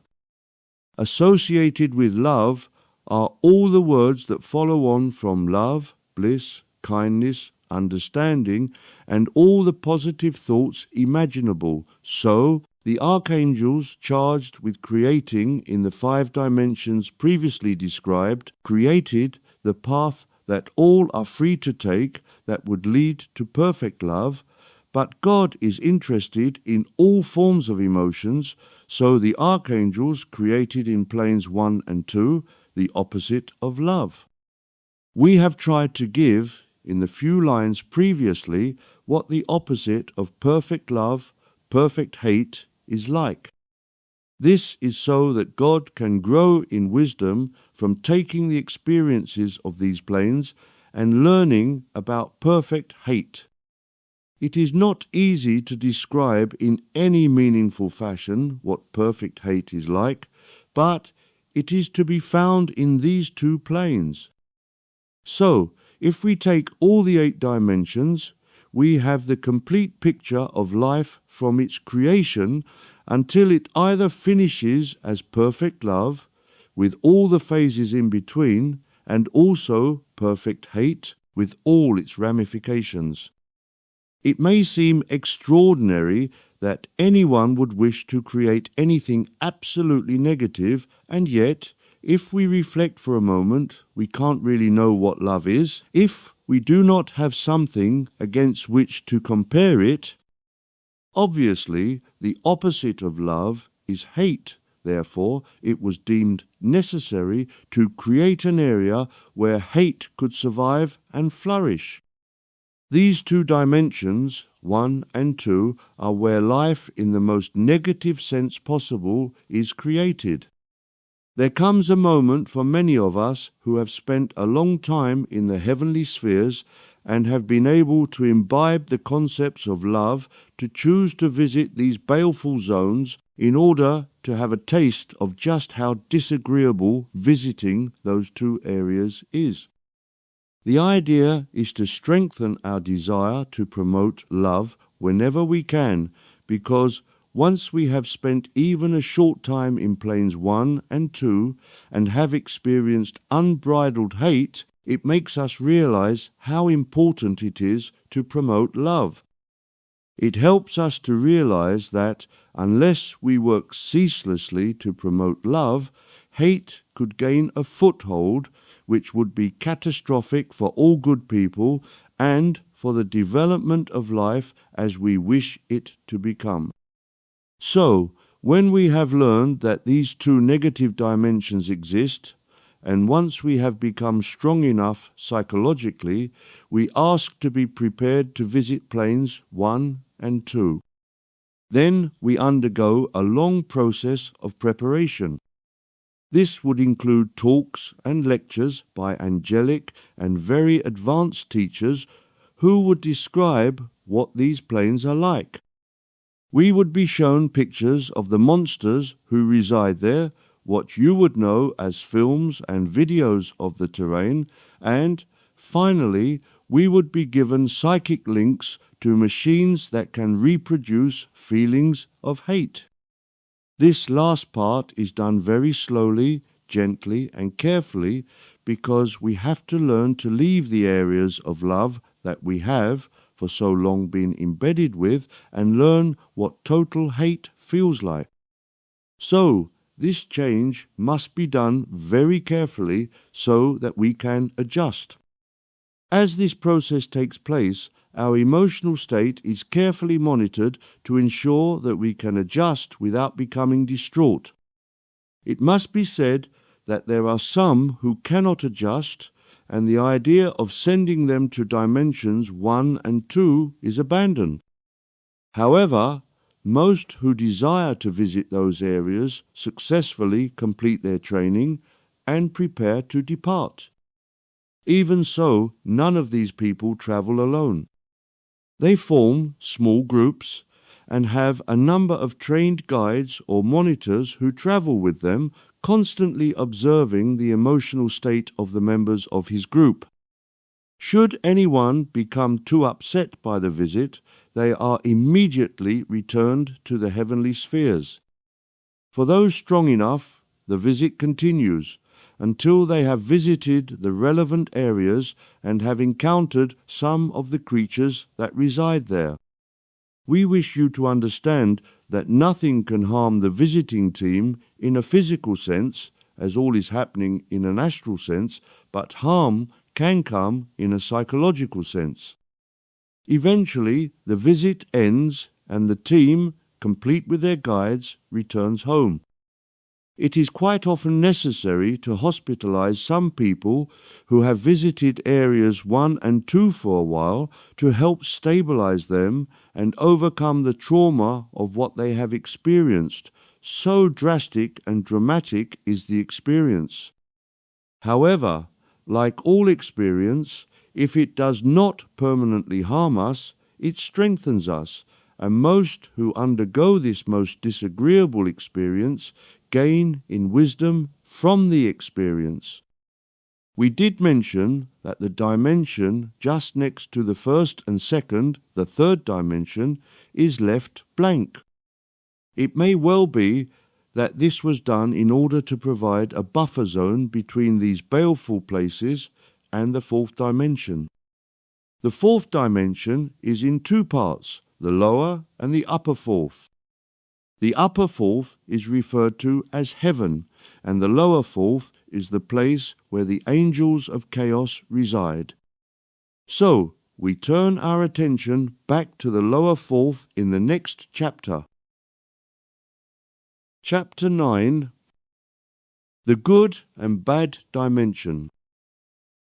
First, let us discuss why the fourth dimension is divided into 2 parts, the higher and the lower.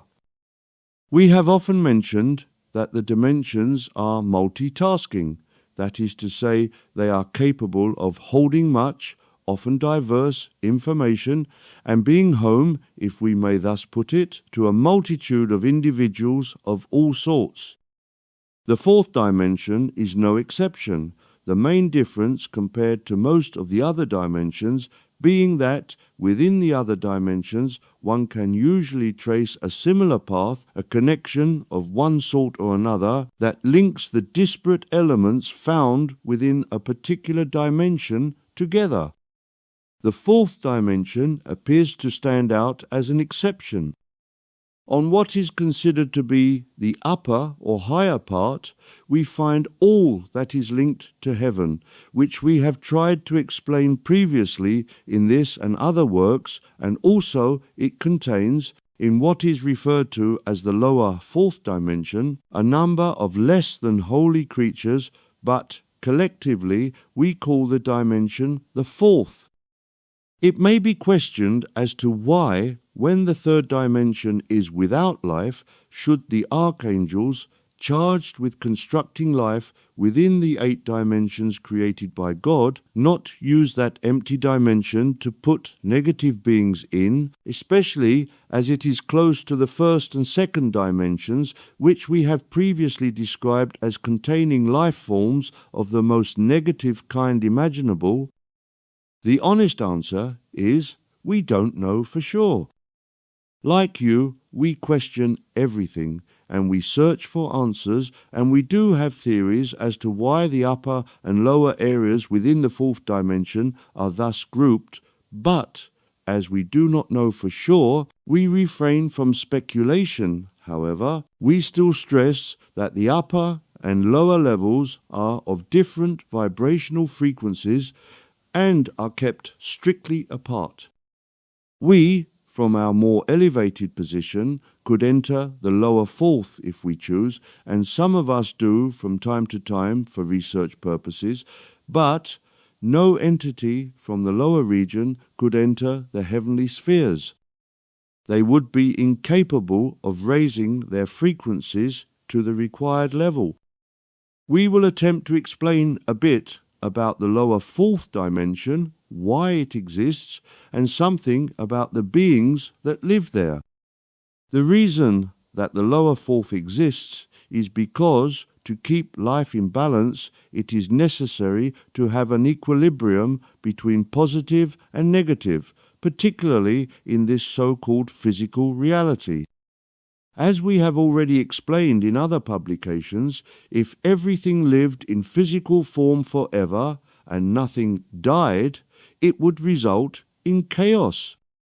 We assume that you understand the concept to which we refer, but if you do not, we direct you to one of the many talks and comments we have made explaining this for you to have an understanding. To enable dead things to decay and for the atoms to be recycled, a force is required that takes charge of causing the breakdown of material matter.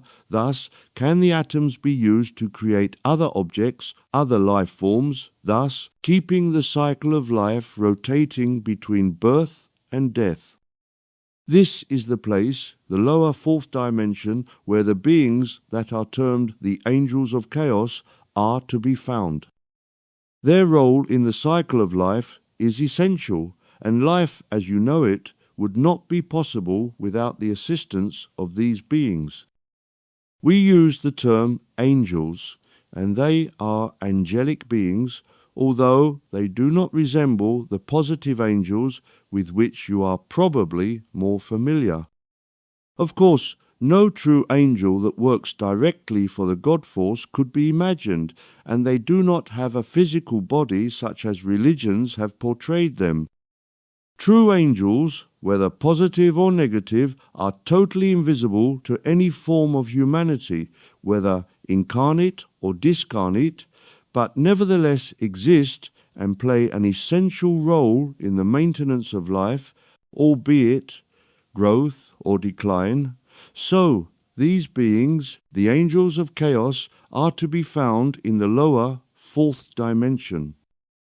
We hope that you can understand that we cannot describe them in any meaningful manner, as they do not have a physical form that could be described, nor is there any human-type life associated with them, as there is in the higher fourth dimension, heaven, but they are always at work, causing the breakdown to its constituent atoms, and everything that its useful life has come to an end in the physical planes of the sixth dimension.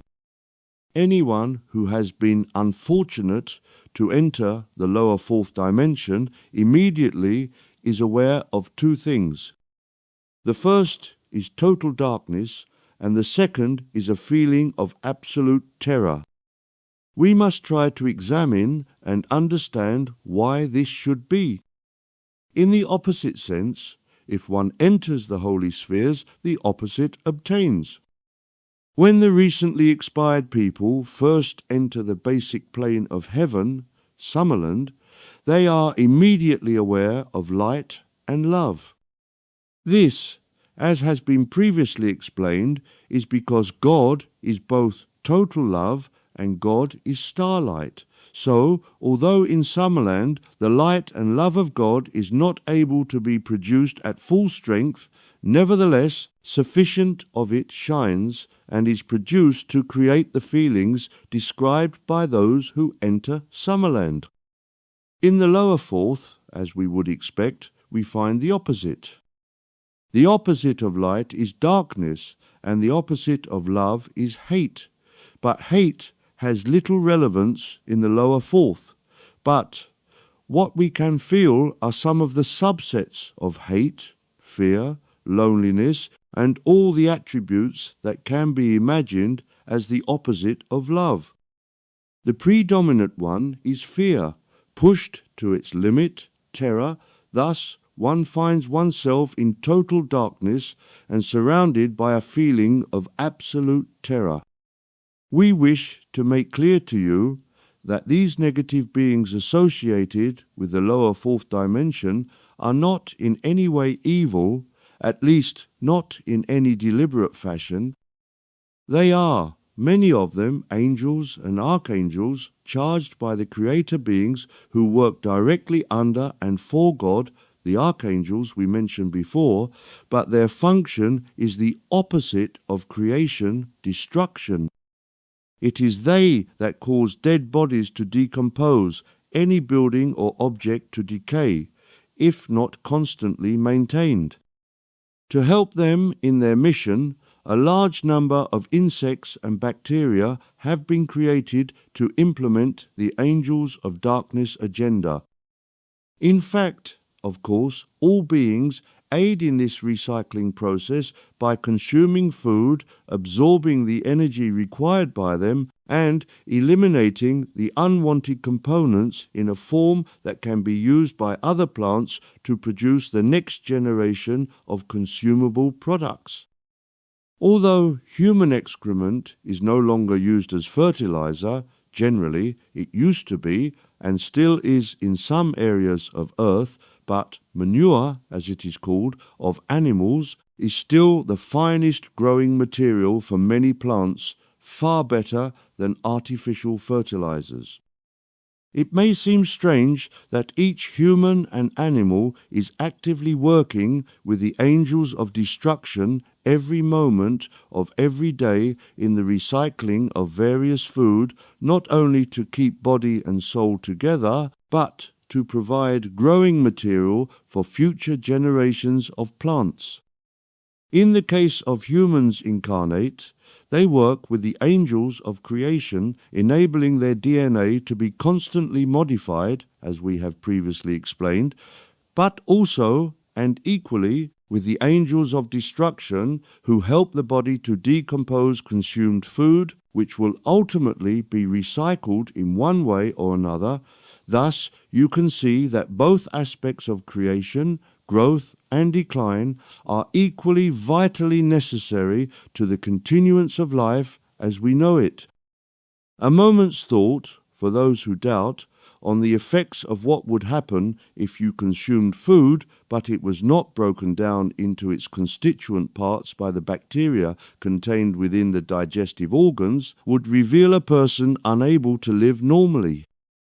Such a person would quickly become extremely ill and would, in all probability, die if an operation were not performed and remedial action taken. We hope you can see that the angels of destruction are actually our friends, and they work ceaselessly to keep us healthy. What we can conclude from the above is that not only are the angels of destruction necessary to the continuation of life as we know it, but are just as important as the positive angels. They are the Alpha Omega of life. That is why the fourth dimension was used to place both aspects of life within, as both aspects of life contribute to the totality of life as we know it. However, there is always a danger when dealing with negative forces. Should someone decide to try to manipulate positive forces contained in association with the upper fourth dimension, the result would be an increase of beauty, surely a positive aspect of life. For instance, if we enter a garden lovingly tended by a skilled gardener over many years, we are immediately struck with the order, the beauty of the many flowers growing at all seasons, and the deep feeling of peace. However, hidden out of sight, we would find an area where mountains of dead plants and grass cuttings are piled up awaiting the moment when the angels of destruction will reduce the piles to what is termed compost, the basic elements of the vegetable matter. Thus, a skilled gardener is aware of the balance he must strike between planting new plants and removing dying ones, growth and decline, which continues without cease all the year round, for nature never ceases in working with the angels of construction and destruction. Whereas to work with the angels of construction would create beauty, there are many people who try to harness the powers of the angels of destruction for their personal benefit. It might be asked, if the angels and archangels of both construction and destruction are so intelligent, then why don't they refuse to work with negative people causing evil? The answer is that, despite their wonderful powers, they do not have the capacity to pick and choose what they do and with whom they work. They were created by higher archangels who work directly for God to perform particular tasks, and this they do to perfection, but within their programming, their job description, if we may thus call it, no mention was made of choice. The positive archangels work for construction, and the negative ones work for destruction, and this they do to perfection. Here on earth, there are not many people who are aware of the archangels of construction, for the simple reason that there are basically two sorts of humans incarnate. The first group are the vast majority of the population who are good, kind, decent people, but who have no idea of what we talk about in these books, essays, and talks. Then there are a minority that have been trained since time immemorial to manipulate the good people for their profit. This second group, as we have explained, are those that were taken into the secret schools of long ago and educated by teachers who were themselves under the control of negative entities. They were taught the very things that we now teach you, but further they were taught to harness the power of the archangels of destruction. Through the brutal educational systems of so-called education, these students often became psychopaths themselves, like their teachers, and thus accepted as normal violent acts against the rest of the population. When they left those schools and assumed their places as leaders of the world's population, they, in a way, contained the sorts of brutal, inhuman acts that they were taught about and suffered while at school, but were now in a position to inflict on others, normal people, rather as they, when in the higher classes, were encouraged to inflict on lower students. This was why the school system for these specially chosen children was set up. Education about how to manipulate other, lesser people combined with a vicious punishment system which they had to suffer at the hands of teachers and higher students.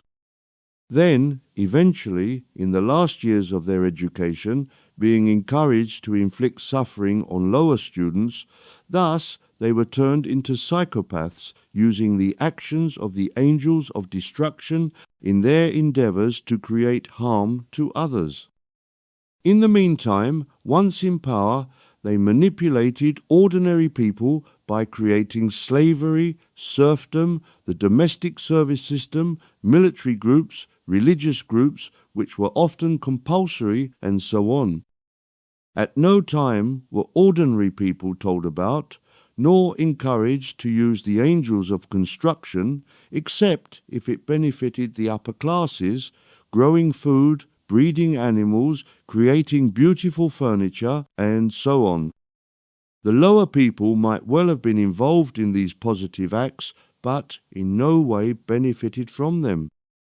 They lived in poverty, and still do compared to the vast wealth that they generate, wealth which goes into the pockets of the wealthy people. So it is that the vast majority of the world's population have no concept that they could enroll the help of positive angels to assist them, but the minority understand very well how to enlist the help of the angels of destruction to assist them to rule at the expense of others.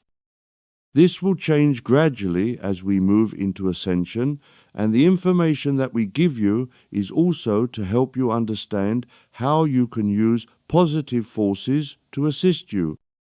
Let us consider how we may enroll the positive forces to help us. Let us first say that we have to understand clearly the difference between positive and negative intentions. For instance, most people's first thought goes towards asking an archangel's help to produce more money. We have to ask ourselves if enrolling the help of an angelic being to create increased finance is positive or negative. After all, most people could do with a helping hand with paying the bills, going on holiday, putting more or better food on the table, and having better material things. So, is asking for help with money a positive or negative act? A moment's thought should tell us that this is exactly what the negative people who run the world do.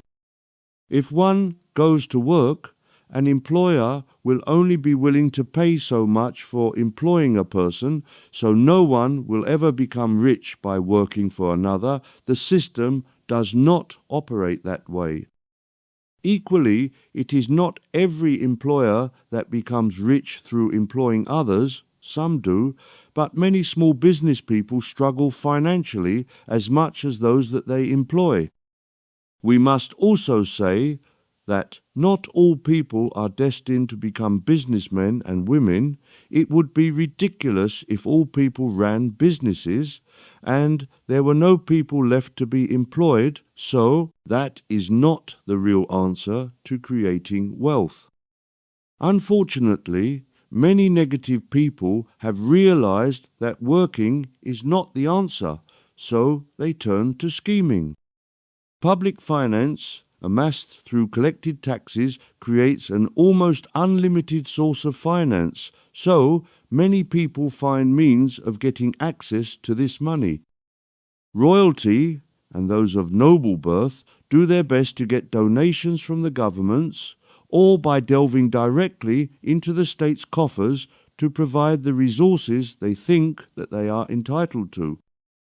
Other people organize contracts to create public works and expect a percentage of the money used in return for giving the contracts to any particular company. We have cited just a couple of cases in which taxpayers' money ends up in the bank accounts of others. The list is endless.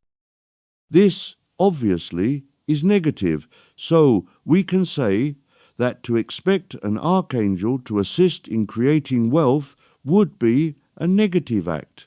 Thus, the positive archangels would not assist in money projects. Let us consider how positive archangels would help us. To demonstrate, the easiest way is, once again, to compare the actions of negative people and thus negative angelic beings to what we hope would be the actions of positive people and positive angels. Negative people often are very selfish. By that we mean that they think more or less exclusively of themselves, their wants, their needs, their desires, their successes, and how they can increase all that they desire, and the negative angels assist them along this path. We must assume that positive angels would be the opposite of all that.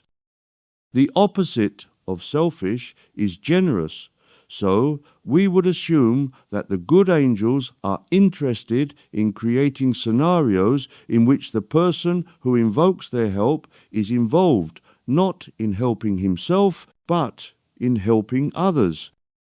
This may seem futile, but you will see the positive results in a moment.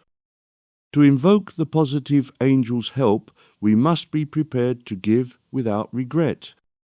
You may be familiar of the passage in the Bible in which Jesus suggested that if a person wanted your shirt, give him your coat as well. If asked to walk a certain distance with someone, walk twice the distance. Why would Jesus have suggested giving precious, at that time, objects like shirts and coats? Today, most people have a wardrobe full of clothes, so a few garments are not of much consequence, but in the time of Jesus, most ordinary people probably had one shirt and one coat, so the person concerned would, if he gave them away, be half naked. This gives some idea of what Jesus was suggesting people do. Let us try to analyze why giving a shirt or a coat be consequential in enlisting the help of positive angels. As we said, to give a precious object like a shirt or a coat was a major gift, and very few people would be willing to make such a gift, but there are some natural laws that may resolve the mystery. The first and most important one is the law of mutual attraction. This simple law, as we have often stated, is of major importance and has been given various names. Among these is the biblical one, "As ye sow, so shall ye reap." Although this seems to refer to reaping the same crop that was sown, the importance is in the quantity of grains that are harvested compared to the number of grains that were sown. In other words, if a grain of corn, wheat, rice, or whatever was sown, provided the plants were correctly nourished, a much greater number of grains could be harvested. This is thanks to the angels of construction, the positive ones, who reward the labors of the farmers by repaying his efforts with an abundant crop. We should perhaps realize that the angels of construction take the physical and spiritual efforts of the farmer into consideration when they work to produce the harvest. If, for example, a farmer sowed the seeds and then just abandoned it, the harvest would be very poor, but if the farmer carefully prepared the soil, planted the seeds, then lovingly and painstakingly hoed, weeded, fed, and watered the seeds, a magnificent crop could be anticipated. We hope that you can see from that example that the angels of construction do not simply reward hard work and loving care by replacing, in the case of a seed plant, the one planted seed by another, but reward the farmer by giving, creating a large number of seeds for each one sown. This is the nature of positive angels. The farmer, instead of eating all of the seeds of a plant type, saves enough to sow for next year's crop. Then he works on the plants, and in the fullness of time he reaps the reward of an abundant crop with which he can feed his family, sell some, and still have enough left over to sow next year.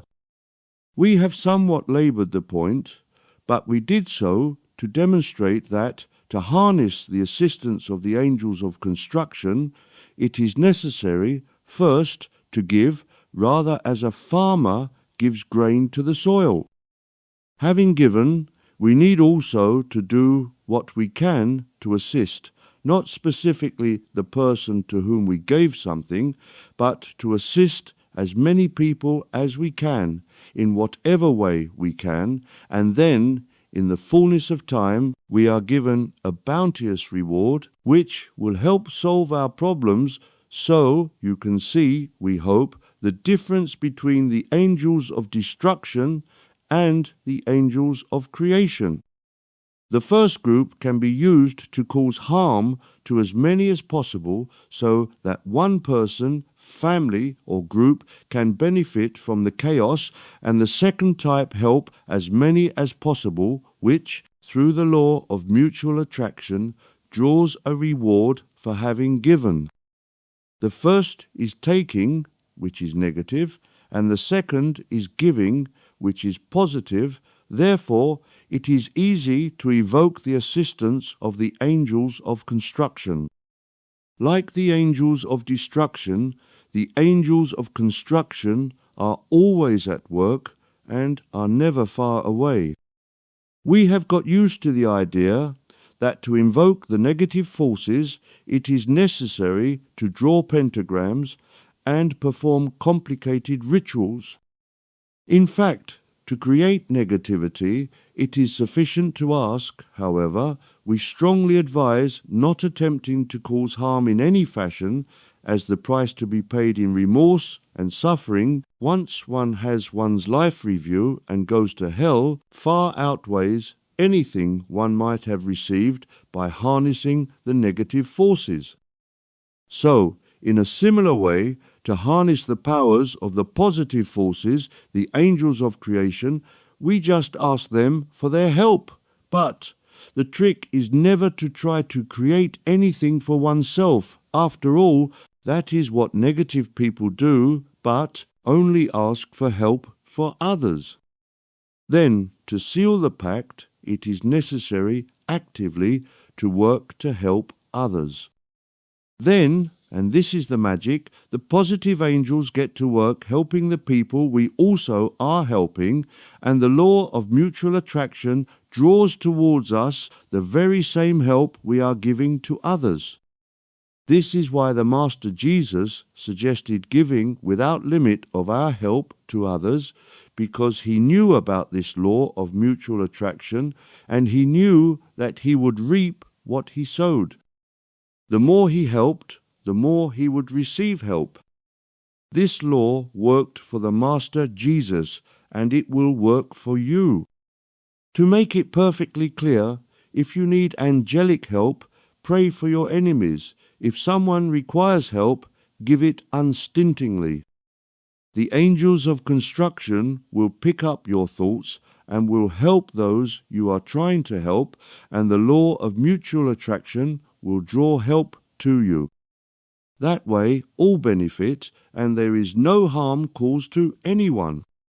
Let us now turn our attention to another part of the lower fourth dimension, which is the area that actually contains beings in etheric or astral form that can be seen by us humans when we are dressed in our bodies of light, that is to say, when we do what is termed astral projection, AP.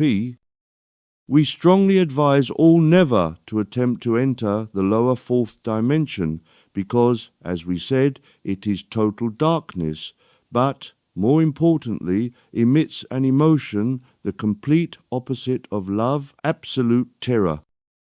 Even if one is prepared for this, it is breathtaking, to use a term with which you are familiar, not in a nice sense, but in the sense that it is beyond anything imaginable. The reason for this is that the angels of destruction are to be found there, and as they are the opposite of the angels of construction, which is light and love, so the angels of destruction are darkness and terror, but also there are creatures that live there. These creatures are negative and are sometimes referred to as demons.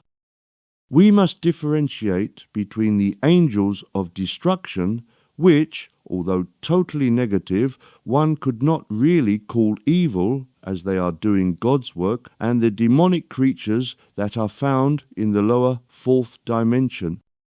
These demons are many and varied in their forms and in their intentions. The common denominator is that they exist to cause harm if and when they can. We should, perhaps, ask, what is the purpose of their existence? If humans did not exist in this so-called 3D world, there would be no need for demons. The positive and negative angels, those of creation and destruction, exist to keep the life on planet Earth in balance and exist in a totally separate kind of existence to mankind, but when humanity came to be attracted to this physical plane, a change occurred. Humans have personalities and they have free will. They can also be influenced by good or bad forces. It might be assumed that any and all people would naturally be drawn to do good for their fellow man and for all life, but this is not always the case. Unfortunately, there are a number of people who are drawn towards evil, and we have discussed them at some length in this and other books. Good people are not much of a concern, because we can largely leave them to work alone, helping all life, but the people drawn towards evil are a different case. We must say at this point that evil can take many forms and assume many guises. We are familiar with children that pull wings off of butterflies, and we are familiar with parents and some schoolmasters and mistresses who get pleasure from terrorizing children. Then, of course, evil progresses to almost limitless lengths and can involve huge numbers of people. We think of those unfortunate souls thrown into concentration camps for the crime of belonging to a different racial group from others, and those cast into prisons and become at the mercy of sadistic guards. The list of evil people is huge, even though, thankfully, compared to the total population, it is relatively small. What has this brief discussion of evil people got to do with demons? After all, we have stated that evil people will pay for their sins when their incarnation ends and they return to their home in heaven, judge themselves, and are drawn by the law of mutual attraction to an area of hell. Also, we have mentioned the Archons, a negative psychopathic group that influences similarly negative people to cause harm. Man is never alone, never left to his own devices. Everyone is guided not only through an incarnation, but throughout the countless years of time spent in the astral realms. We must also realize that this guidance can take different forms. Although the concept of guardian angels, as understood by most people, is not exactly true, there are always angelic beings who overshadow and influence everyone, incarnate and or discarnate. We are all one, ultimately, so we are all connected. Every person, no matter how advanced he might be, has someone, sometimes many, more advanced than him to guide him, but free will also comes into play. Not all people are holy. There are both holy and devilish people, but they all have guides, angels of some sort or another, more advanced than they are, that helps a person along the path he has chosen. In the case of good people, we are all familiar with the holy angels that look after them, but what is not generally known is that evil people also have the right to be guided, overshadowed, and influenced by evil angels. In the higher fourth dimension, we have holy angels who look after good people, and in the lower fourth dimension, we have evil angels who look after bad people. These evil angels we call demons. Just as there are a number of good angels, some more advanced than others, that look after good people according to the person's level of spiritual advancement in a holy sense, so equally we have a number of demons of different levels of evilness who influence evil people according to that person's level of spiritual unholiness, so all people are catered for and all are cared for. God does not judge people, neither do the archangels that control all life. Having given free will to all, the archangels, who decided to put good angels to guide good people, also created evil angels to look after evil people. This keeps life in balance, which is one of the most important criteria for life. Thus, the demons that are to be found in the lower fourth dimension are many and varied. At the lowest end, those that influence people who are not really evil, but we would consider to be very self-centered, are simple jinn. They are considered to be demons, but are easily controlled by almost everyone who understands the way that demonology works.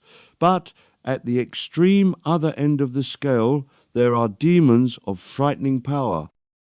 It is important to understand that demons do not make contact with ordinary people, so there is little to no danger of good people ever being influenced by a demon. The good angels survey good people and keep them from harm. However, should even a good person decide to do something evil, by the laws of free will and mutual attraction, he might open himself to influence by a demon. This would, in all probability, be a jinn. The only people who would attract the attention of a powerful demon would be someone who would, for many years, have been steeped in true unbridled evil. Just as good angel help can be invoked to assist anyone that needs help in any manner, so the demonic forces can be invoked to cause harm to a person. This harm, of course, would be directed against another person, but this can only be done at a price. To project harm at someone implies that the person who it is intended to receive the harm is informed that evil is being projected towards him and is willing to accept the harm. Let us explain how this works. A black magician, if he decides to put a curse on someone, needs to invoke a demon to harm that person. However, there are certain cosmic laws governing such events. One of these laws is that to give something to someone, the recipient must be informed that he is being given something. It may be possible to give a physical present anonymously, but even then the recipient must be aware of the present. For instance, should someone wish to give a bouquet of flowers to another person, the giver may remain anonymous, but the recipient must receive the flowers, or it would be pointless. A bouquet of flowers may usually be harmless, but if a curse is sent, a curse being invisible, the recipient must be informed that a curse has been sent, or it would not work. This is how voodoo, for instance, works. A black magician sends a curse, but the recipient must be informed that he has been cursed, or he would not know about it, and it just would not be effective. This is a risk. Once a demon is sent to harm a person, not only must that person be informed about the curse, but he must accept it. If the recipient refuses to accept the curse, it has to return to the sender. This is another cosmic law. A curse cannot remain just floating in space, it has to be received by someone. In the case of voodoo, the people who practice it are usually fairly superstitious and think that, once cursed, they are doomed to accept the curse, and so they do, and the pact is sealed. It is rather like someone sending a letter and another receiving it. However, what a lot of people do not know is that they can refuse to accept the curse just as they can refuse to accept a letter. Then the curse, like an undelivered letter, returns to sender. So, if a black magician sent a curse to someone, and that curse was refused, the curse would have the same effect on the magician as it was hoped to have on the victim. The demon, once sent on a mission, is obligated to harm someone.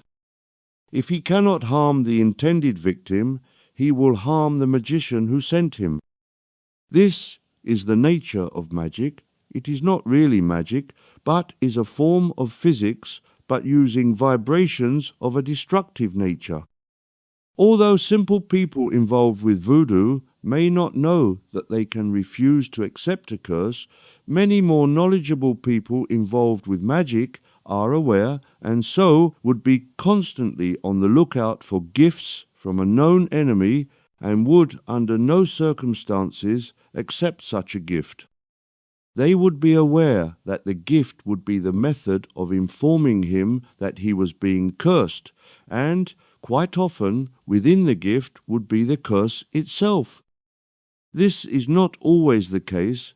Once a person has been made aware that he is to be the target of a curse, a demon of some sort may be sent to harm the person in some fashion. However, as we have said, if the gift is refused, or if, for any reason, the potential recipient is unaware of the curse, the demon releases to the sender the harm he was to curse the victim. Black magic can be a risky business, and many a back magician has come to a sticky end through such practices. Amongst ordinary people today, black magic is much less common than it was in the past, but there are still groups of people throughout the world who regularly practice black magic or who hire the services of a magician to harm a neighbour. Then, of course, there are a surprising number of high-placed, influential and wealthy people who belong to covens and who practice black magic not only to harm enemies, but also in the hopes to improve their positions of power and fortune. As we gradually move into ascension, many of these people will be rounded up and have their potential to cause harm removed. We wish you to understand that we have a sort of double conflict going on in our 3D world. One part of it is to do with the directors of life who keep birth and death constantly in balance, or try to, and humans who, due to free will and their personal desires, are battling to impose, due to demonic angels and positive angels, their wills. Of course, positivity, by its own very nature, is stronger than negativity, so evil will gradually decline. Chapter 10. The Etheric Double. This chapter will deal with the last remaining aura, if we can thus name it, that concerns life in so-called physical form. It is referred to as the etheric double.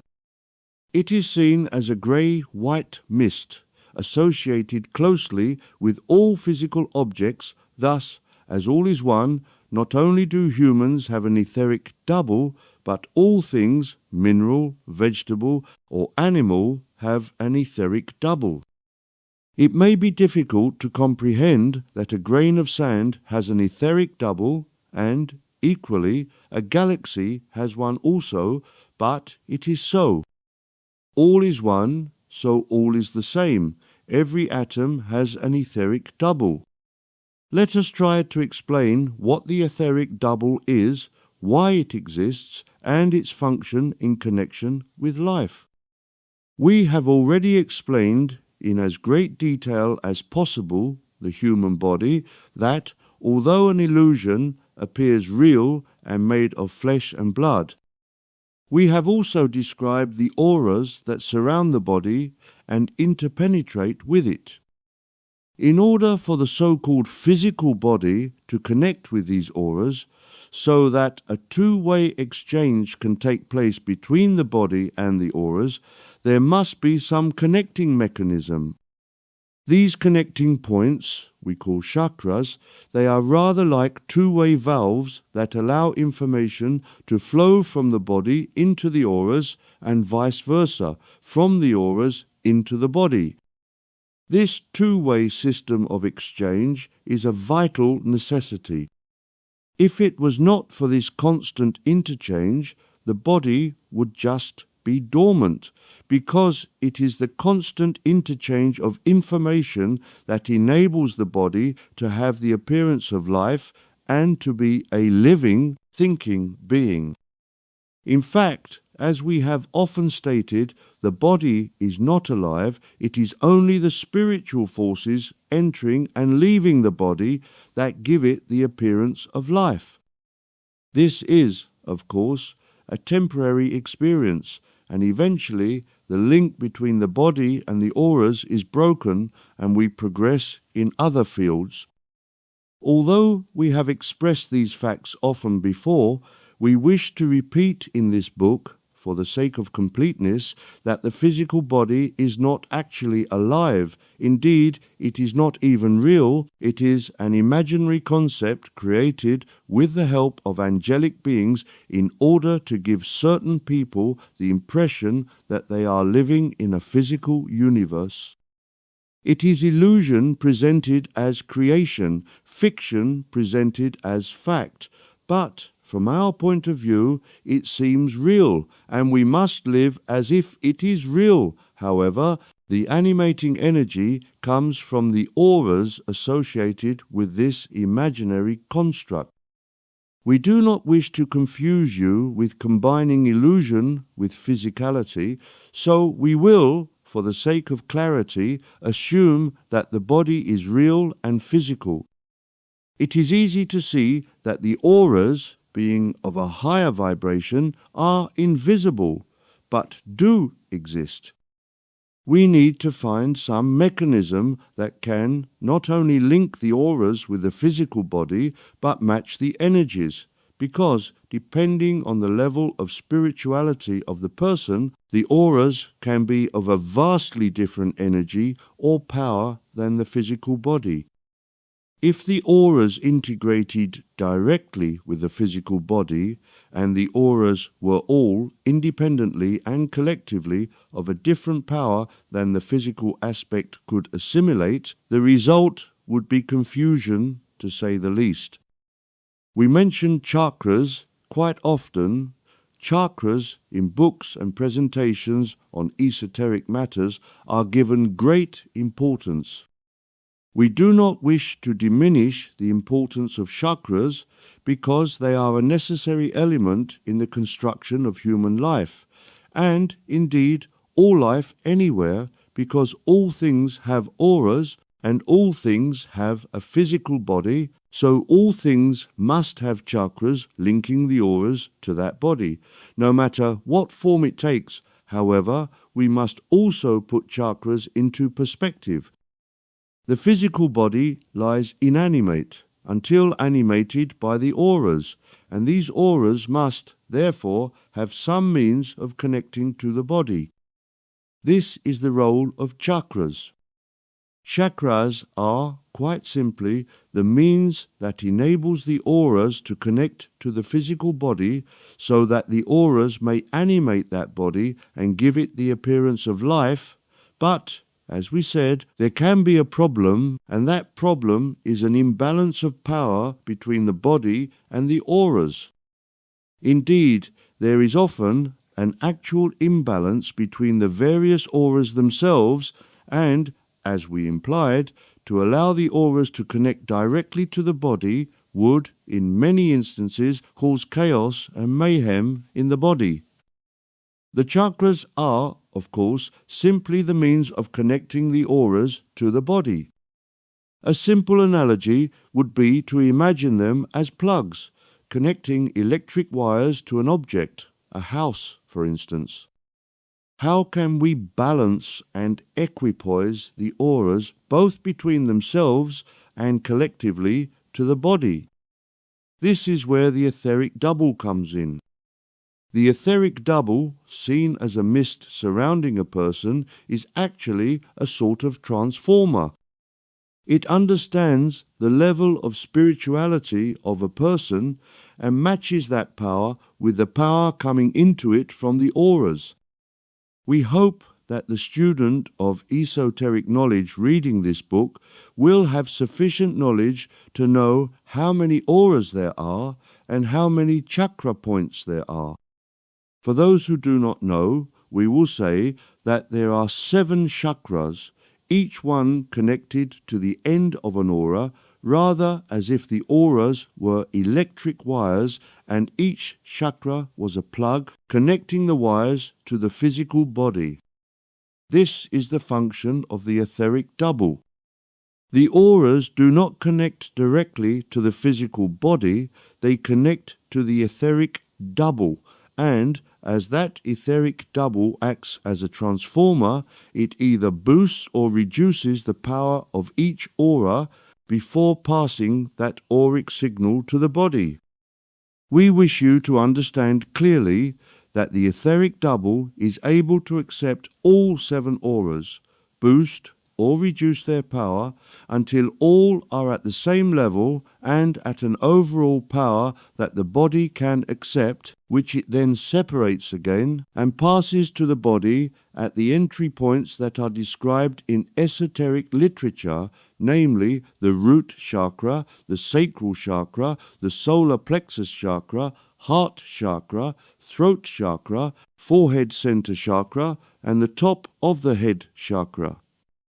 It is important that all this energy entering these chakra points from the auras via the etheric double should be equally balanced. That is the job of the etheric double, and it constantly monitors the power flowing from the auras and into the etheric double, and is always active doing its utmost to balance these 7 separate power sources and matching them not only between them, but at a power that the human body can accept. We should perhaps say that the same process is going on in every object, animal, vegetable, or mineral, but we do not wish to complicate matters by considering these life forms, and so we just consider humans, however, and unfortunately our human emotions can play a part in the power being accepted into the body. In a perfect person, the power entering the body via the etheric double would be in perfect equilibrium, but how many of us are perfect? We could, for instance, consider that masters such as Jesus or Buddha were perfect, but an investigation of their lives would reveal that they also struggled to reach that point of perfect balance. For us lesser mortals, we tend to go through life with one or more of our auric elements out of balance.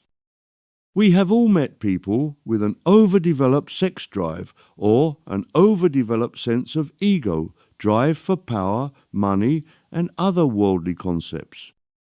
Some people are very kind-hearted, while others we call heartless. Many have addictions to alcohol or drugs, and so on. All these are signs of people with the inflow of auric power out of balance. In certain cases, this imbalance can cause illness, and often does. Perfect health can only be obtained in the degree that our auric inflow is harmonious, so it is important that the student of esoteric knowledge try, through meditation, to balance his auras. It is also important to learn to listen to the body and to recognize when something is out of balance and try to correct that imbalance by not giving into the fault until it dies through lack of nourishment. If we do not give way to anger, jealousy, addictions, the desire for power over others, the drive for money beyond that which we need to survive, and so on, gradually we can aid the etheric double in bringing balance to the body and mind. Then, and only then, can we truly become the perfect beings that God made us. But it must be said that if we were perfect, we would not have incarnated in the first place. Apart from the few wonderful beings that incarnated to teach us, the mere fact that we have, or have had, an incarnation implies that we are not perfect. We include us of the great white Brotherhood in this comment. Some of us have more or less achieved perfection, but most of us are still struggling to reach that stage, so we should not be too hard on ourselves. The fact that we incarnate implies that we have deficiencies, and an incarnation gives us the opportunity to meet these deficiencies face to face and overcome them if we so desire. Some people make this effort and are rewarded by a happy, contented life, while others cling to their faults as if they were assets. We think of politicians, for example, who spend their lives expounding half-baked theories that their overdeveloped egos drive them to expound. We think of very rich people who, nevertheless, chase after yet more money in an endless desire to make sure that they have sufficient to keep the wolf from the door. We think that you can see quite easily, if you look at both your body's desires and your thoughts that are out of alignment with what we would consider to be more in line with perfection, and make some effort to correct them. However, life is meant to be lived, and there is no point in shutting oneself away in a cell somewhere in an effort to avoid temptation. Indeed, that would not resolve the problem at all. We need to ignore temptation, not remove ourselves from it. If we can ignore temptation, gradually it will fade from lack of nourishment, as we have stated above. This simple process is the key to ridding ourselves of our negative aspects. As we do not like having voids in our makeup, in the degree that we can rid ourselves of negative thoughts, so positive thoughts can move in to fill the void. It is in that way that we can become better people. We do not actively have to struggle to become better. It is sufficient to remove negative thoughts, and our higher self will automatically fill the void with positive elements. It is not difficult. Thus it is that the road to perfection can be trod in the degree that we rid ourselves of imperfection. It is a natural path that we take. In the degree that we reduce negativity, positivity floods in. All great saints knew this and encouraged us not to give in to temptation. The path to perfection is not hard. It might seem to be a struggle, but that is because every moment of our waking day is filled with things designed to create negative thoughts. Some of these we have already discussed in previous missives: adverts on TV designed to create jealousy, sports designed to create fear, anger, and disappointment if our team loses, the constant fear of lack of money, the constant chase after being a more beautiful or handsome person, the constant desire to have a better partner, or indeed to find a suitable partner. This endless stream of events portrayed on TV, the political battles, the wars created throughout the world, etc., has been carefully designed to keep people in a state of negativity. The answer is to reject all this, accept one's life as it is, and let the positive, joyful aspects flood in and enable us to rise to a higher level. This, in part, is what is called ascension. The evil ones want to keep us all in a negative state, a state of fear, anger, and all the negative emotions. When we can see through all this negativity and see it for what it is, just a plan created by negative entities and fed into the minds of our rulers, who, in turn, feed it into our minds, and in the space created when we reject this negativity, allow positive thoughts to come in, and then a wonderful thing happens. Our body and our auras start to glow in a bright manner. God's light, pure starlight, comes with positive thoughts and raises our vibration. All of every aspect of us, our body, our mind, our imagination, and all the things that we have described above start to glow with God's light. Our id, the real us, starts to glow bright, as all is one, and your id is actually also everyone's id. Then the id of everyone starts to glow brighter, and everyone is affected by the feelings of positivity. That way, all rise in frequency. Light is vibration, and vibration is frequency, and frequency is what makes a dimension. It is through the simple act of ignoring temptation in all its forms, reducing and eliminating the negative thoughts, that humanity as individuals and as collectiveness will be flooded with light of a higher frequency. By the law of mutual attraction, we are drawn to a dimension that matches our frequency. If and when we can raise our frequency, we are drawn by the law of mutual attraction to a higher level, a dimension higher than the one that we currently are on. This is ascension. As the evil ones are stuck on a low dimension, they ardently want us all to stay with them so they can control us, and it is their constant fear that we will see through their ploy and reject negative thoughts, because if and when we can rise to a higher frequency, they lose their grip, their stranglehold over us, and we are free from them. That is why TV, radio, the newspapers are full of stories designed to create negative thoughts. If and when we can rise above them, we are lost to them, and they have no one to control, we are free, and all this can be created quite simply by refusing to accept negative thoughts. It is that easy. Ascension is the inevitable result of ridding oneself of negative thoughts. Freedom, joy, happiness, brotherly love is the reward given by God for ridding oneself of negative thoughts.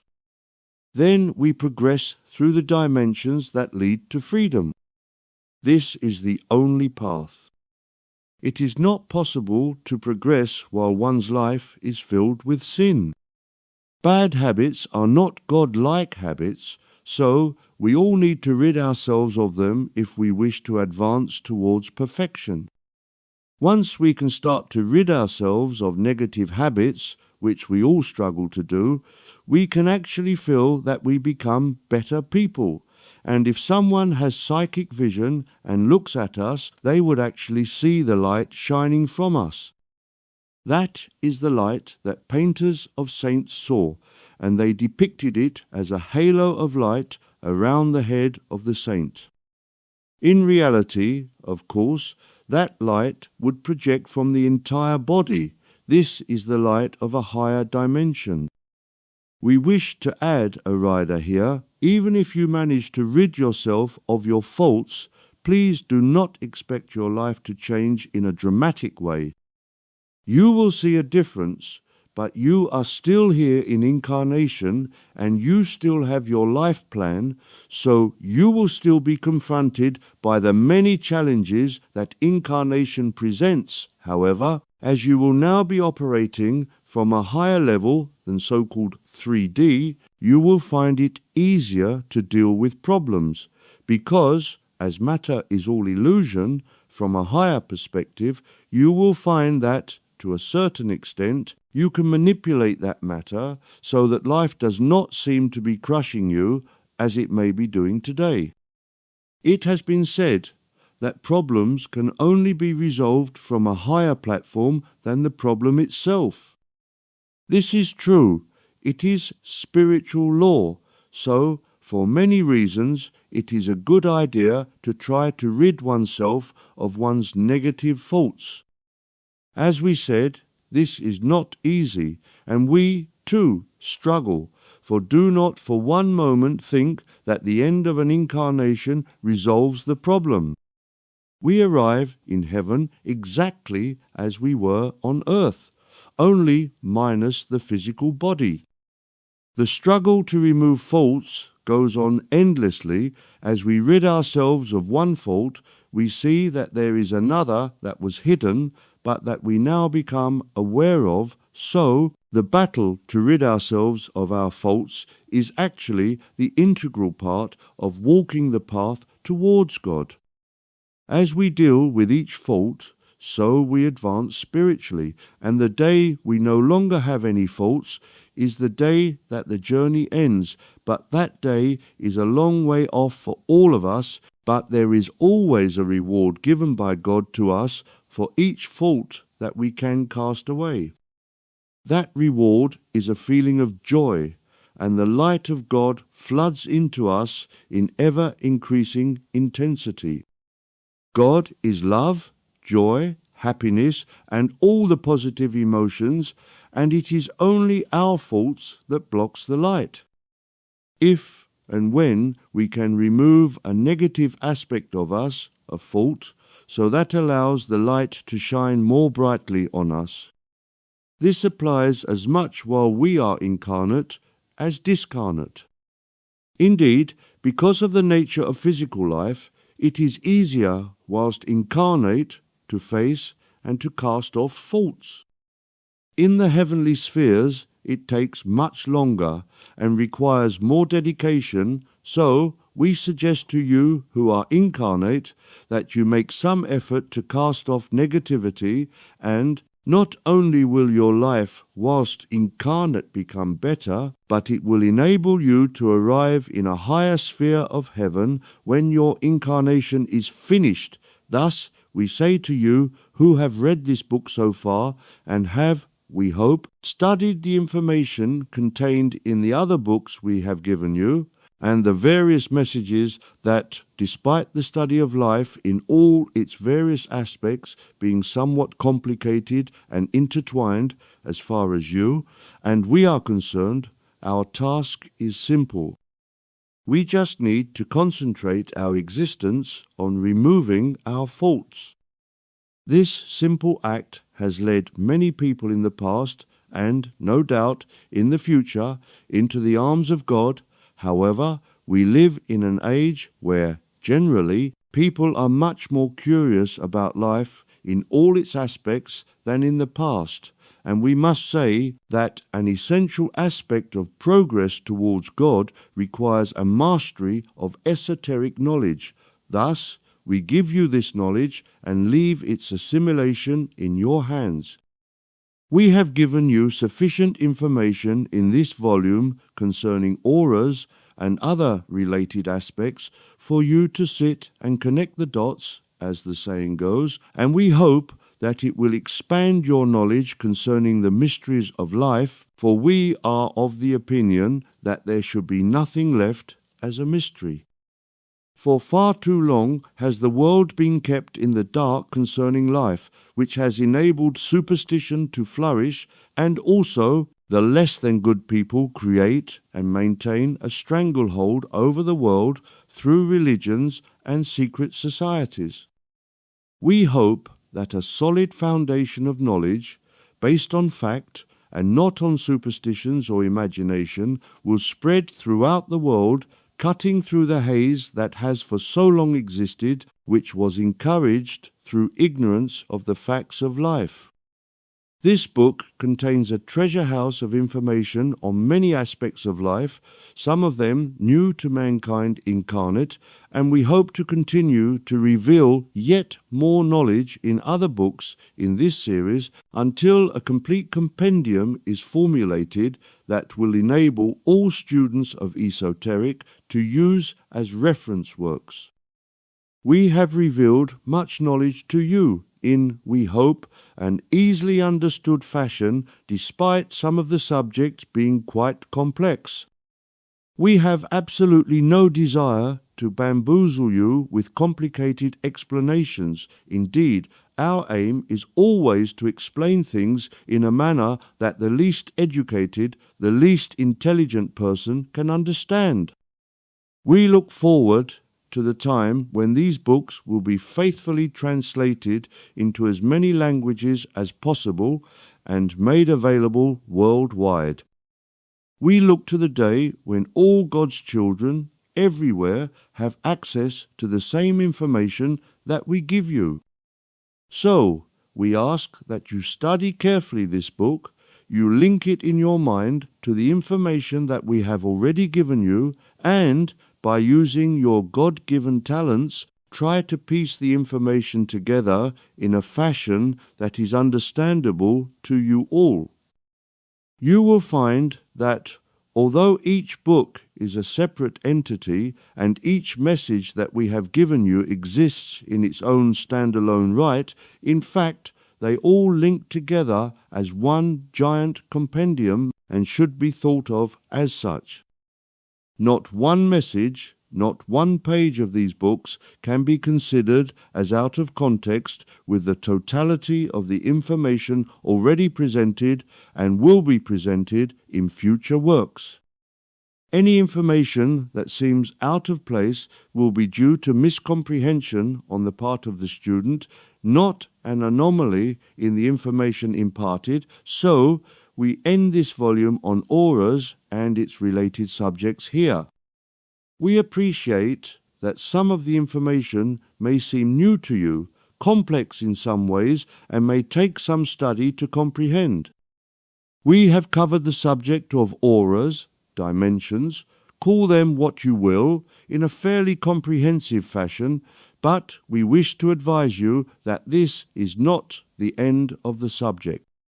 All life, everywhere, is connected, so the subject of auras cannot really be considered in isolation from all other aspects of life, and we wish you to understand that there is more to life to explain, and so we will continue to release knowledge as and when we can until each and every student of the esoteric has a complete compendium for his reference.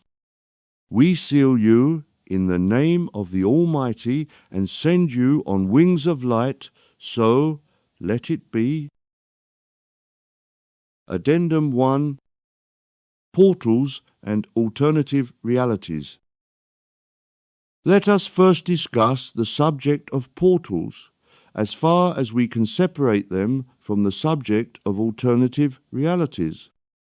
It is not easy to do because, by their very nature, a portal is a passage between two realities, if we may thus describe the imaginary areas that we all live in. So, first let us say, as we have stated so often before, that nothing is real.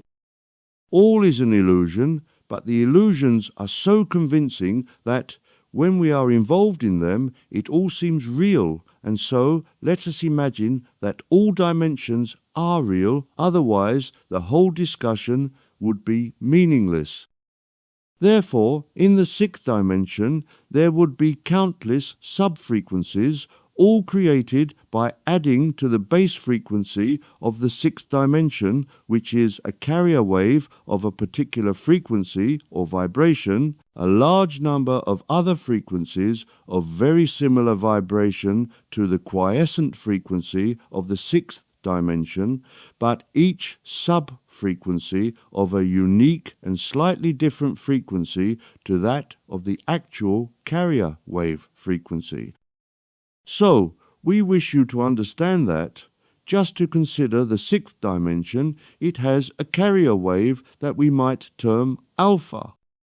Within that alpha carrier wave are created a vast number of other frequencies, alpha plus 1, alpha plus 2, alpha plus 3, and so on, in an almost infinite pattern.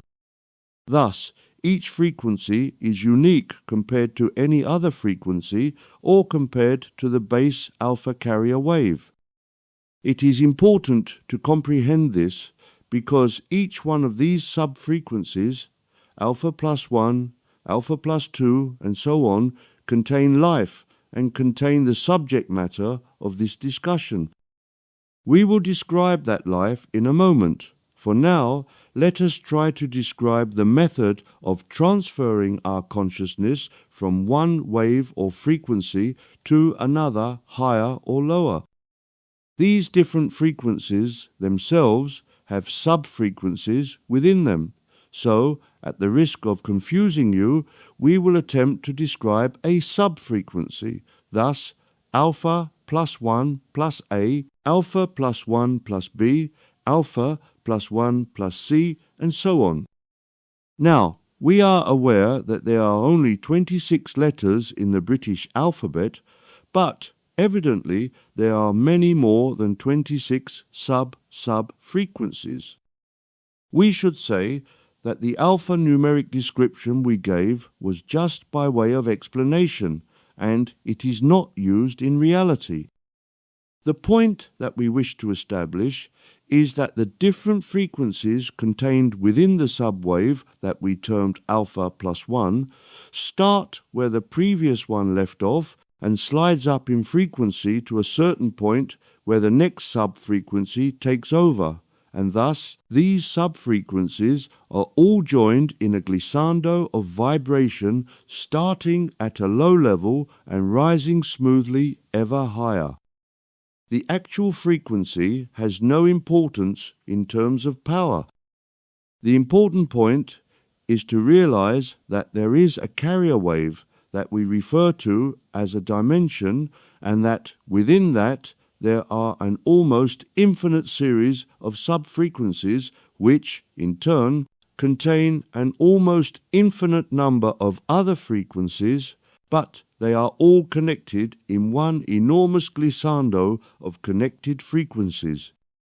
Thus, if we know how, we can easily move from one frequency to another by just raising our frequency, not in the sense of having to step up or down as if we are on a staircase, but more in a sense of being on an escalator, sliding up between levels. So, what has this long and somewhat confusing introduction got to do with portals? As all the different frequencies are interconnected, we are constantly moving up and down these escalators without realizing it. It is part of life to move into and out of these different frequencies. Indeed, each one of us actually lives on a separate frequency from everyone else. That is what gives us our sense of being a unique person. But these frequencies upon which we live are so similar that if we mix with families, friends, or work colleagues, we don't notice much difference. It would only, for instance, if a person from a European or American city environment suddenly found himself mixing with, say, an Amazonian Indian group deep in a jungle, that he would start to realize the vast difference between his way of living and thinking and the way that the Indian people live and think.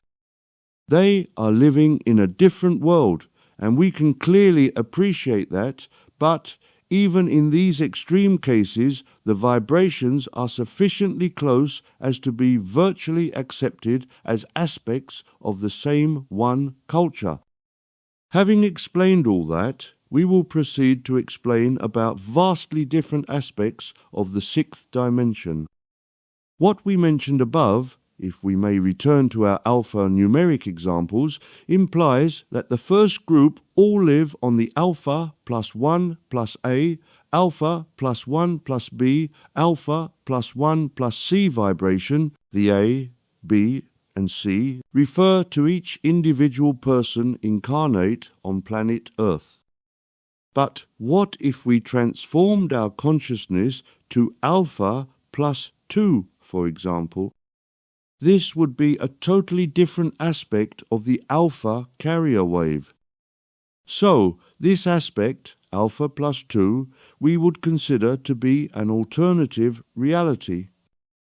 This is where we need to consider portals, because portals are the connecting mechanism between what we called alpha 1 and alpha 2.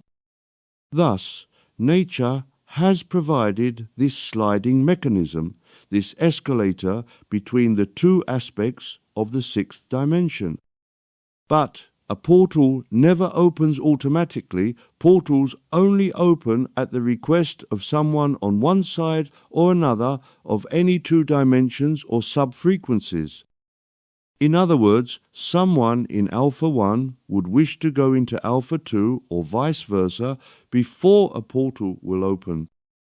The most obvious example is in the death experience, where a portal between the person on earth and the heavenly sphere opens, and the consciousness of the person travels along a tunnel of light into the heavenly sphere.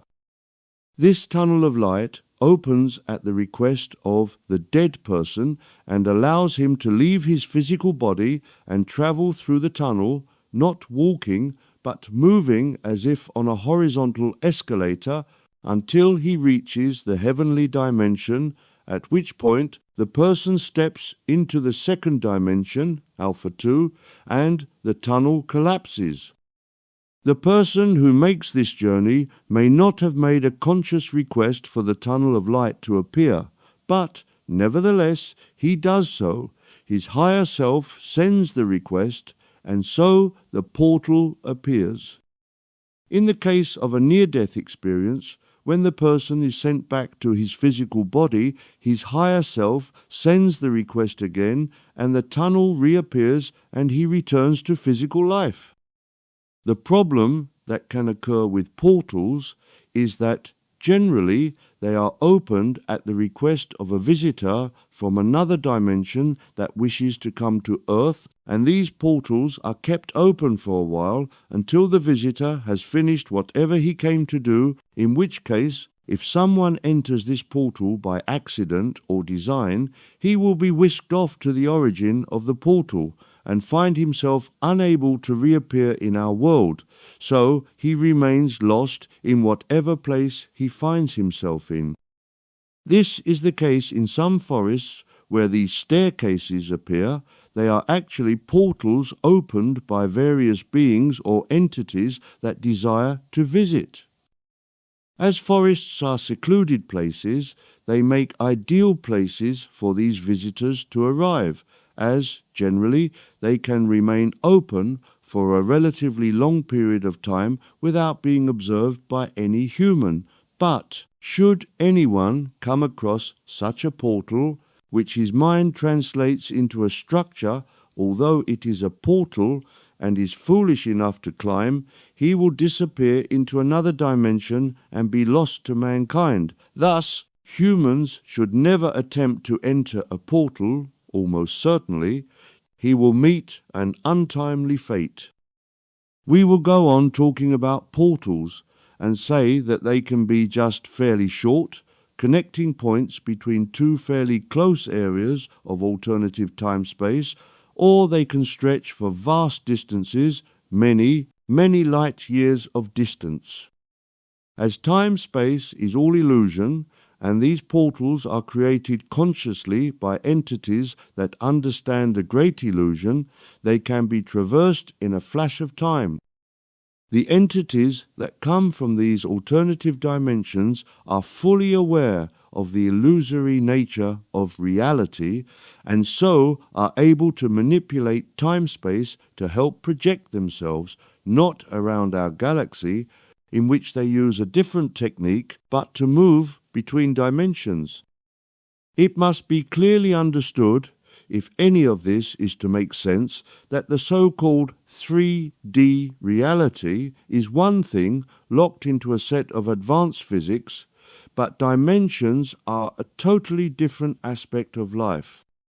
If we may give a very childish analogy, imagine that you lived in a totally flat Earth. You would only be aware of forwards and backwards, left and right, but if someone suddenly points out a new dimension, above and below, it would appear very strange and difficult to comprehend. This is the case with dimensions. They are a different aspect of reality, only recently thought about by those following quantum physics. But these different dimensions were part of God's original creation and are a fascinating subject that we will try to explain shortly. So, we wish to conclude this short discussion on portals and draw the strings together in the hopes of bringing understanding to you. Portals are communication devices that can be created by desire in order to move from one dimension to another. They are actually created from astral matter. A strong desire can gather sufficient astral matter together to make a passage between two dimensions possible. They can be visible or invisible to human eyes. There is nothing really esoteric in them. They are just astral matter collected and concentrated by the desire to make them exist. Actually, that is all anything is. everything that can be observed, animal, vegetable, or mineral, is just astral matter concentrated to form whatever a consciousness desires, portals are no different. We will go on now to discuss the various dimensions and, more importantly to this discussion, what are known as alternative realities. The connection between the various aspects of so-called reality is always a tenuous one, due to the fact that all people create their own version of reality using their aspect of imagination, and so no two people are living in the same reality, and therefore, should they reach into a different reality, it would be one personally created by them, and thus different from any alternative reality created by anyone else. So, in theory, it is pointless in attempting to generalize in any description of any aspect of life, because it would really be necessary, before describing anything, to say, in the opinion of Mr. X or Miss Y, such and such a concept occurs. Now, this occurs because, as we have stated, within any dimension there are a large number of sub-frequencies, one for each person. This also applies in the plane of imagination, so each person creates with his imagination the world or reality that he considers appropriate to him or her. However, there is an exception to this rule. The plane of higher self, the fifth dimension, contains truth. It is the only dimension so to do, but to live in this one true world implies access to the higher self. We have mentioned that there is only one higher self for all people, so if two or more people are able to link with the higher self, any subject that they might mention would be identical, as they both would be accessing the truth.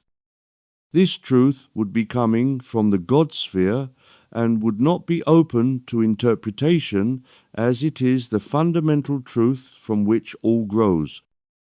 But throughout the long annals of history, of the vast amount of information disseminated by huge numbers of so-called wise men, scholars and sages, how many have truly been in contact with their higher self? This can open the door to collective misinformation generated by entities of less than good intent, but have nevertheless persuaded vast numbers of people that it is truth. A classic case is reincarnation and its bedfellow karma. The vast amount of the world's population accept reincarnation as fact, and so, if one gathered a large number of people together and asked them to raise their hands if they believed that reincarnation was fact, even today the majority of hands would go up, even though it is not true at all. Thus, we warn all that just because something is accepted by the majority does not mean that it is truth coming from the higher self. It can also be misinformation planted in the collective subconsciousness. With this warning in mind, let us at last turn to examine alternative realities. Now, as we said, there is no one reality, because we all create our own reality based on personal and collective experiences and our reactions to those experiences. But let us, for the sake of trying to understand alternative realities, imagine that we all live in one reality. Even this needs qualifying, because those incarnate would have one set of experiences, whilst those discarnate would have a totally different set of experiences, and thus a totally different aspect of reality. But we must make some attempt to draw all this into one common denominator, or we shall never be able to advance with this subject. So, let us put aside our differences and imagine that we are all living in a similar world, and having similar experiences. Now, why should there be other realities, and what purpose do they serve? The world is a complicated place, and so we need to stretch our minds if we want to comprehend it.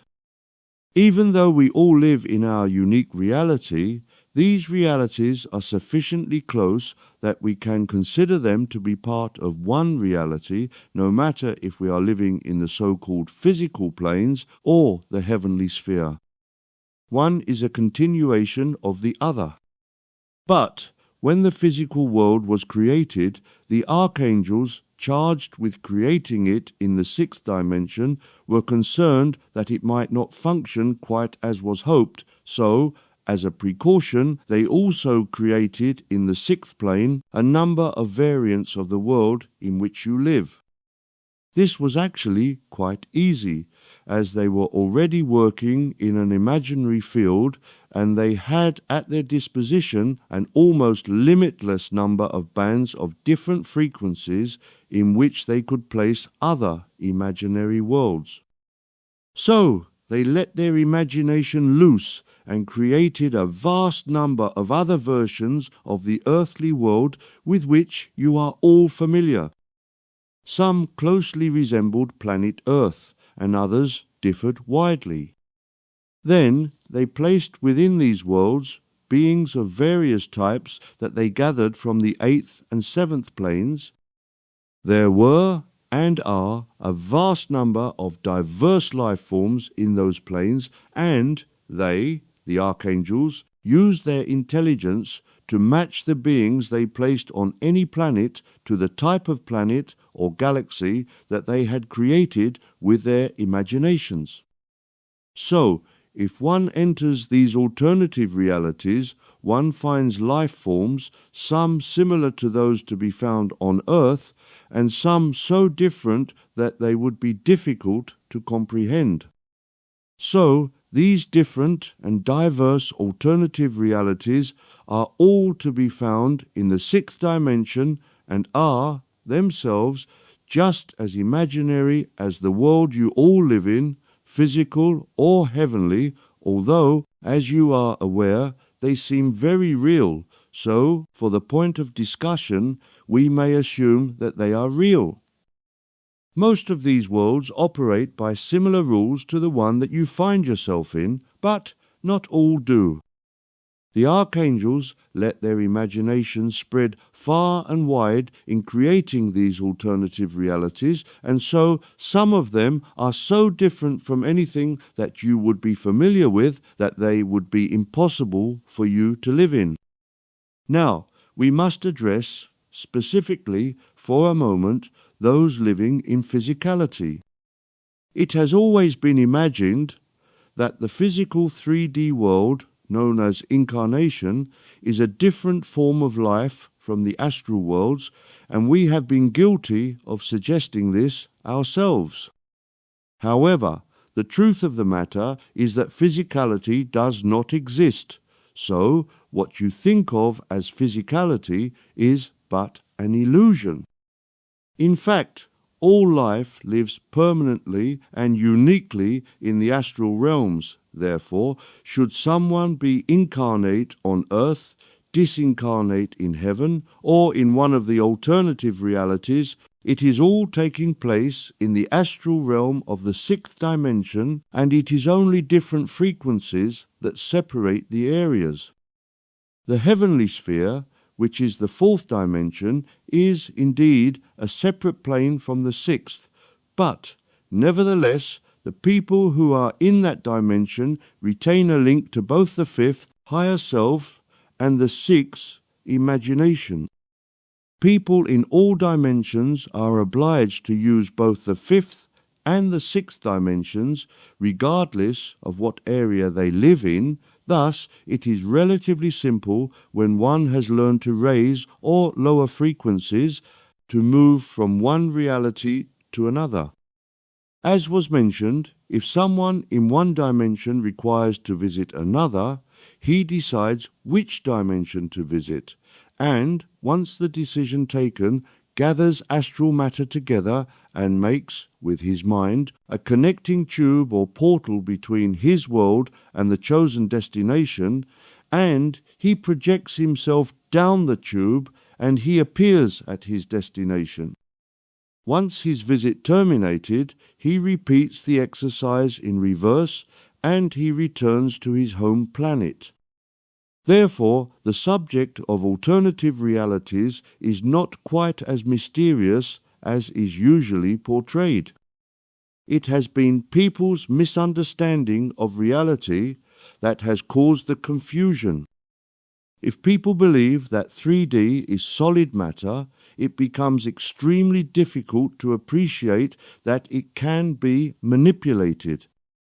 Once we realize that it is all vibration, all illusion, and all connected, it becomes easier to realize that it can be manipulated.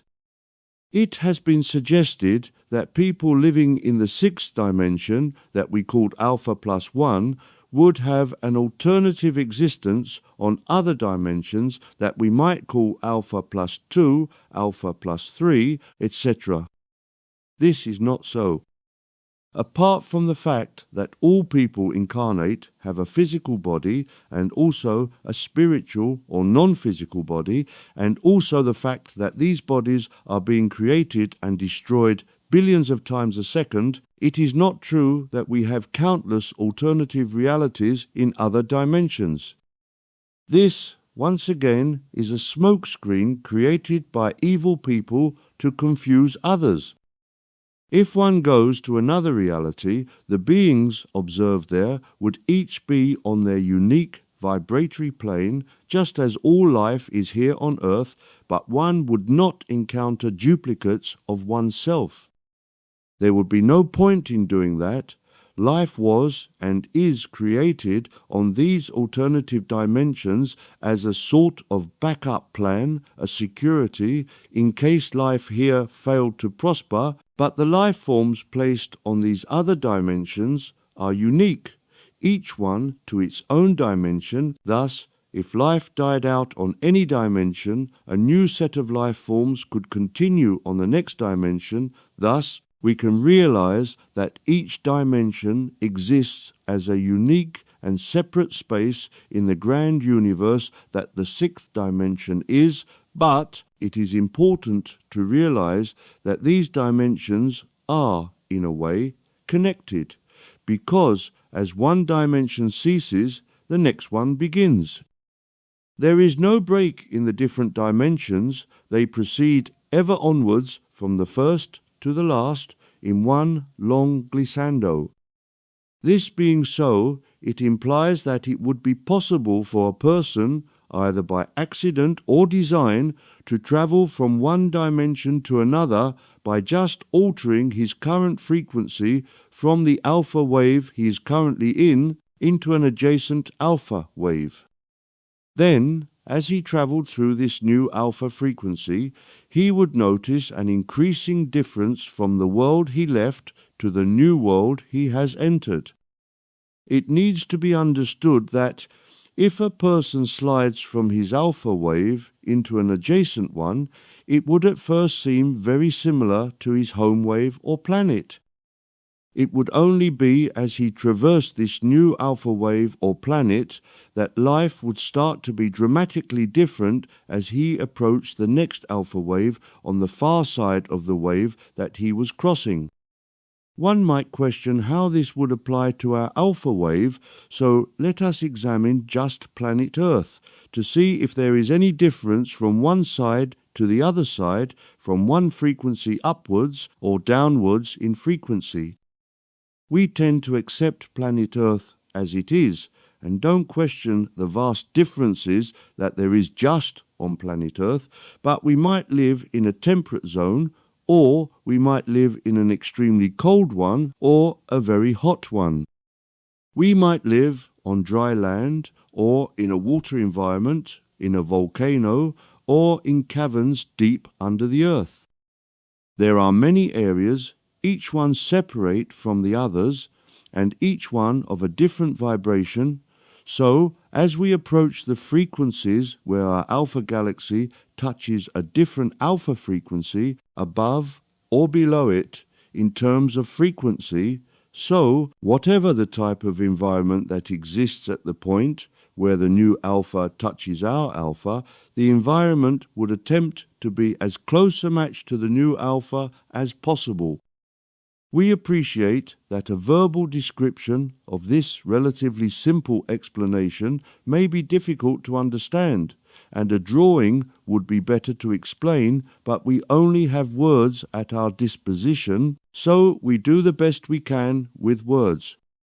The point of that somewhat convoluted explanation was to tell you that the joining point between any two dimensions or realities would be very similar. It is only as one progresses through the new reality that the landscape alters. If one could progress through alternate realities, one after another, Alpha 1, Alpha 2, Alpha 3, and so on, so the reality from your base alpha vibration would become more and more noticeable. Eventually, of course, one would arrive in a reality so different from one's base alpha frequency that it would be impossible to progress further. Some of these alternative realities are strange indeed, but it is worth remembering that they were created initially as a backup to ensure that what is termed physical life could continue in one shape or form. This creation was a long time ago, and now each reality has created a reality of its own and exists in its own right, just as our reality exists as an independent, positive creation. It has been questioned if time travel is in any way connected with alternative realities. As you know, time does not exist in reality, there is only the now moment, so, in theory, time travel is not possible. However, it is obvious that in the illusionary world in which we all live, time has always existed and is considered to be an integral part of history. Even in the heavenly spheres, we mention the past, present, and future. Let us try to examine somewhat what we mean by time and how it came to exist. At the time when, originally, God's archangels created life in the eighth plane, time had no relevance. Everything being immortal, there was no need to consider time. But eventually, life developed to the point that the sixth dimension was filled with a variety of different elements, one of which was and is the illusionary physical universe that you people live in. So, in that area, the concept of both space and time were introduced. We must say that both space and time are illusions, as we have often stated in the past, but became an essential part of this false reality. We will also say that sequence of events, which is another way of considering time, is also an illusion, although we have often mentioned it as a sort of replacement of time, because all things actually exist at the same moment. But we must have, when dealing with the so-called physical universe, something to latch onto to help explain how life appears to work in the world in which you live. So, sequence of events was chosen to replace time in order to help you all get used to the fact that time does not exist. If time does not exist, and even sequence of events is an illusion, how and why do we need to have time in the illusionary worlds created within the sixth dimension? The answer is fairly simple, although rather difficult to explain and to comprehend. Time has to be connected to another illusion we call space. In recent studies, time has been irrevocably linked to space by some mathematicians and physicists and has been called space-time. Both are illusions, but both appear real in the illusionary world that you live in. When life was placed within the sixth dimension, it was understood that carnivorous animals would need to feed themselves. Thus, the concept of the strong hunting the weak was introduced. There were certain advantages in this. As Darwin described in various publications, it was, and is, called survival of the fittest. Quite simply, it means that if an animal can learn not to be eaten before it can reproduce, the knowledge of how to survive would be included in his genes, his DNA, and be passed to his offspring. So, the concept of fight, flight was also introduced. Any animal being attacked by a larger animal intent on eating the former so that it also might survive has one of two choices. Either it fights its attacker, hoping that the attacker will itself abandon the idea of eating it, or it runs away, hoping that it can outrun its attacker. To run away implies having space in which to run. Thus, we hope that you can see that the concept of space, and eventually space-time, is linked to fight, flight. This, quite simply, is what the concept of space was created for. Obviously, over time, when humans were introduced, the concept of space was largely expanded because humans, having a different form of intelligence to animals, once the basic concept of survival was overcome, turned their attention to examining areas outside of their immediate area in which they live. Animals, generally, remain within a quite small area which they learn to know very well and stop at that. Apart from the relatively few species that migrate, most animals do not concern themselves with areas outside of their home base, and certainly do not stop to consider what the moon is, nor the sun, nor the stars in the night sky. It is only man who concerns himself with that, so we will say something that will shock many. As we all, animals and humans, create our own realities, we can hypothesize that, before humans were introduced, much of what now exists did not exist. As animals were not interested in the night sky, for instance, it did not exist. Just as many animals are not really concerned by the concept of night and day, either sleeping through the night time or sleeping through the daytime, the concepts of either night or day do not really exist in many species. If diurnal animals are considered, for instance, as soon as dusk arrives, they return to their lairs and sleep until daylight appears, when they wake up again. They have no concept of the night, nor of the moon, nor of the stars. If woken up, they would be totally lost if they were forced to leave their lairs at night. The same applies in reverse to nocturnal creatures. Thus, as all is created by imagination when only animals lived on Earth, much of what humans accept as normal, stars, for instance, did not exist. There was no need for them, and so they were not created by their imaginations. Even the moon did not exist. Nocturnal animals developed eyes that could see in the relatively total darkness, and/or developed psychic ability to see the auric forms of their prey. If we could go back to those early days, the universe that you are accustomed to seeing would have looked very different from what it does today. As animal life spread around the planet, so large tracts of Earth were developed through imagination. The interesting aspect of this is that skilled people have come up with the theory that long ago planet Earth looked very different to what it does today, and although these experts have no concept as to why planet Earth looked different, the simple answer is that it did so, because all life creates their environment with their imagination, and if there were no sentient, thinking beings in an area, that area did not exist.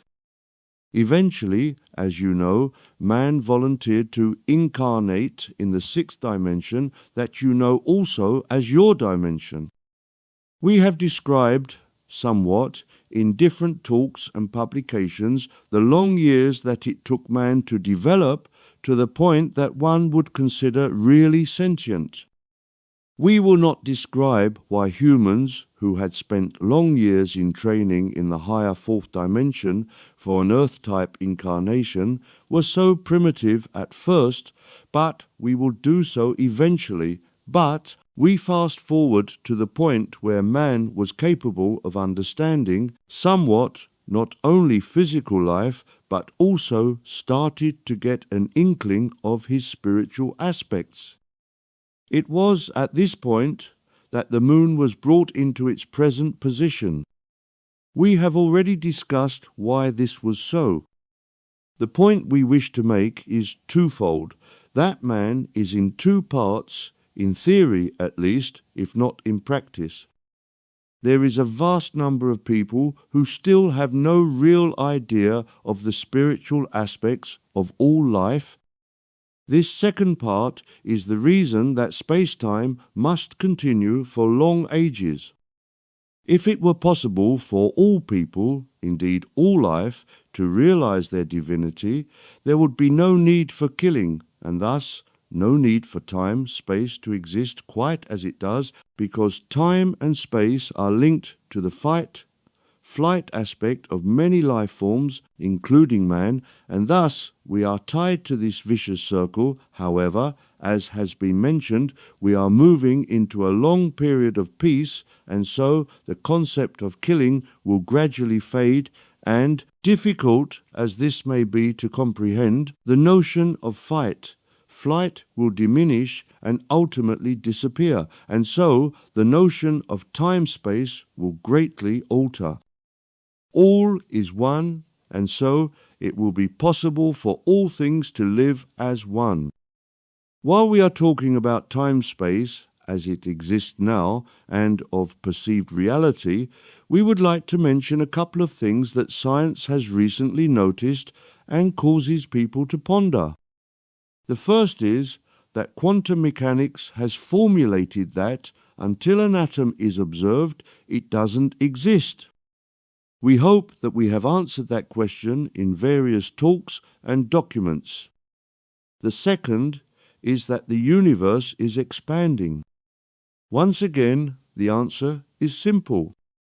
If nothing exists until it is required to exist, by the same token, if we search, we will find. Thus, as astronomers explore the outer edges of the galaxy, they question in their minds if there is more, and thus they create more in their imaginations.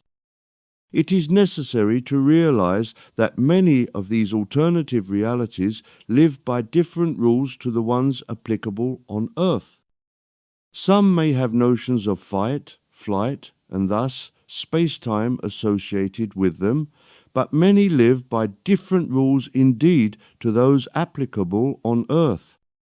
It would be fruitless to try to describe these worlds, because not only do words not exist to explain the notions, but you would be quite incapable of understanding the methodology of such life, any more than the creatures living in these strange worlds could understand life in our world. But, as we have previously stated, here on Earth there are vast numbers of people that would and do reject our teachings as totally spread by rambling minds. It is time to wrap up this talk about portals and alternative dimensions. We have given sufficient information to enable you to understand the nature of both portals and alternative realities. We hope that this explanation gives you food for thought and has helped to clarify yet another aspect of God's great creation, life. Addendum 2. The other side of life. This will be information concerning life in other dimensions than what we have so far described. We have mentioned life in two different dimensions or areas of existence, but there are an almost infinite number of areas where life exists. We wish, at this time, to describe life in an alternative version of Earth to that which we have mentioned. We have described life in the sixth plane, that of imagination, and we have described life in backup versions of life, created in case any one version was destroyed or failed for any reason. However, there is a version of life that is very close to the physical one that you are familiar with and in which you think you live. We wish to describe to you life in an area that few people are aware of, but is interesting to investigate. It is a version that will become apparent in the future as people progress through ascension. It is to be found as one progresses outside of and beyond the solar system as it appears in this life. If and when we can develop our intellect to the point that we can realize that all is illusion and that nothing really exists, not even the one point of light that we and others have mentioned, this singularity, we appear to be left with nothing. Indeed, we have mentioned that higher self and God is to be found in this apparent nothingness, and we have mentioned that there are multiples of this nothingness, each one working towards the creation of alternative versions of life as we know it to be in our galaxy. We might have given the impression that God, Prime Creator, is to be found in these nowhere places. Whilst that is true, it is not the end of the story. If we can, with our minds, progress beyond the nowhere place in which God is to be found, we can come out on the other side of that nothingness into a whole new creation. It can be imagined if one counts back from certain number towards 0, 5, 4, 3, 2, 1, 0, then start to count in negative numbers, -1, -2, -3, -4, -5, and so on. Whilst the life that we are going to describe has nothing to do with numbers, positive or negative, it is worth using numbers as an example, in that mathematics can progress beyond 0. It is worth noting, in passing, that Roman numerals did not have a sign for a 0, and certainly did not have negative numbers, and so we imagine that had we been born at the time of the Romans, some 2,000 years ago, to suggest negative numbers would have totally confused people. We, today, are used to negative numbers, and there are even those versed in imaginary numbers. The point being that, today, negative numbers are understood, whereas 2,000 years ago they were not. As we have no concept today of life on the other side of God, so to speak, a start has to be made somewhere, and hopefully one day the concept of an alternative life will be accepted. Let us hope that it does not take 2,000 years to become common knowledge. Yet another way of thinking of God is to imagine a circle with God at the center. If we can visualize that life, as we know it, with all its ramifications, is taking just half of the circle, it leaves the other half for this alternative version.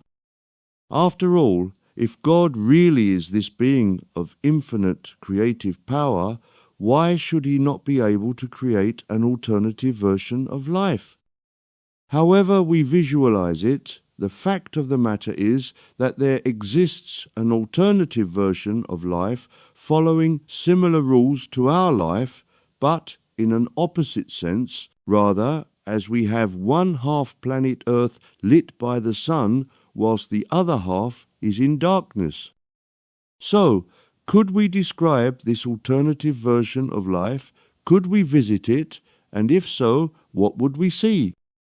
As we have already intimated, we can only start to investigate this alternative diametrically opposed aspect of life, when one has developed a great deal of knowledge, both spiritually and scientific. However, thanks to those beings who have reached this stage and who have explained to us what they observed, we are able to describe it to you. We must express our deep and undying gratitude to these advanced people who have shared their knowledge with both us and you, because thanks to these people, we are able to bring to your attention information that has largely been unknown until now. Knowledge is power, and it is through power that we can break the stranglehold of ignorance that has been used to keep humanity in slavery for so long. Thus, even if you have difficulty in believing some of what we tell you, we suggest that you read carefully all the messages that we give you, some of which are being revealed for the first time. Then, as you advance and as you come across this information, you will be able more easily to accept it as truth. The first barrier, that of creating a pigeonhole in which to store information, will have been broken. Freedom comes in the degree that we can accept truth. Let us start by repeating that which we have already explained, which is that in the degree that we can reach into the higher self, which is also God, we can eventually come to a place where God is to be found. This place is outside of time and space. It is presented to us as absolutely nothing, a place where nothing at all seems to exist. Already, this is difficult indeed to describe in any meaningful terms. It has to be experienced in order to understand. Language exists to describe space, time, physical, and even mental events, but how can we describe absolutely nothing? We can only do so by using words that describe events and say, in this place they do not exist. God is to be found in an area where there is no air, no gravity, no light, but also no darkness, no thoughts, no emotions, and every type of experience that we can describe, but with the word no in front of it. Who amongst us can visualize such a place, and yet this place exists? It is the equivalent of zero in the arithmetical example we gave. We ask you, if you can, to imagine peeling back the layers of life and experience one by one until absolutely nothing exists. That 0 point is the place where God is to be found, and yet, if we are in a place where absolutely nothing exists, how can God exist in that non-place? This is the big conundrum. God is the creator of everything, and yet we could say that God cannot exist because the place where He is to be found does not exist. We must try to answer this question if we are to progress in this essay. We could say that if nothing exists, then everything exists, but it is all made of nothing. This may or may not be true, but even if it is true, it doesn't help us much because it sounds like gobbledygook and is impossible to understand. How can everything be made of nothing? In the world in which we live, whether it be incarnation or in the astral realms, it is obvious that all that we can see is made of something. None of us live in a complete nothingness. In fact, to live in nothingness seems impossible. For instance, if we create a perfect vacuum, we still have something we call a vacuum. If we reduce the temperature of something to absolute zero, it can still be measured. In neither of these two cases do we arrive at the point where the concept of air and or temperature have no meaning. It is quite simply that we are measuring a lack of air and or a certain degree of coldness. So, Is it possible to imagine a place where air and heat, or lack of it, quite simply have no meaning? Even to try to imagine such a place gives meaning to that place. After all, artists of various kinds use imagination frequently to create things, the plot of a book or film, a painting, music, etc. They start off as imagination, and that is translated into a work of some kind. So, imagination is not nothing. Perhaps all we can do is to ask you to accept zero as a point where nothing exists, but we still have not answered the question as to why God exists in this nothingness. Perhaps we could ask you to accept that a problem can only be resolved from a plane higher than the problem itself. For air to exist, we ask you to accept that it was created from a plane higher than air. The only plane higher would be one where air did not exist.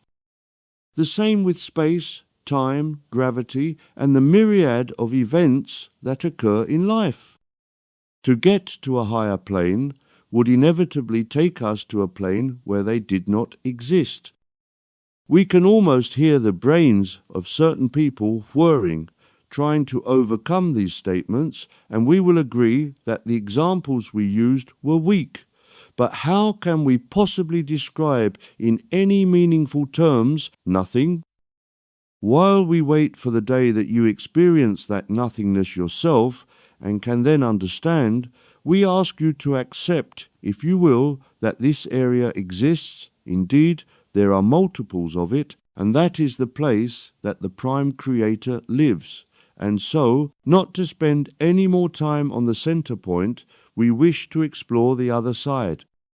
We will just repeat, for the sake of clarity, that for those who arrive in this strange nowhere place and are able to retain control of themselves, because the first reaction on arriving at nowhere is panic. This is quite understandable, of course. Suddenly, to find oneself, for the first time, in a place totally unknown, causes the fight-flight reaction to kick in, and one's first thought is to escape. However, if one continues to visit this area, we can realize that there is no danger, and it is actually a very blissful experience. So, when we get used to basking in the presence of God, some of us question if there is more. This questioning begins to open the door, so to speak, into life on the other side of the God area. After all, we must suppose that creation is endless, and so, especially, life must continue. So, we reach out with our mind and we learn gradually to approach the new life rather like a ship finishing a long sea crossing and approaching a new shore. Where we end up at first depends on us, our personality, our interests, our curiosity, etc. After all, the law of mutual attraction still applies. It is truly a universal law. So we are attracted to an area that is in alignment with who we are. Let us try to explain this alternative version of life on the other side of our life. Strangely enough, it resembles, geographically, Earth as we know it. The reason for this is that when life in the 8th and 7th planes were created, the archangels, who also created this alternative area, used the same blueprint, and thus the planet upon which we arrive looks very similar to our planet, with land, seas, rivers, lakes, trees, and vegetation. So, how can we be sure that what we are observing is truly the other side of God, and not us just returning to our so-called 3D reality? As we stand and look at the landscape in front of us, using astral vision, of course, we notice slight differences. For instance, if we try to pick up a stone, we find that it has no weight, or mass as it is termed, it is obvious that we are on a planet, and we therefore assume that gravity applies, but it is not so. We will mention at this point that even in the astral realms of our reality, gravity applies, and a stone would have a certain weight. The larger the stone, the heavier it would appear to us in the astral realms, but in this alternative version, mass has no meaning, therefore we could move a mountain if we so desired. Does this seem a familiar phrase? Did Jesus not say that we could command a mountain to move and it would? We can tell you that the Master Jesus was familiar with this alternative version of life and visited it often. When he made that statement, he was describing to his followers what life was like on the other side of God, but the rest of his lecture has been omitted from the Bible, partly because very few people then or today would be able to understand, and partly because the creators of the Bible did not want people to know about this alternative life. If people can be kept in ignorance, they are easier to control. However, the Bible occasionally reports the truth, even if accidentally, so the phrase concerning moving a mountain slipped into the Bible. Further, if we look deeply into the stone or rock, we see that it reflects our thoughts. This is difficult to describe because here on earth, rocks and stones appear dead. In this alternative version of life, rocks and stones are part of us, so if we link with them with our mind, the stone links also with us and becomes, essentially, a reflection of us. So we can not only see ourselves in the stone, but they can link with all our thoughts and emotions. In this strange alternative reality, all is truly one, and so the stone and us become one. Then, once we realize that the stone reflects us, if we look around us and use our psychic vision to project our thoughts and who we are out to the landscape, it all changes and becomes us. It is an amazing experience to see all the landscape change and become us. It is also that we would become the landscape, but as our will is stronger than the will of the landscape, so our will dominates the will of the landscape, and it becomes us. Eventually, if we relax our psychic will, the landscape returns to what it was before. So, unless we are hallucinating, it is obvious that we are not in our 3D world. Let us go on and try to present to you some more differences between our world and this strange alternative life. You may have already noticed that we have described it as being the opposite of life as we know it here. As all things present themselves as unique, independent life forms here in our world, and as we have described one of the ways that life is the opposite in this other world, life becomes very easily one connected life form, we would, perhaps, jump into the conclusion that everything would be the opposite to life here, rather as if one was just turning things upside down, but this is not entirely so. Certainly, many things that have a connection to physicality are opposite, as we described with rocks, but certain things do not change. For instance, good and evil remain the same, love and hate remain unchanged compared to our world, the concept of dimensions remains largely unaltered. So, let us leave them and explore the things that do or are altered in comparison to our world. As we explore this alternative reality, we come across animals. Many resemble animals that we see on Earth. They might have different names, but an elephant still looks like an elephant. A rabbit still resembles a rabbit. However, they do not act as dumb creatures, to use this rather disrespectful phrase. First and foremost, they would alter form as we linked with them spiritually or psychically, rather as we described with rocks and stones. However, as an animal is more spiritually aware than a stone, instead of the animal just being overtaken by our spiritual life force, there is a blending of the two, and so we would appear to have animal characteristics should we meet and interact with each other, and the animal in question would take on some human aspects.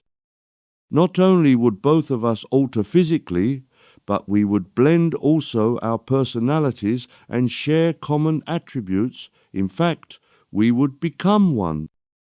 This has far-reaching consequences. For instance, here on Earth, some people have studied animals and/or plants and mineral life forms, and many a weighty tome has been written about them. In this alternative reality, such study is quite impossible for the simple reason that as soon as we turn our attention to something, it immediately alters and takes on some of our attributes, thus making it quite impossible to study in isolation.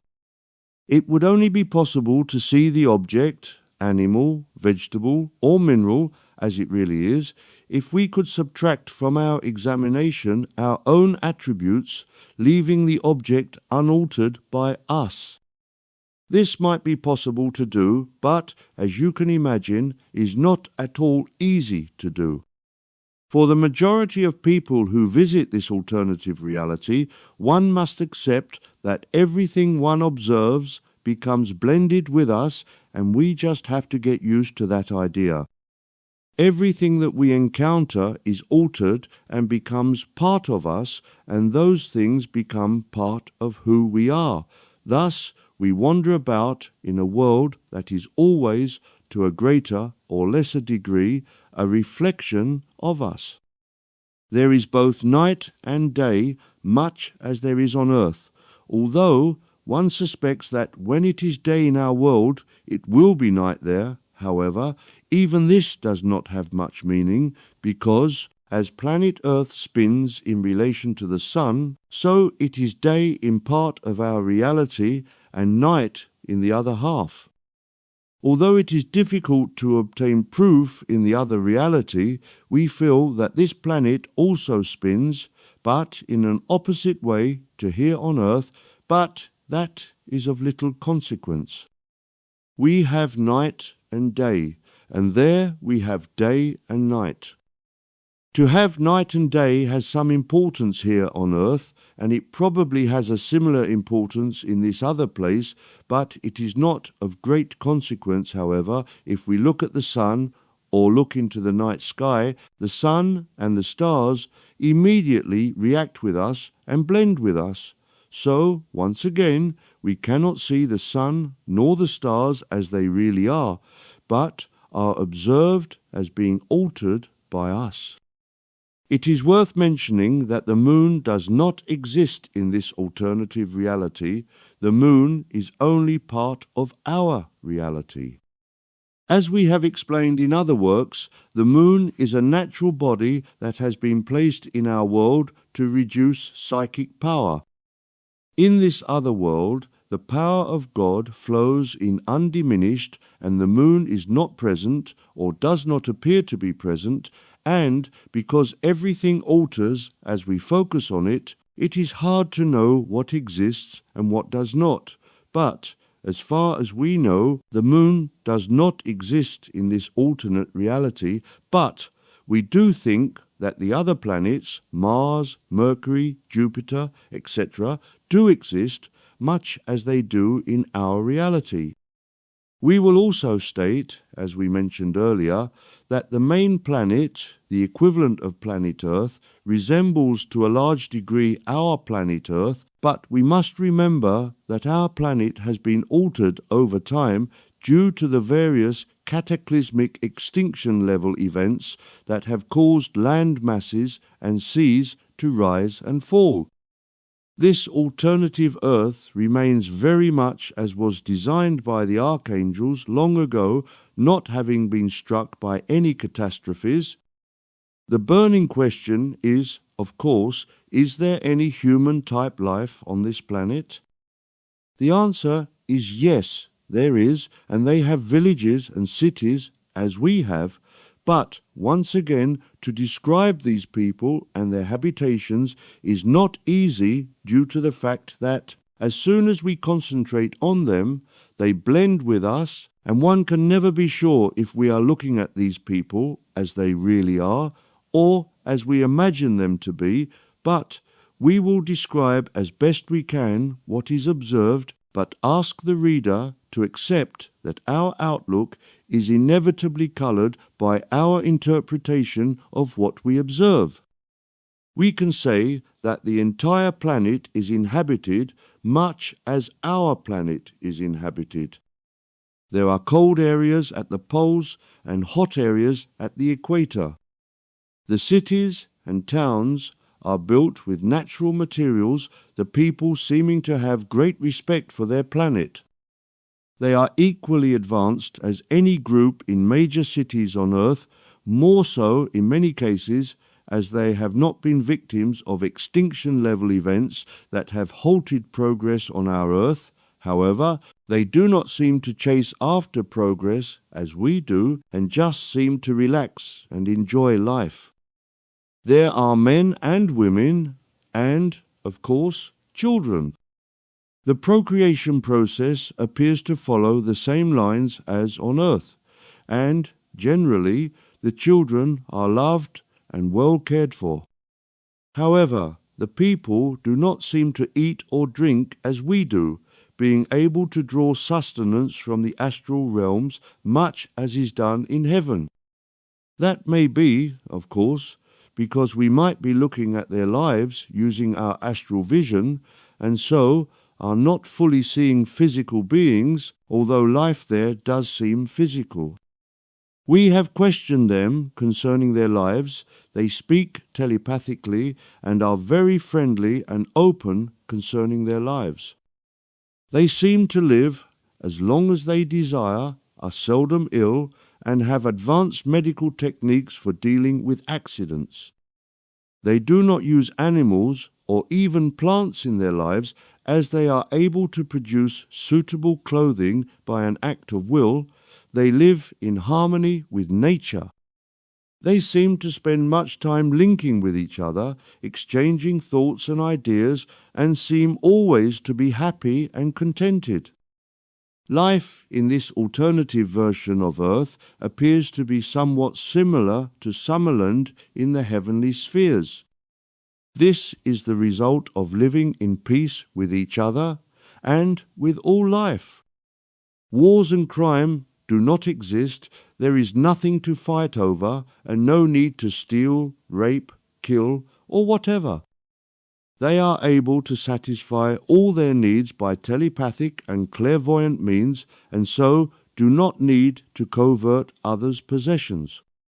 Their sexual impulses seem to be under control, so women do not flaunt their sexuality, and men do not desire them in that fashion. When a couple bond, it is because of love and a mutual blending, like attracting like. When we blend with them, we feel intensely their love, warmth, friendliness, and compassion, which supposes that we send to them our less than perfect emotions, but they do not react negatively to us. They grin and bear our presence, knowing that we will eventually leave them, and they can return to their former state of platonic love for all life. They do not use money, quite simply because they have no need for it. They have told us that they are aware of our version of planet Earth, and some visit us occasionally. It somewhat dismays them that we live in such a warlike fashion, but they are aware of ascension that is affecting us positively and, by the same token, will affect them negatively. We have already mentioned in other works this pendulum swing that bascules slowly back and forth between our two worlds, bringing light to one part and darkness to the other. We will just repeat what is happening. God's spiritual light shines on one half of this circle of life at a time.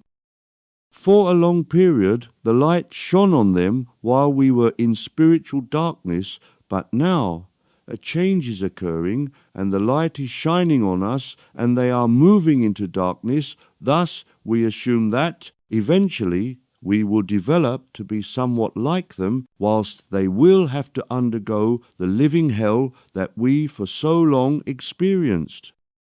Due to the fact that they have visited us over a long period of time, they observed the darkness that we went through and are aware that they too must experience this. However, for the moment at least, they are facing this dark destiny stoically, understanding the reason for it, and are happy for us that we will be moving into the light. They are preparing for the fact that they must suffer very much as we have suffered, and are certainly not trying to avoid it by moving to our reality, which they could. They know that they have to go through this torment and that it is an essential part of God's means of charging his batteries, so to speak. Thus, they are facing this dismal future bravely. We have presented a brief overview of this alternate world on the other side of God, and we hope that it has been beneficial to you to learn about this alternate, complementary version of life. No doubt there is much more that could be said. No doubt, just as in our dimensions, there is a lot that we have mentioned about alternative realities, alternative universes, and portals. The same exists in their reality, but we have said sufficient to whet your appetite, to open the door into the wonder of God's creation, so we will close this overview. Addendum 3, Akashic Record.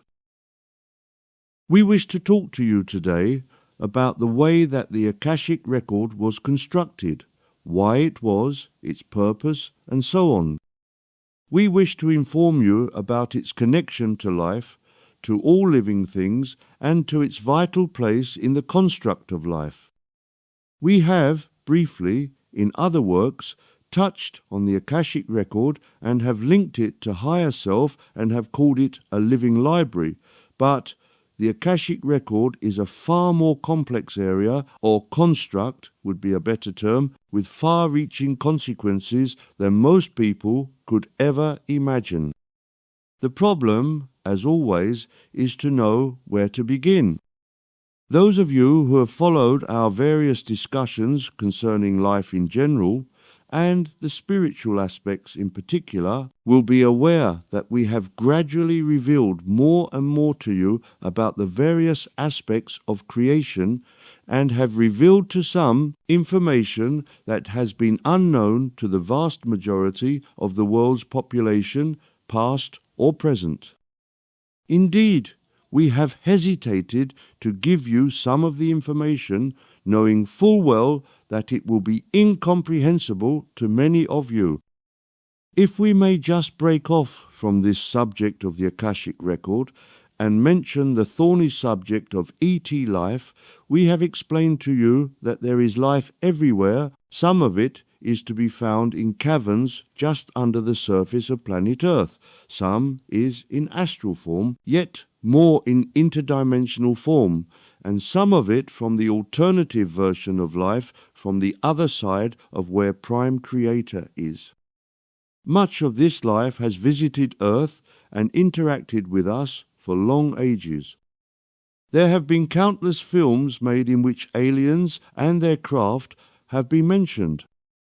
There have been many people who have seen UFOs and have had interaction with our ET cousins, and yet, to this day, one still sees programs on TV, articles in journals, and lectures given asking the question, do ETs exist? If people are not willing to accept the evidence of ET life, what chance have we got of convincing you of the truth of all the strange things we talk about? In fact, we do not try to convince you. We have been charged by higher beings than us humble servants of God to reveal information to you, and we leave you and future generations to accept this information as and when you are ready. What we tell you is truth. Some of it we explain openly, and some of it we couch in terms that do not state plainly the truth, because some aspects of life are so revolutionary that words do not exist to explain. However, we never lie to you, nor do we state anything unless we are sure of our facts. If some of what we tell you today seems somewhat contradictory to what we stated in the past, it is quite simply that when we first started to reveal aspects of life, we were aware that you could have had difficulty in understanding. So we have prepared each essay, each book, and each revelation to stand on the shoulders of previously given statements in the hopes that it will grow as you are able to accept more and more. We are also aware that there are some who stumble on recent revelations who have not started at the beginnings of our talks and thus fail to comprehend. We have often exhorted you to start at the beginning, but we cannot force you. We will repeat that if what we tell you is incomprehensible to you, it is perhaps due to you not having done your homework. What we explain is wisdom laid one point after another and should make sense if you have followed our lessons one after another. If you have skipped any lessons and do not understand what we say, we cannot be held responsible. As a last aspect, what we have told you all so far may well be more than has ever been revealed, but we wish to say that we have only scratched the surface. Life goes on indefinitely, and we could teach for long ages and still not reveal all that there is to be revealed. Lastly, in this section, we should say that some things are beyond even our comprehension, and thus, if we cannot understand, there is no point in trying to explain to you. Our aim is always to explain even the most complex of topics in simple, everyday language. It has not and never will be our intention to explain topics in language incomprehensible to the general public. Having given that introduction, let us now turn our attention to explaining the Akashic record. The story begins in the dawns of creation when the archangels charged with creating life according to God's wishes first were confronted with the 8 bands or carrier waves that God Himself is responsible for. As far as we are aware, these carrier waves, dimensions, are the only aspect of life that we can directly attribute to God. All else, in every aspect of life, God has placed into the hands of His trusted allies, the archangels, the directors of life that we have often mentioned. Perhaps we should attribute the creation of these two groups of angelic beings to God also, but as we have no proof as to the origins of these beings, we cannot say with any conviction that they were created by God, and so we hesitate to say that they were. Certainly, it seems to us that, as nothing else other than God existed at that time, logic would dictate that they were the creation of God, but as we can neither question God nor these angelic beings as to the Creator, we will not assume nor presume that it is so. We can only state that God created the carrier waves, or dimensions, and the various servants and co-creators of God made all the rest. Perhaps who created the archangels and the directors of life is, like God Himself, destined to be the one unresolved mystery. It would be a wise man indeed, or a fool who could claim to know where God came from. Certainly, none of us know, but the point is, as we have often stated, into these carrier waves, life was placed bit by bit. All that is known about God is that He is light, starlight, and light is vibration. It is one of the attributes of light. If it is to be used to create something, it must be flickering on and off. This type of vibration is called alternating current. Its use is in most forms of sound and image construction. There is also another form of current called direct current. It is a useful form of electricity, but is not capable of producing sound or images directly. DC, as it is sometimes termed, can be used to power certain objects, but even in the case of DC, creating the energy to make a light or sound producing device, the light or sound is in the form of vibration. Thus, one of the few things we know about God is that God is light, and light is AC, alternating current.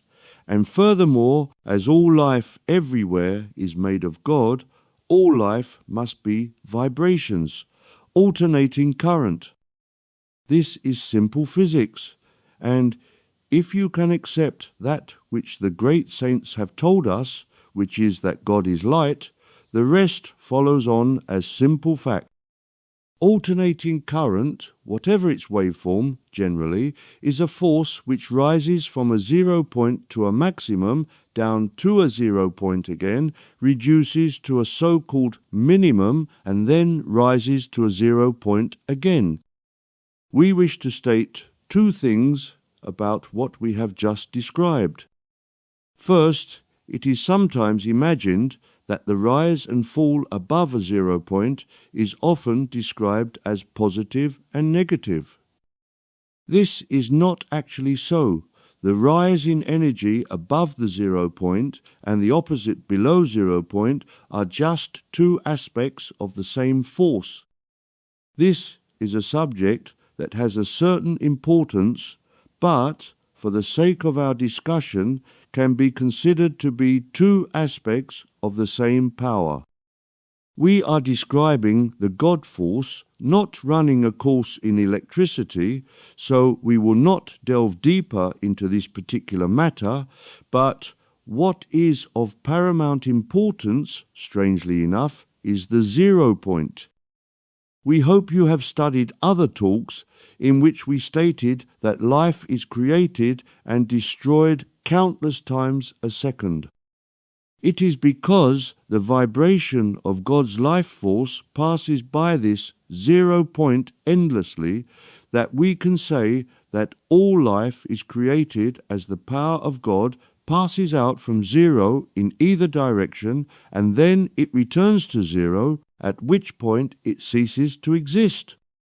We wish you clearly to understand that life starts at a null point, rises to a node, descends to a null point, moves to another node, then returns to a null point again. At the null point, everything stops, disappears, it has to. That is the nature of alternating current. It is one thing to see a waveform rising and falling on an oscilloscope, but it takes a stretch of the mind to accept that same thing is happening to the entire cosmos in all dimensions, past, present, and future, but it is so. Everything, everywhere, is pulsing to this beat of creation, God. We need to try to link this endless pulsation to the Akashic record. If we can take the creative part between the two null points, we can, perhaps, visualize each one as a small packet of information separated from the previous or the next packet by two null points where all disappears. It is necessary to clearly visualize this process if one wishes to comprehend the Akashic record, so we will repeat this information. We start with nothing at the zero or null point, then life creates a microsecond of existence before it returns to the null point, at which moment everything vanishes, then it creates a new moment of life before stopping again. This process has been linked to the individual frames on a cine film or endless carriages of a train, each carriage linked to the next, but passing before our eye endlessly. This is happening to all things everywhere.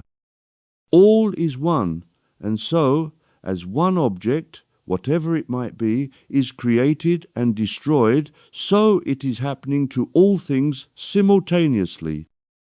It is also a fact of life that nothing created by God can ever be destroyed. We can accept that at the null or 0 points, God is not creating anything, but during what we called the node moments between two null points, life is being created, not exactly by God, but by his archangels who create life with God's authorization, so things are created that are alive. As we mentioned, once something has the authorization by God to be alive, it can never die. Thus, each one of these frames are alive and will remain so eternally, so logic dictates that each frame of life should be stored somewhere. It would be chaotic to have endless little packets of life just floating about with no attempt to put them in any order. Therefore, each frame of life, that which we might also refer to as space-time, if either space or time really existed, are encoded with a unique stamp, rather like taking a document and putting a unique mark on it, so that it could be located amongst a mass of other documents. Difficult as this is to imagine, each separate still frame of life is instantly encoded with a unique frequency which allows it to be stored and also located if required. This, actually, is much more complicated than we might first imagine. We stated in other talks that when the highest dimension was created, a certain vast number of points of life were placed in this dimension. Thus, the exact number of points of life are known, and each one of these points of life, without any denomination, which is to say, without knowing what their destiny in life will eventually be, nevertheless were given a unique stamp or marker. This needs to have some explanation. We wish you to understand that at the very beginning of creation, God created little versions of himself, enough to fill not only planet Earth, every grain of sand, every rock, every blade of grass, planet, insect, animal, fish, and human, but also all the other dimensions and areas where anything is to be found, and put a dot of life corresponding to all things into the 8th dimension, and gave each dot of life a unique stamp or identity. We are not sure if you can appreciate what we have just stated, so we will labour the point somewhat.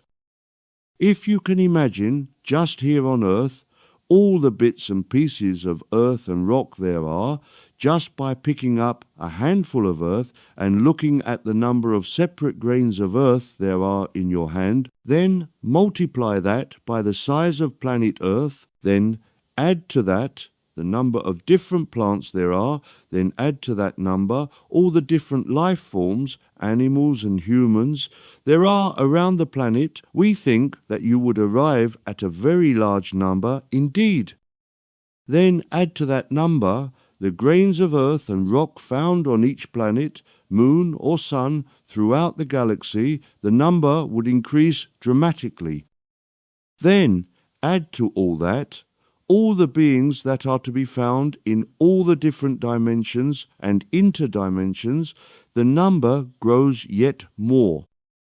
Lastly, multiply that number by all life that has lived since life was first created and go on into the endless future.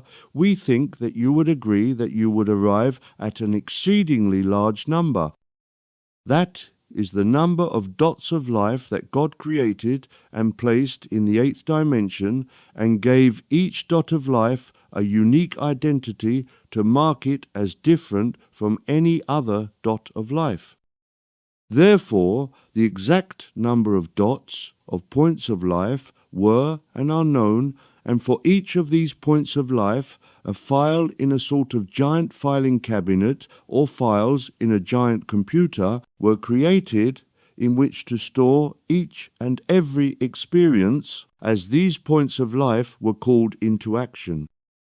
Therefore, you may not know this, but there is a file in this imaginary but real storage mechanism that exists with your identity attached to it, and everything that you have experienced since creation is stored in this file. This will go on endlessly into the future, and all that you have experienced, are experiencing, and will experience in the future is or will be recorded in your personal file.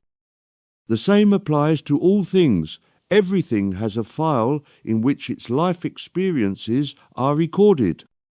This is what is called the Akashic record.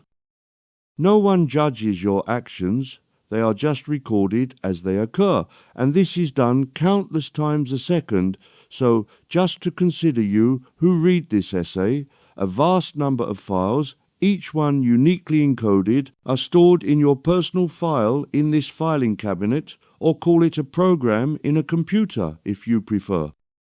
This is a sobering thought. Nothing is hidden.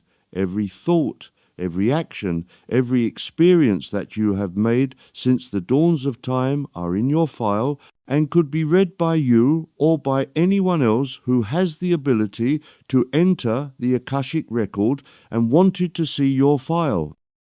We have all done things of which we are not proud of. We have all had bad thoughts, taken bad actions, and have hurt others. All this is stored in your file, as well as all the good things that you have done. Upon reflection, most of us would like our file to record good actions, and so it might be a good idea to control our thoughts and actions so that from now on our file contains only good deeds. It is up to us. The Akashic record just records events. It is up to us to decide if these events are good or bad. What we have just described to you, every word, is true, but there is another way to look at the Akashic record. We are not sure that most of you incarnate at the moment are in a position to accept much more on this subject, but we do wish to implant in your minds the concept that the archangels who created all that we have stated did not want the Akashic record and everyone's life experiences to be too unwieldy, so they constructed an alternative way of observing life's recordings. We will explain it in a simple fashion, although we feel obliged to tell you that we are just going to create an analogy that is not really the truth concerning this alternate way of recording life's events. We will use an example that we have stated elsewhere. From what we have just told you, we hope that you can imagine that, if we look at a car, we can realize that it is made of countless atoms, that each atom is alive, and thus each atom has a file in the Akashic record in which those atoms' experiences are recorded. But when we look at a car, we don't see a mass of atoms, we see a car. Once again, we may realize that the car is just a mass of atoms which, due to people's consciousness, have been made to come together to form what we see as a car. This vehicle may be large or small, may be designed to go at a leisurely pace or at great speed.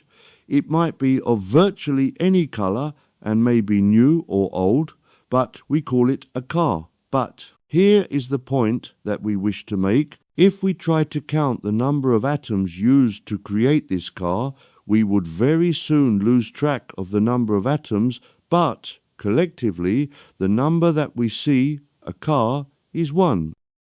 We see just one car. Obviously, there are many cars, but if we look at a car, we don't see an impossible to count number of atoms, each one alive. We just see one object, a car.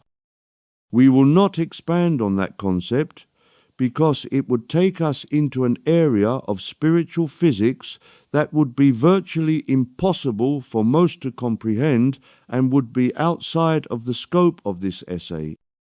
It is sufficient to say that it is possible to look into the Akashic record and, instead of seeing an enormous amount of single frames that go to make up a person's life experience, we can see it as one collective event. This is, of course, just as well, because if life was just presented as a mass of individually encoded frames of time-space, it would be utterly incomprehensible to all of us. So, the archangels cleverly connected a person's life experiences and encoded all that so that we see one event. We could use the example of a film that consists of many single frames, each one following on one after another in a stream of sound and image that shows us a film, but to watch all the film, we would need to let the projector roll on from the beginning to the end of the film. In the Akashic record, we can see an event as one piece of time, space, an event, no matter how long it may have lasted in 3D reality. An incarnation, for example, can be assimilated in a microsecond. This is a very valuable way of watching events in the Akashic record and also very valuable to those who wish to learn. For instance, if we located the life of an excellent scientist who created many things that other people have hidden from us, not only could we watch the scientist's experiments, but could see everything that he did in a flash of time.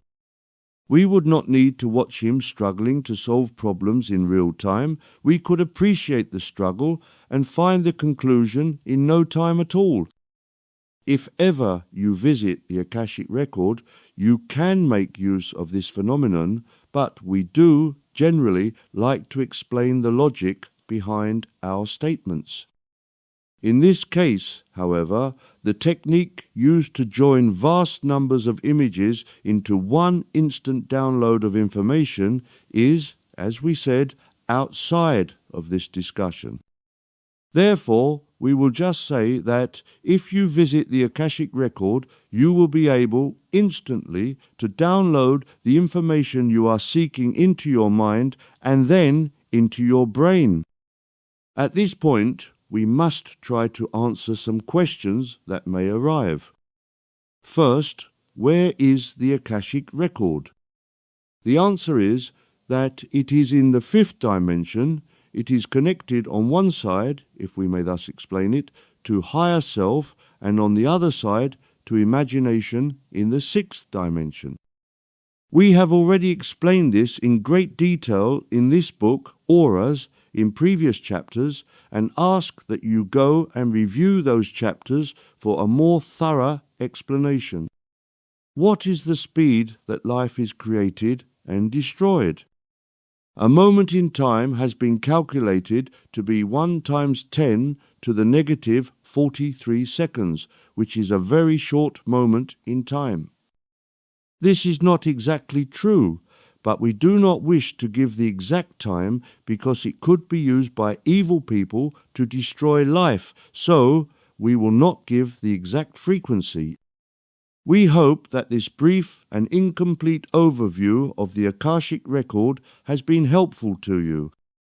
The Akashic record is a very important part of life, and we look forward to the day when all good people can enter it and learn.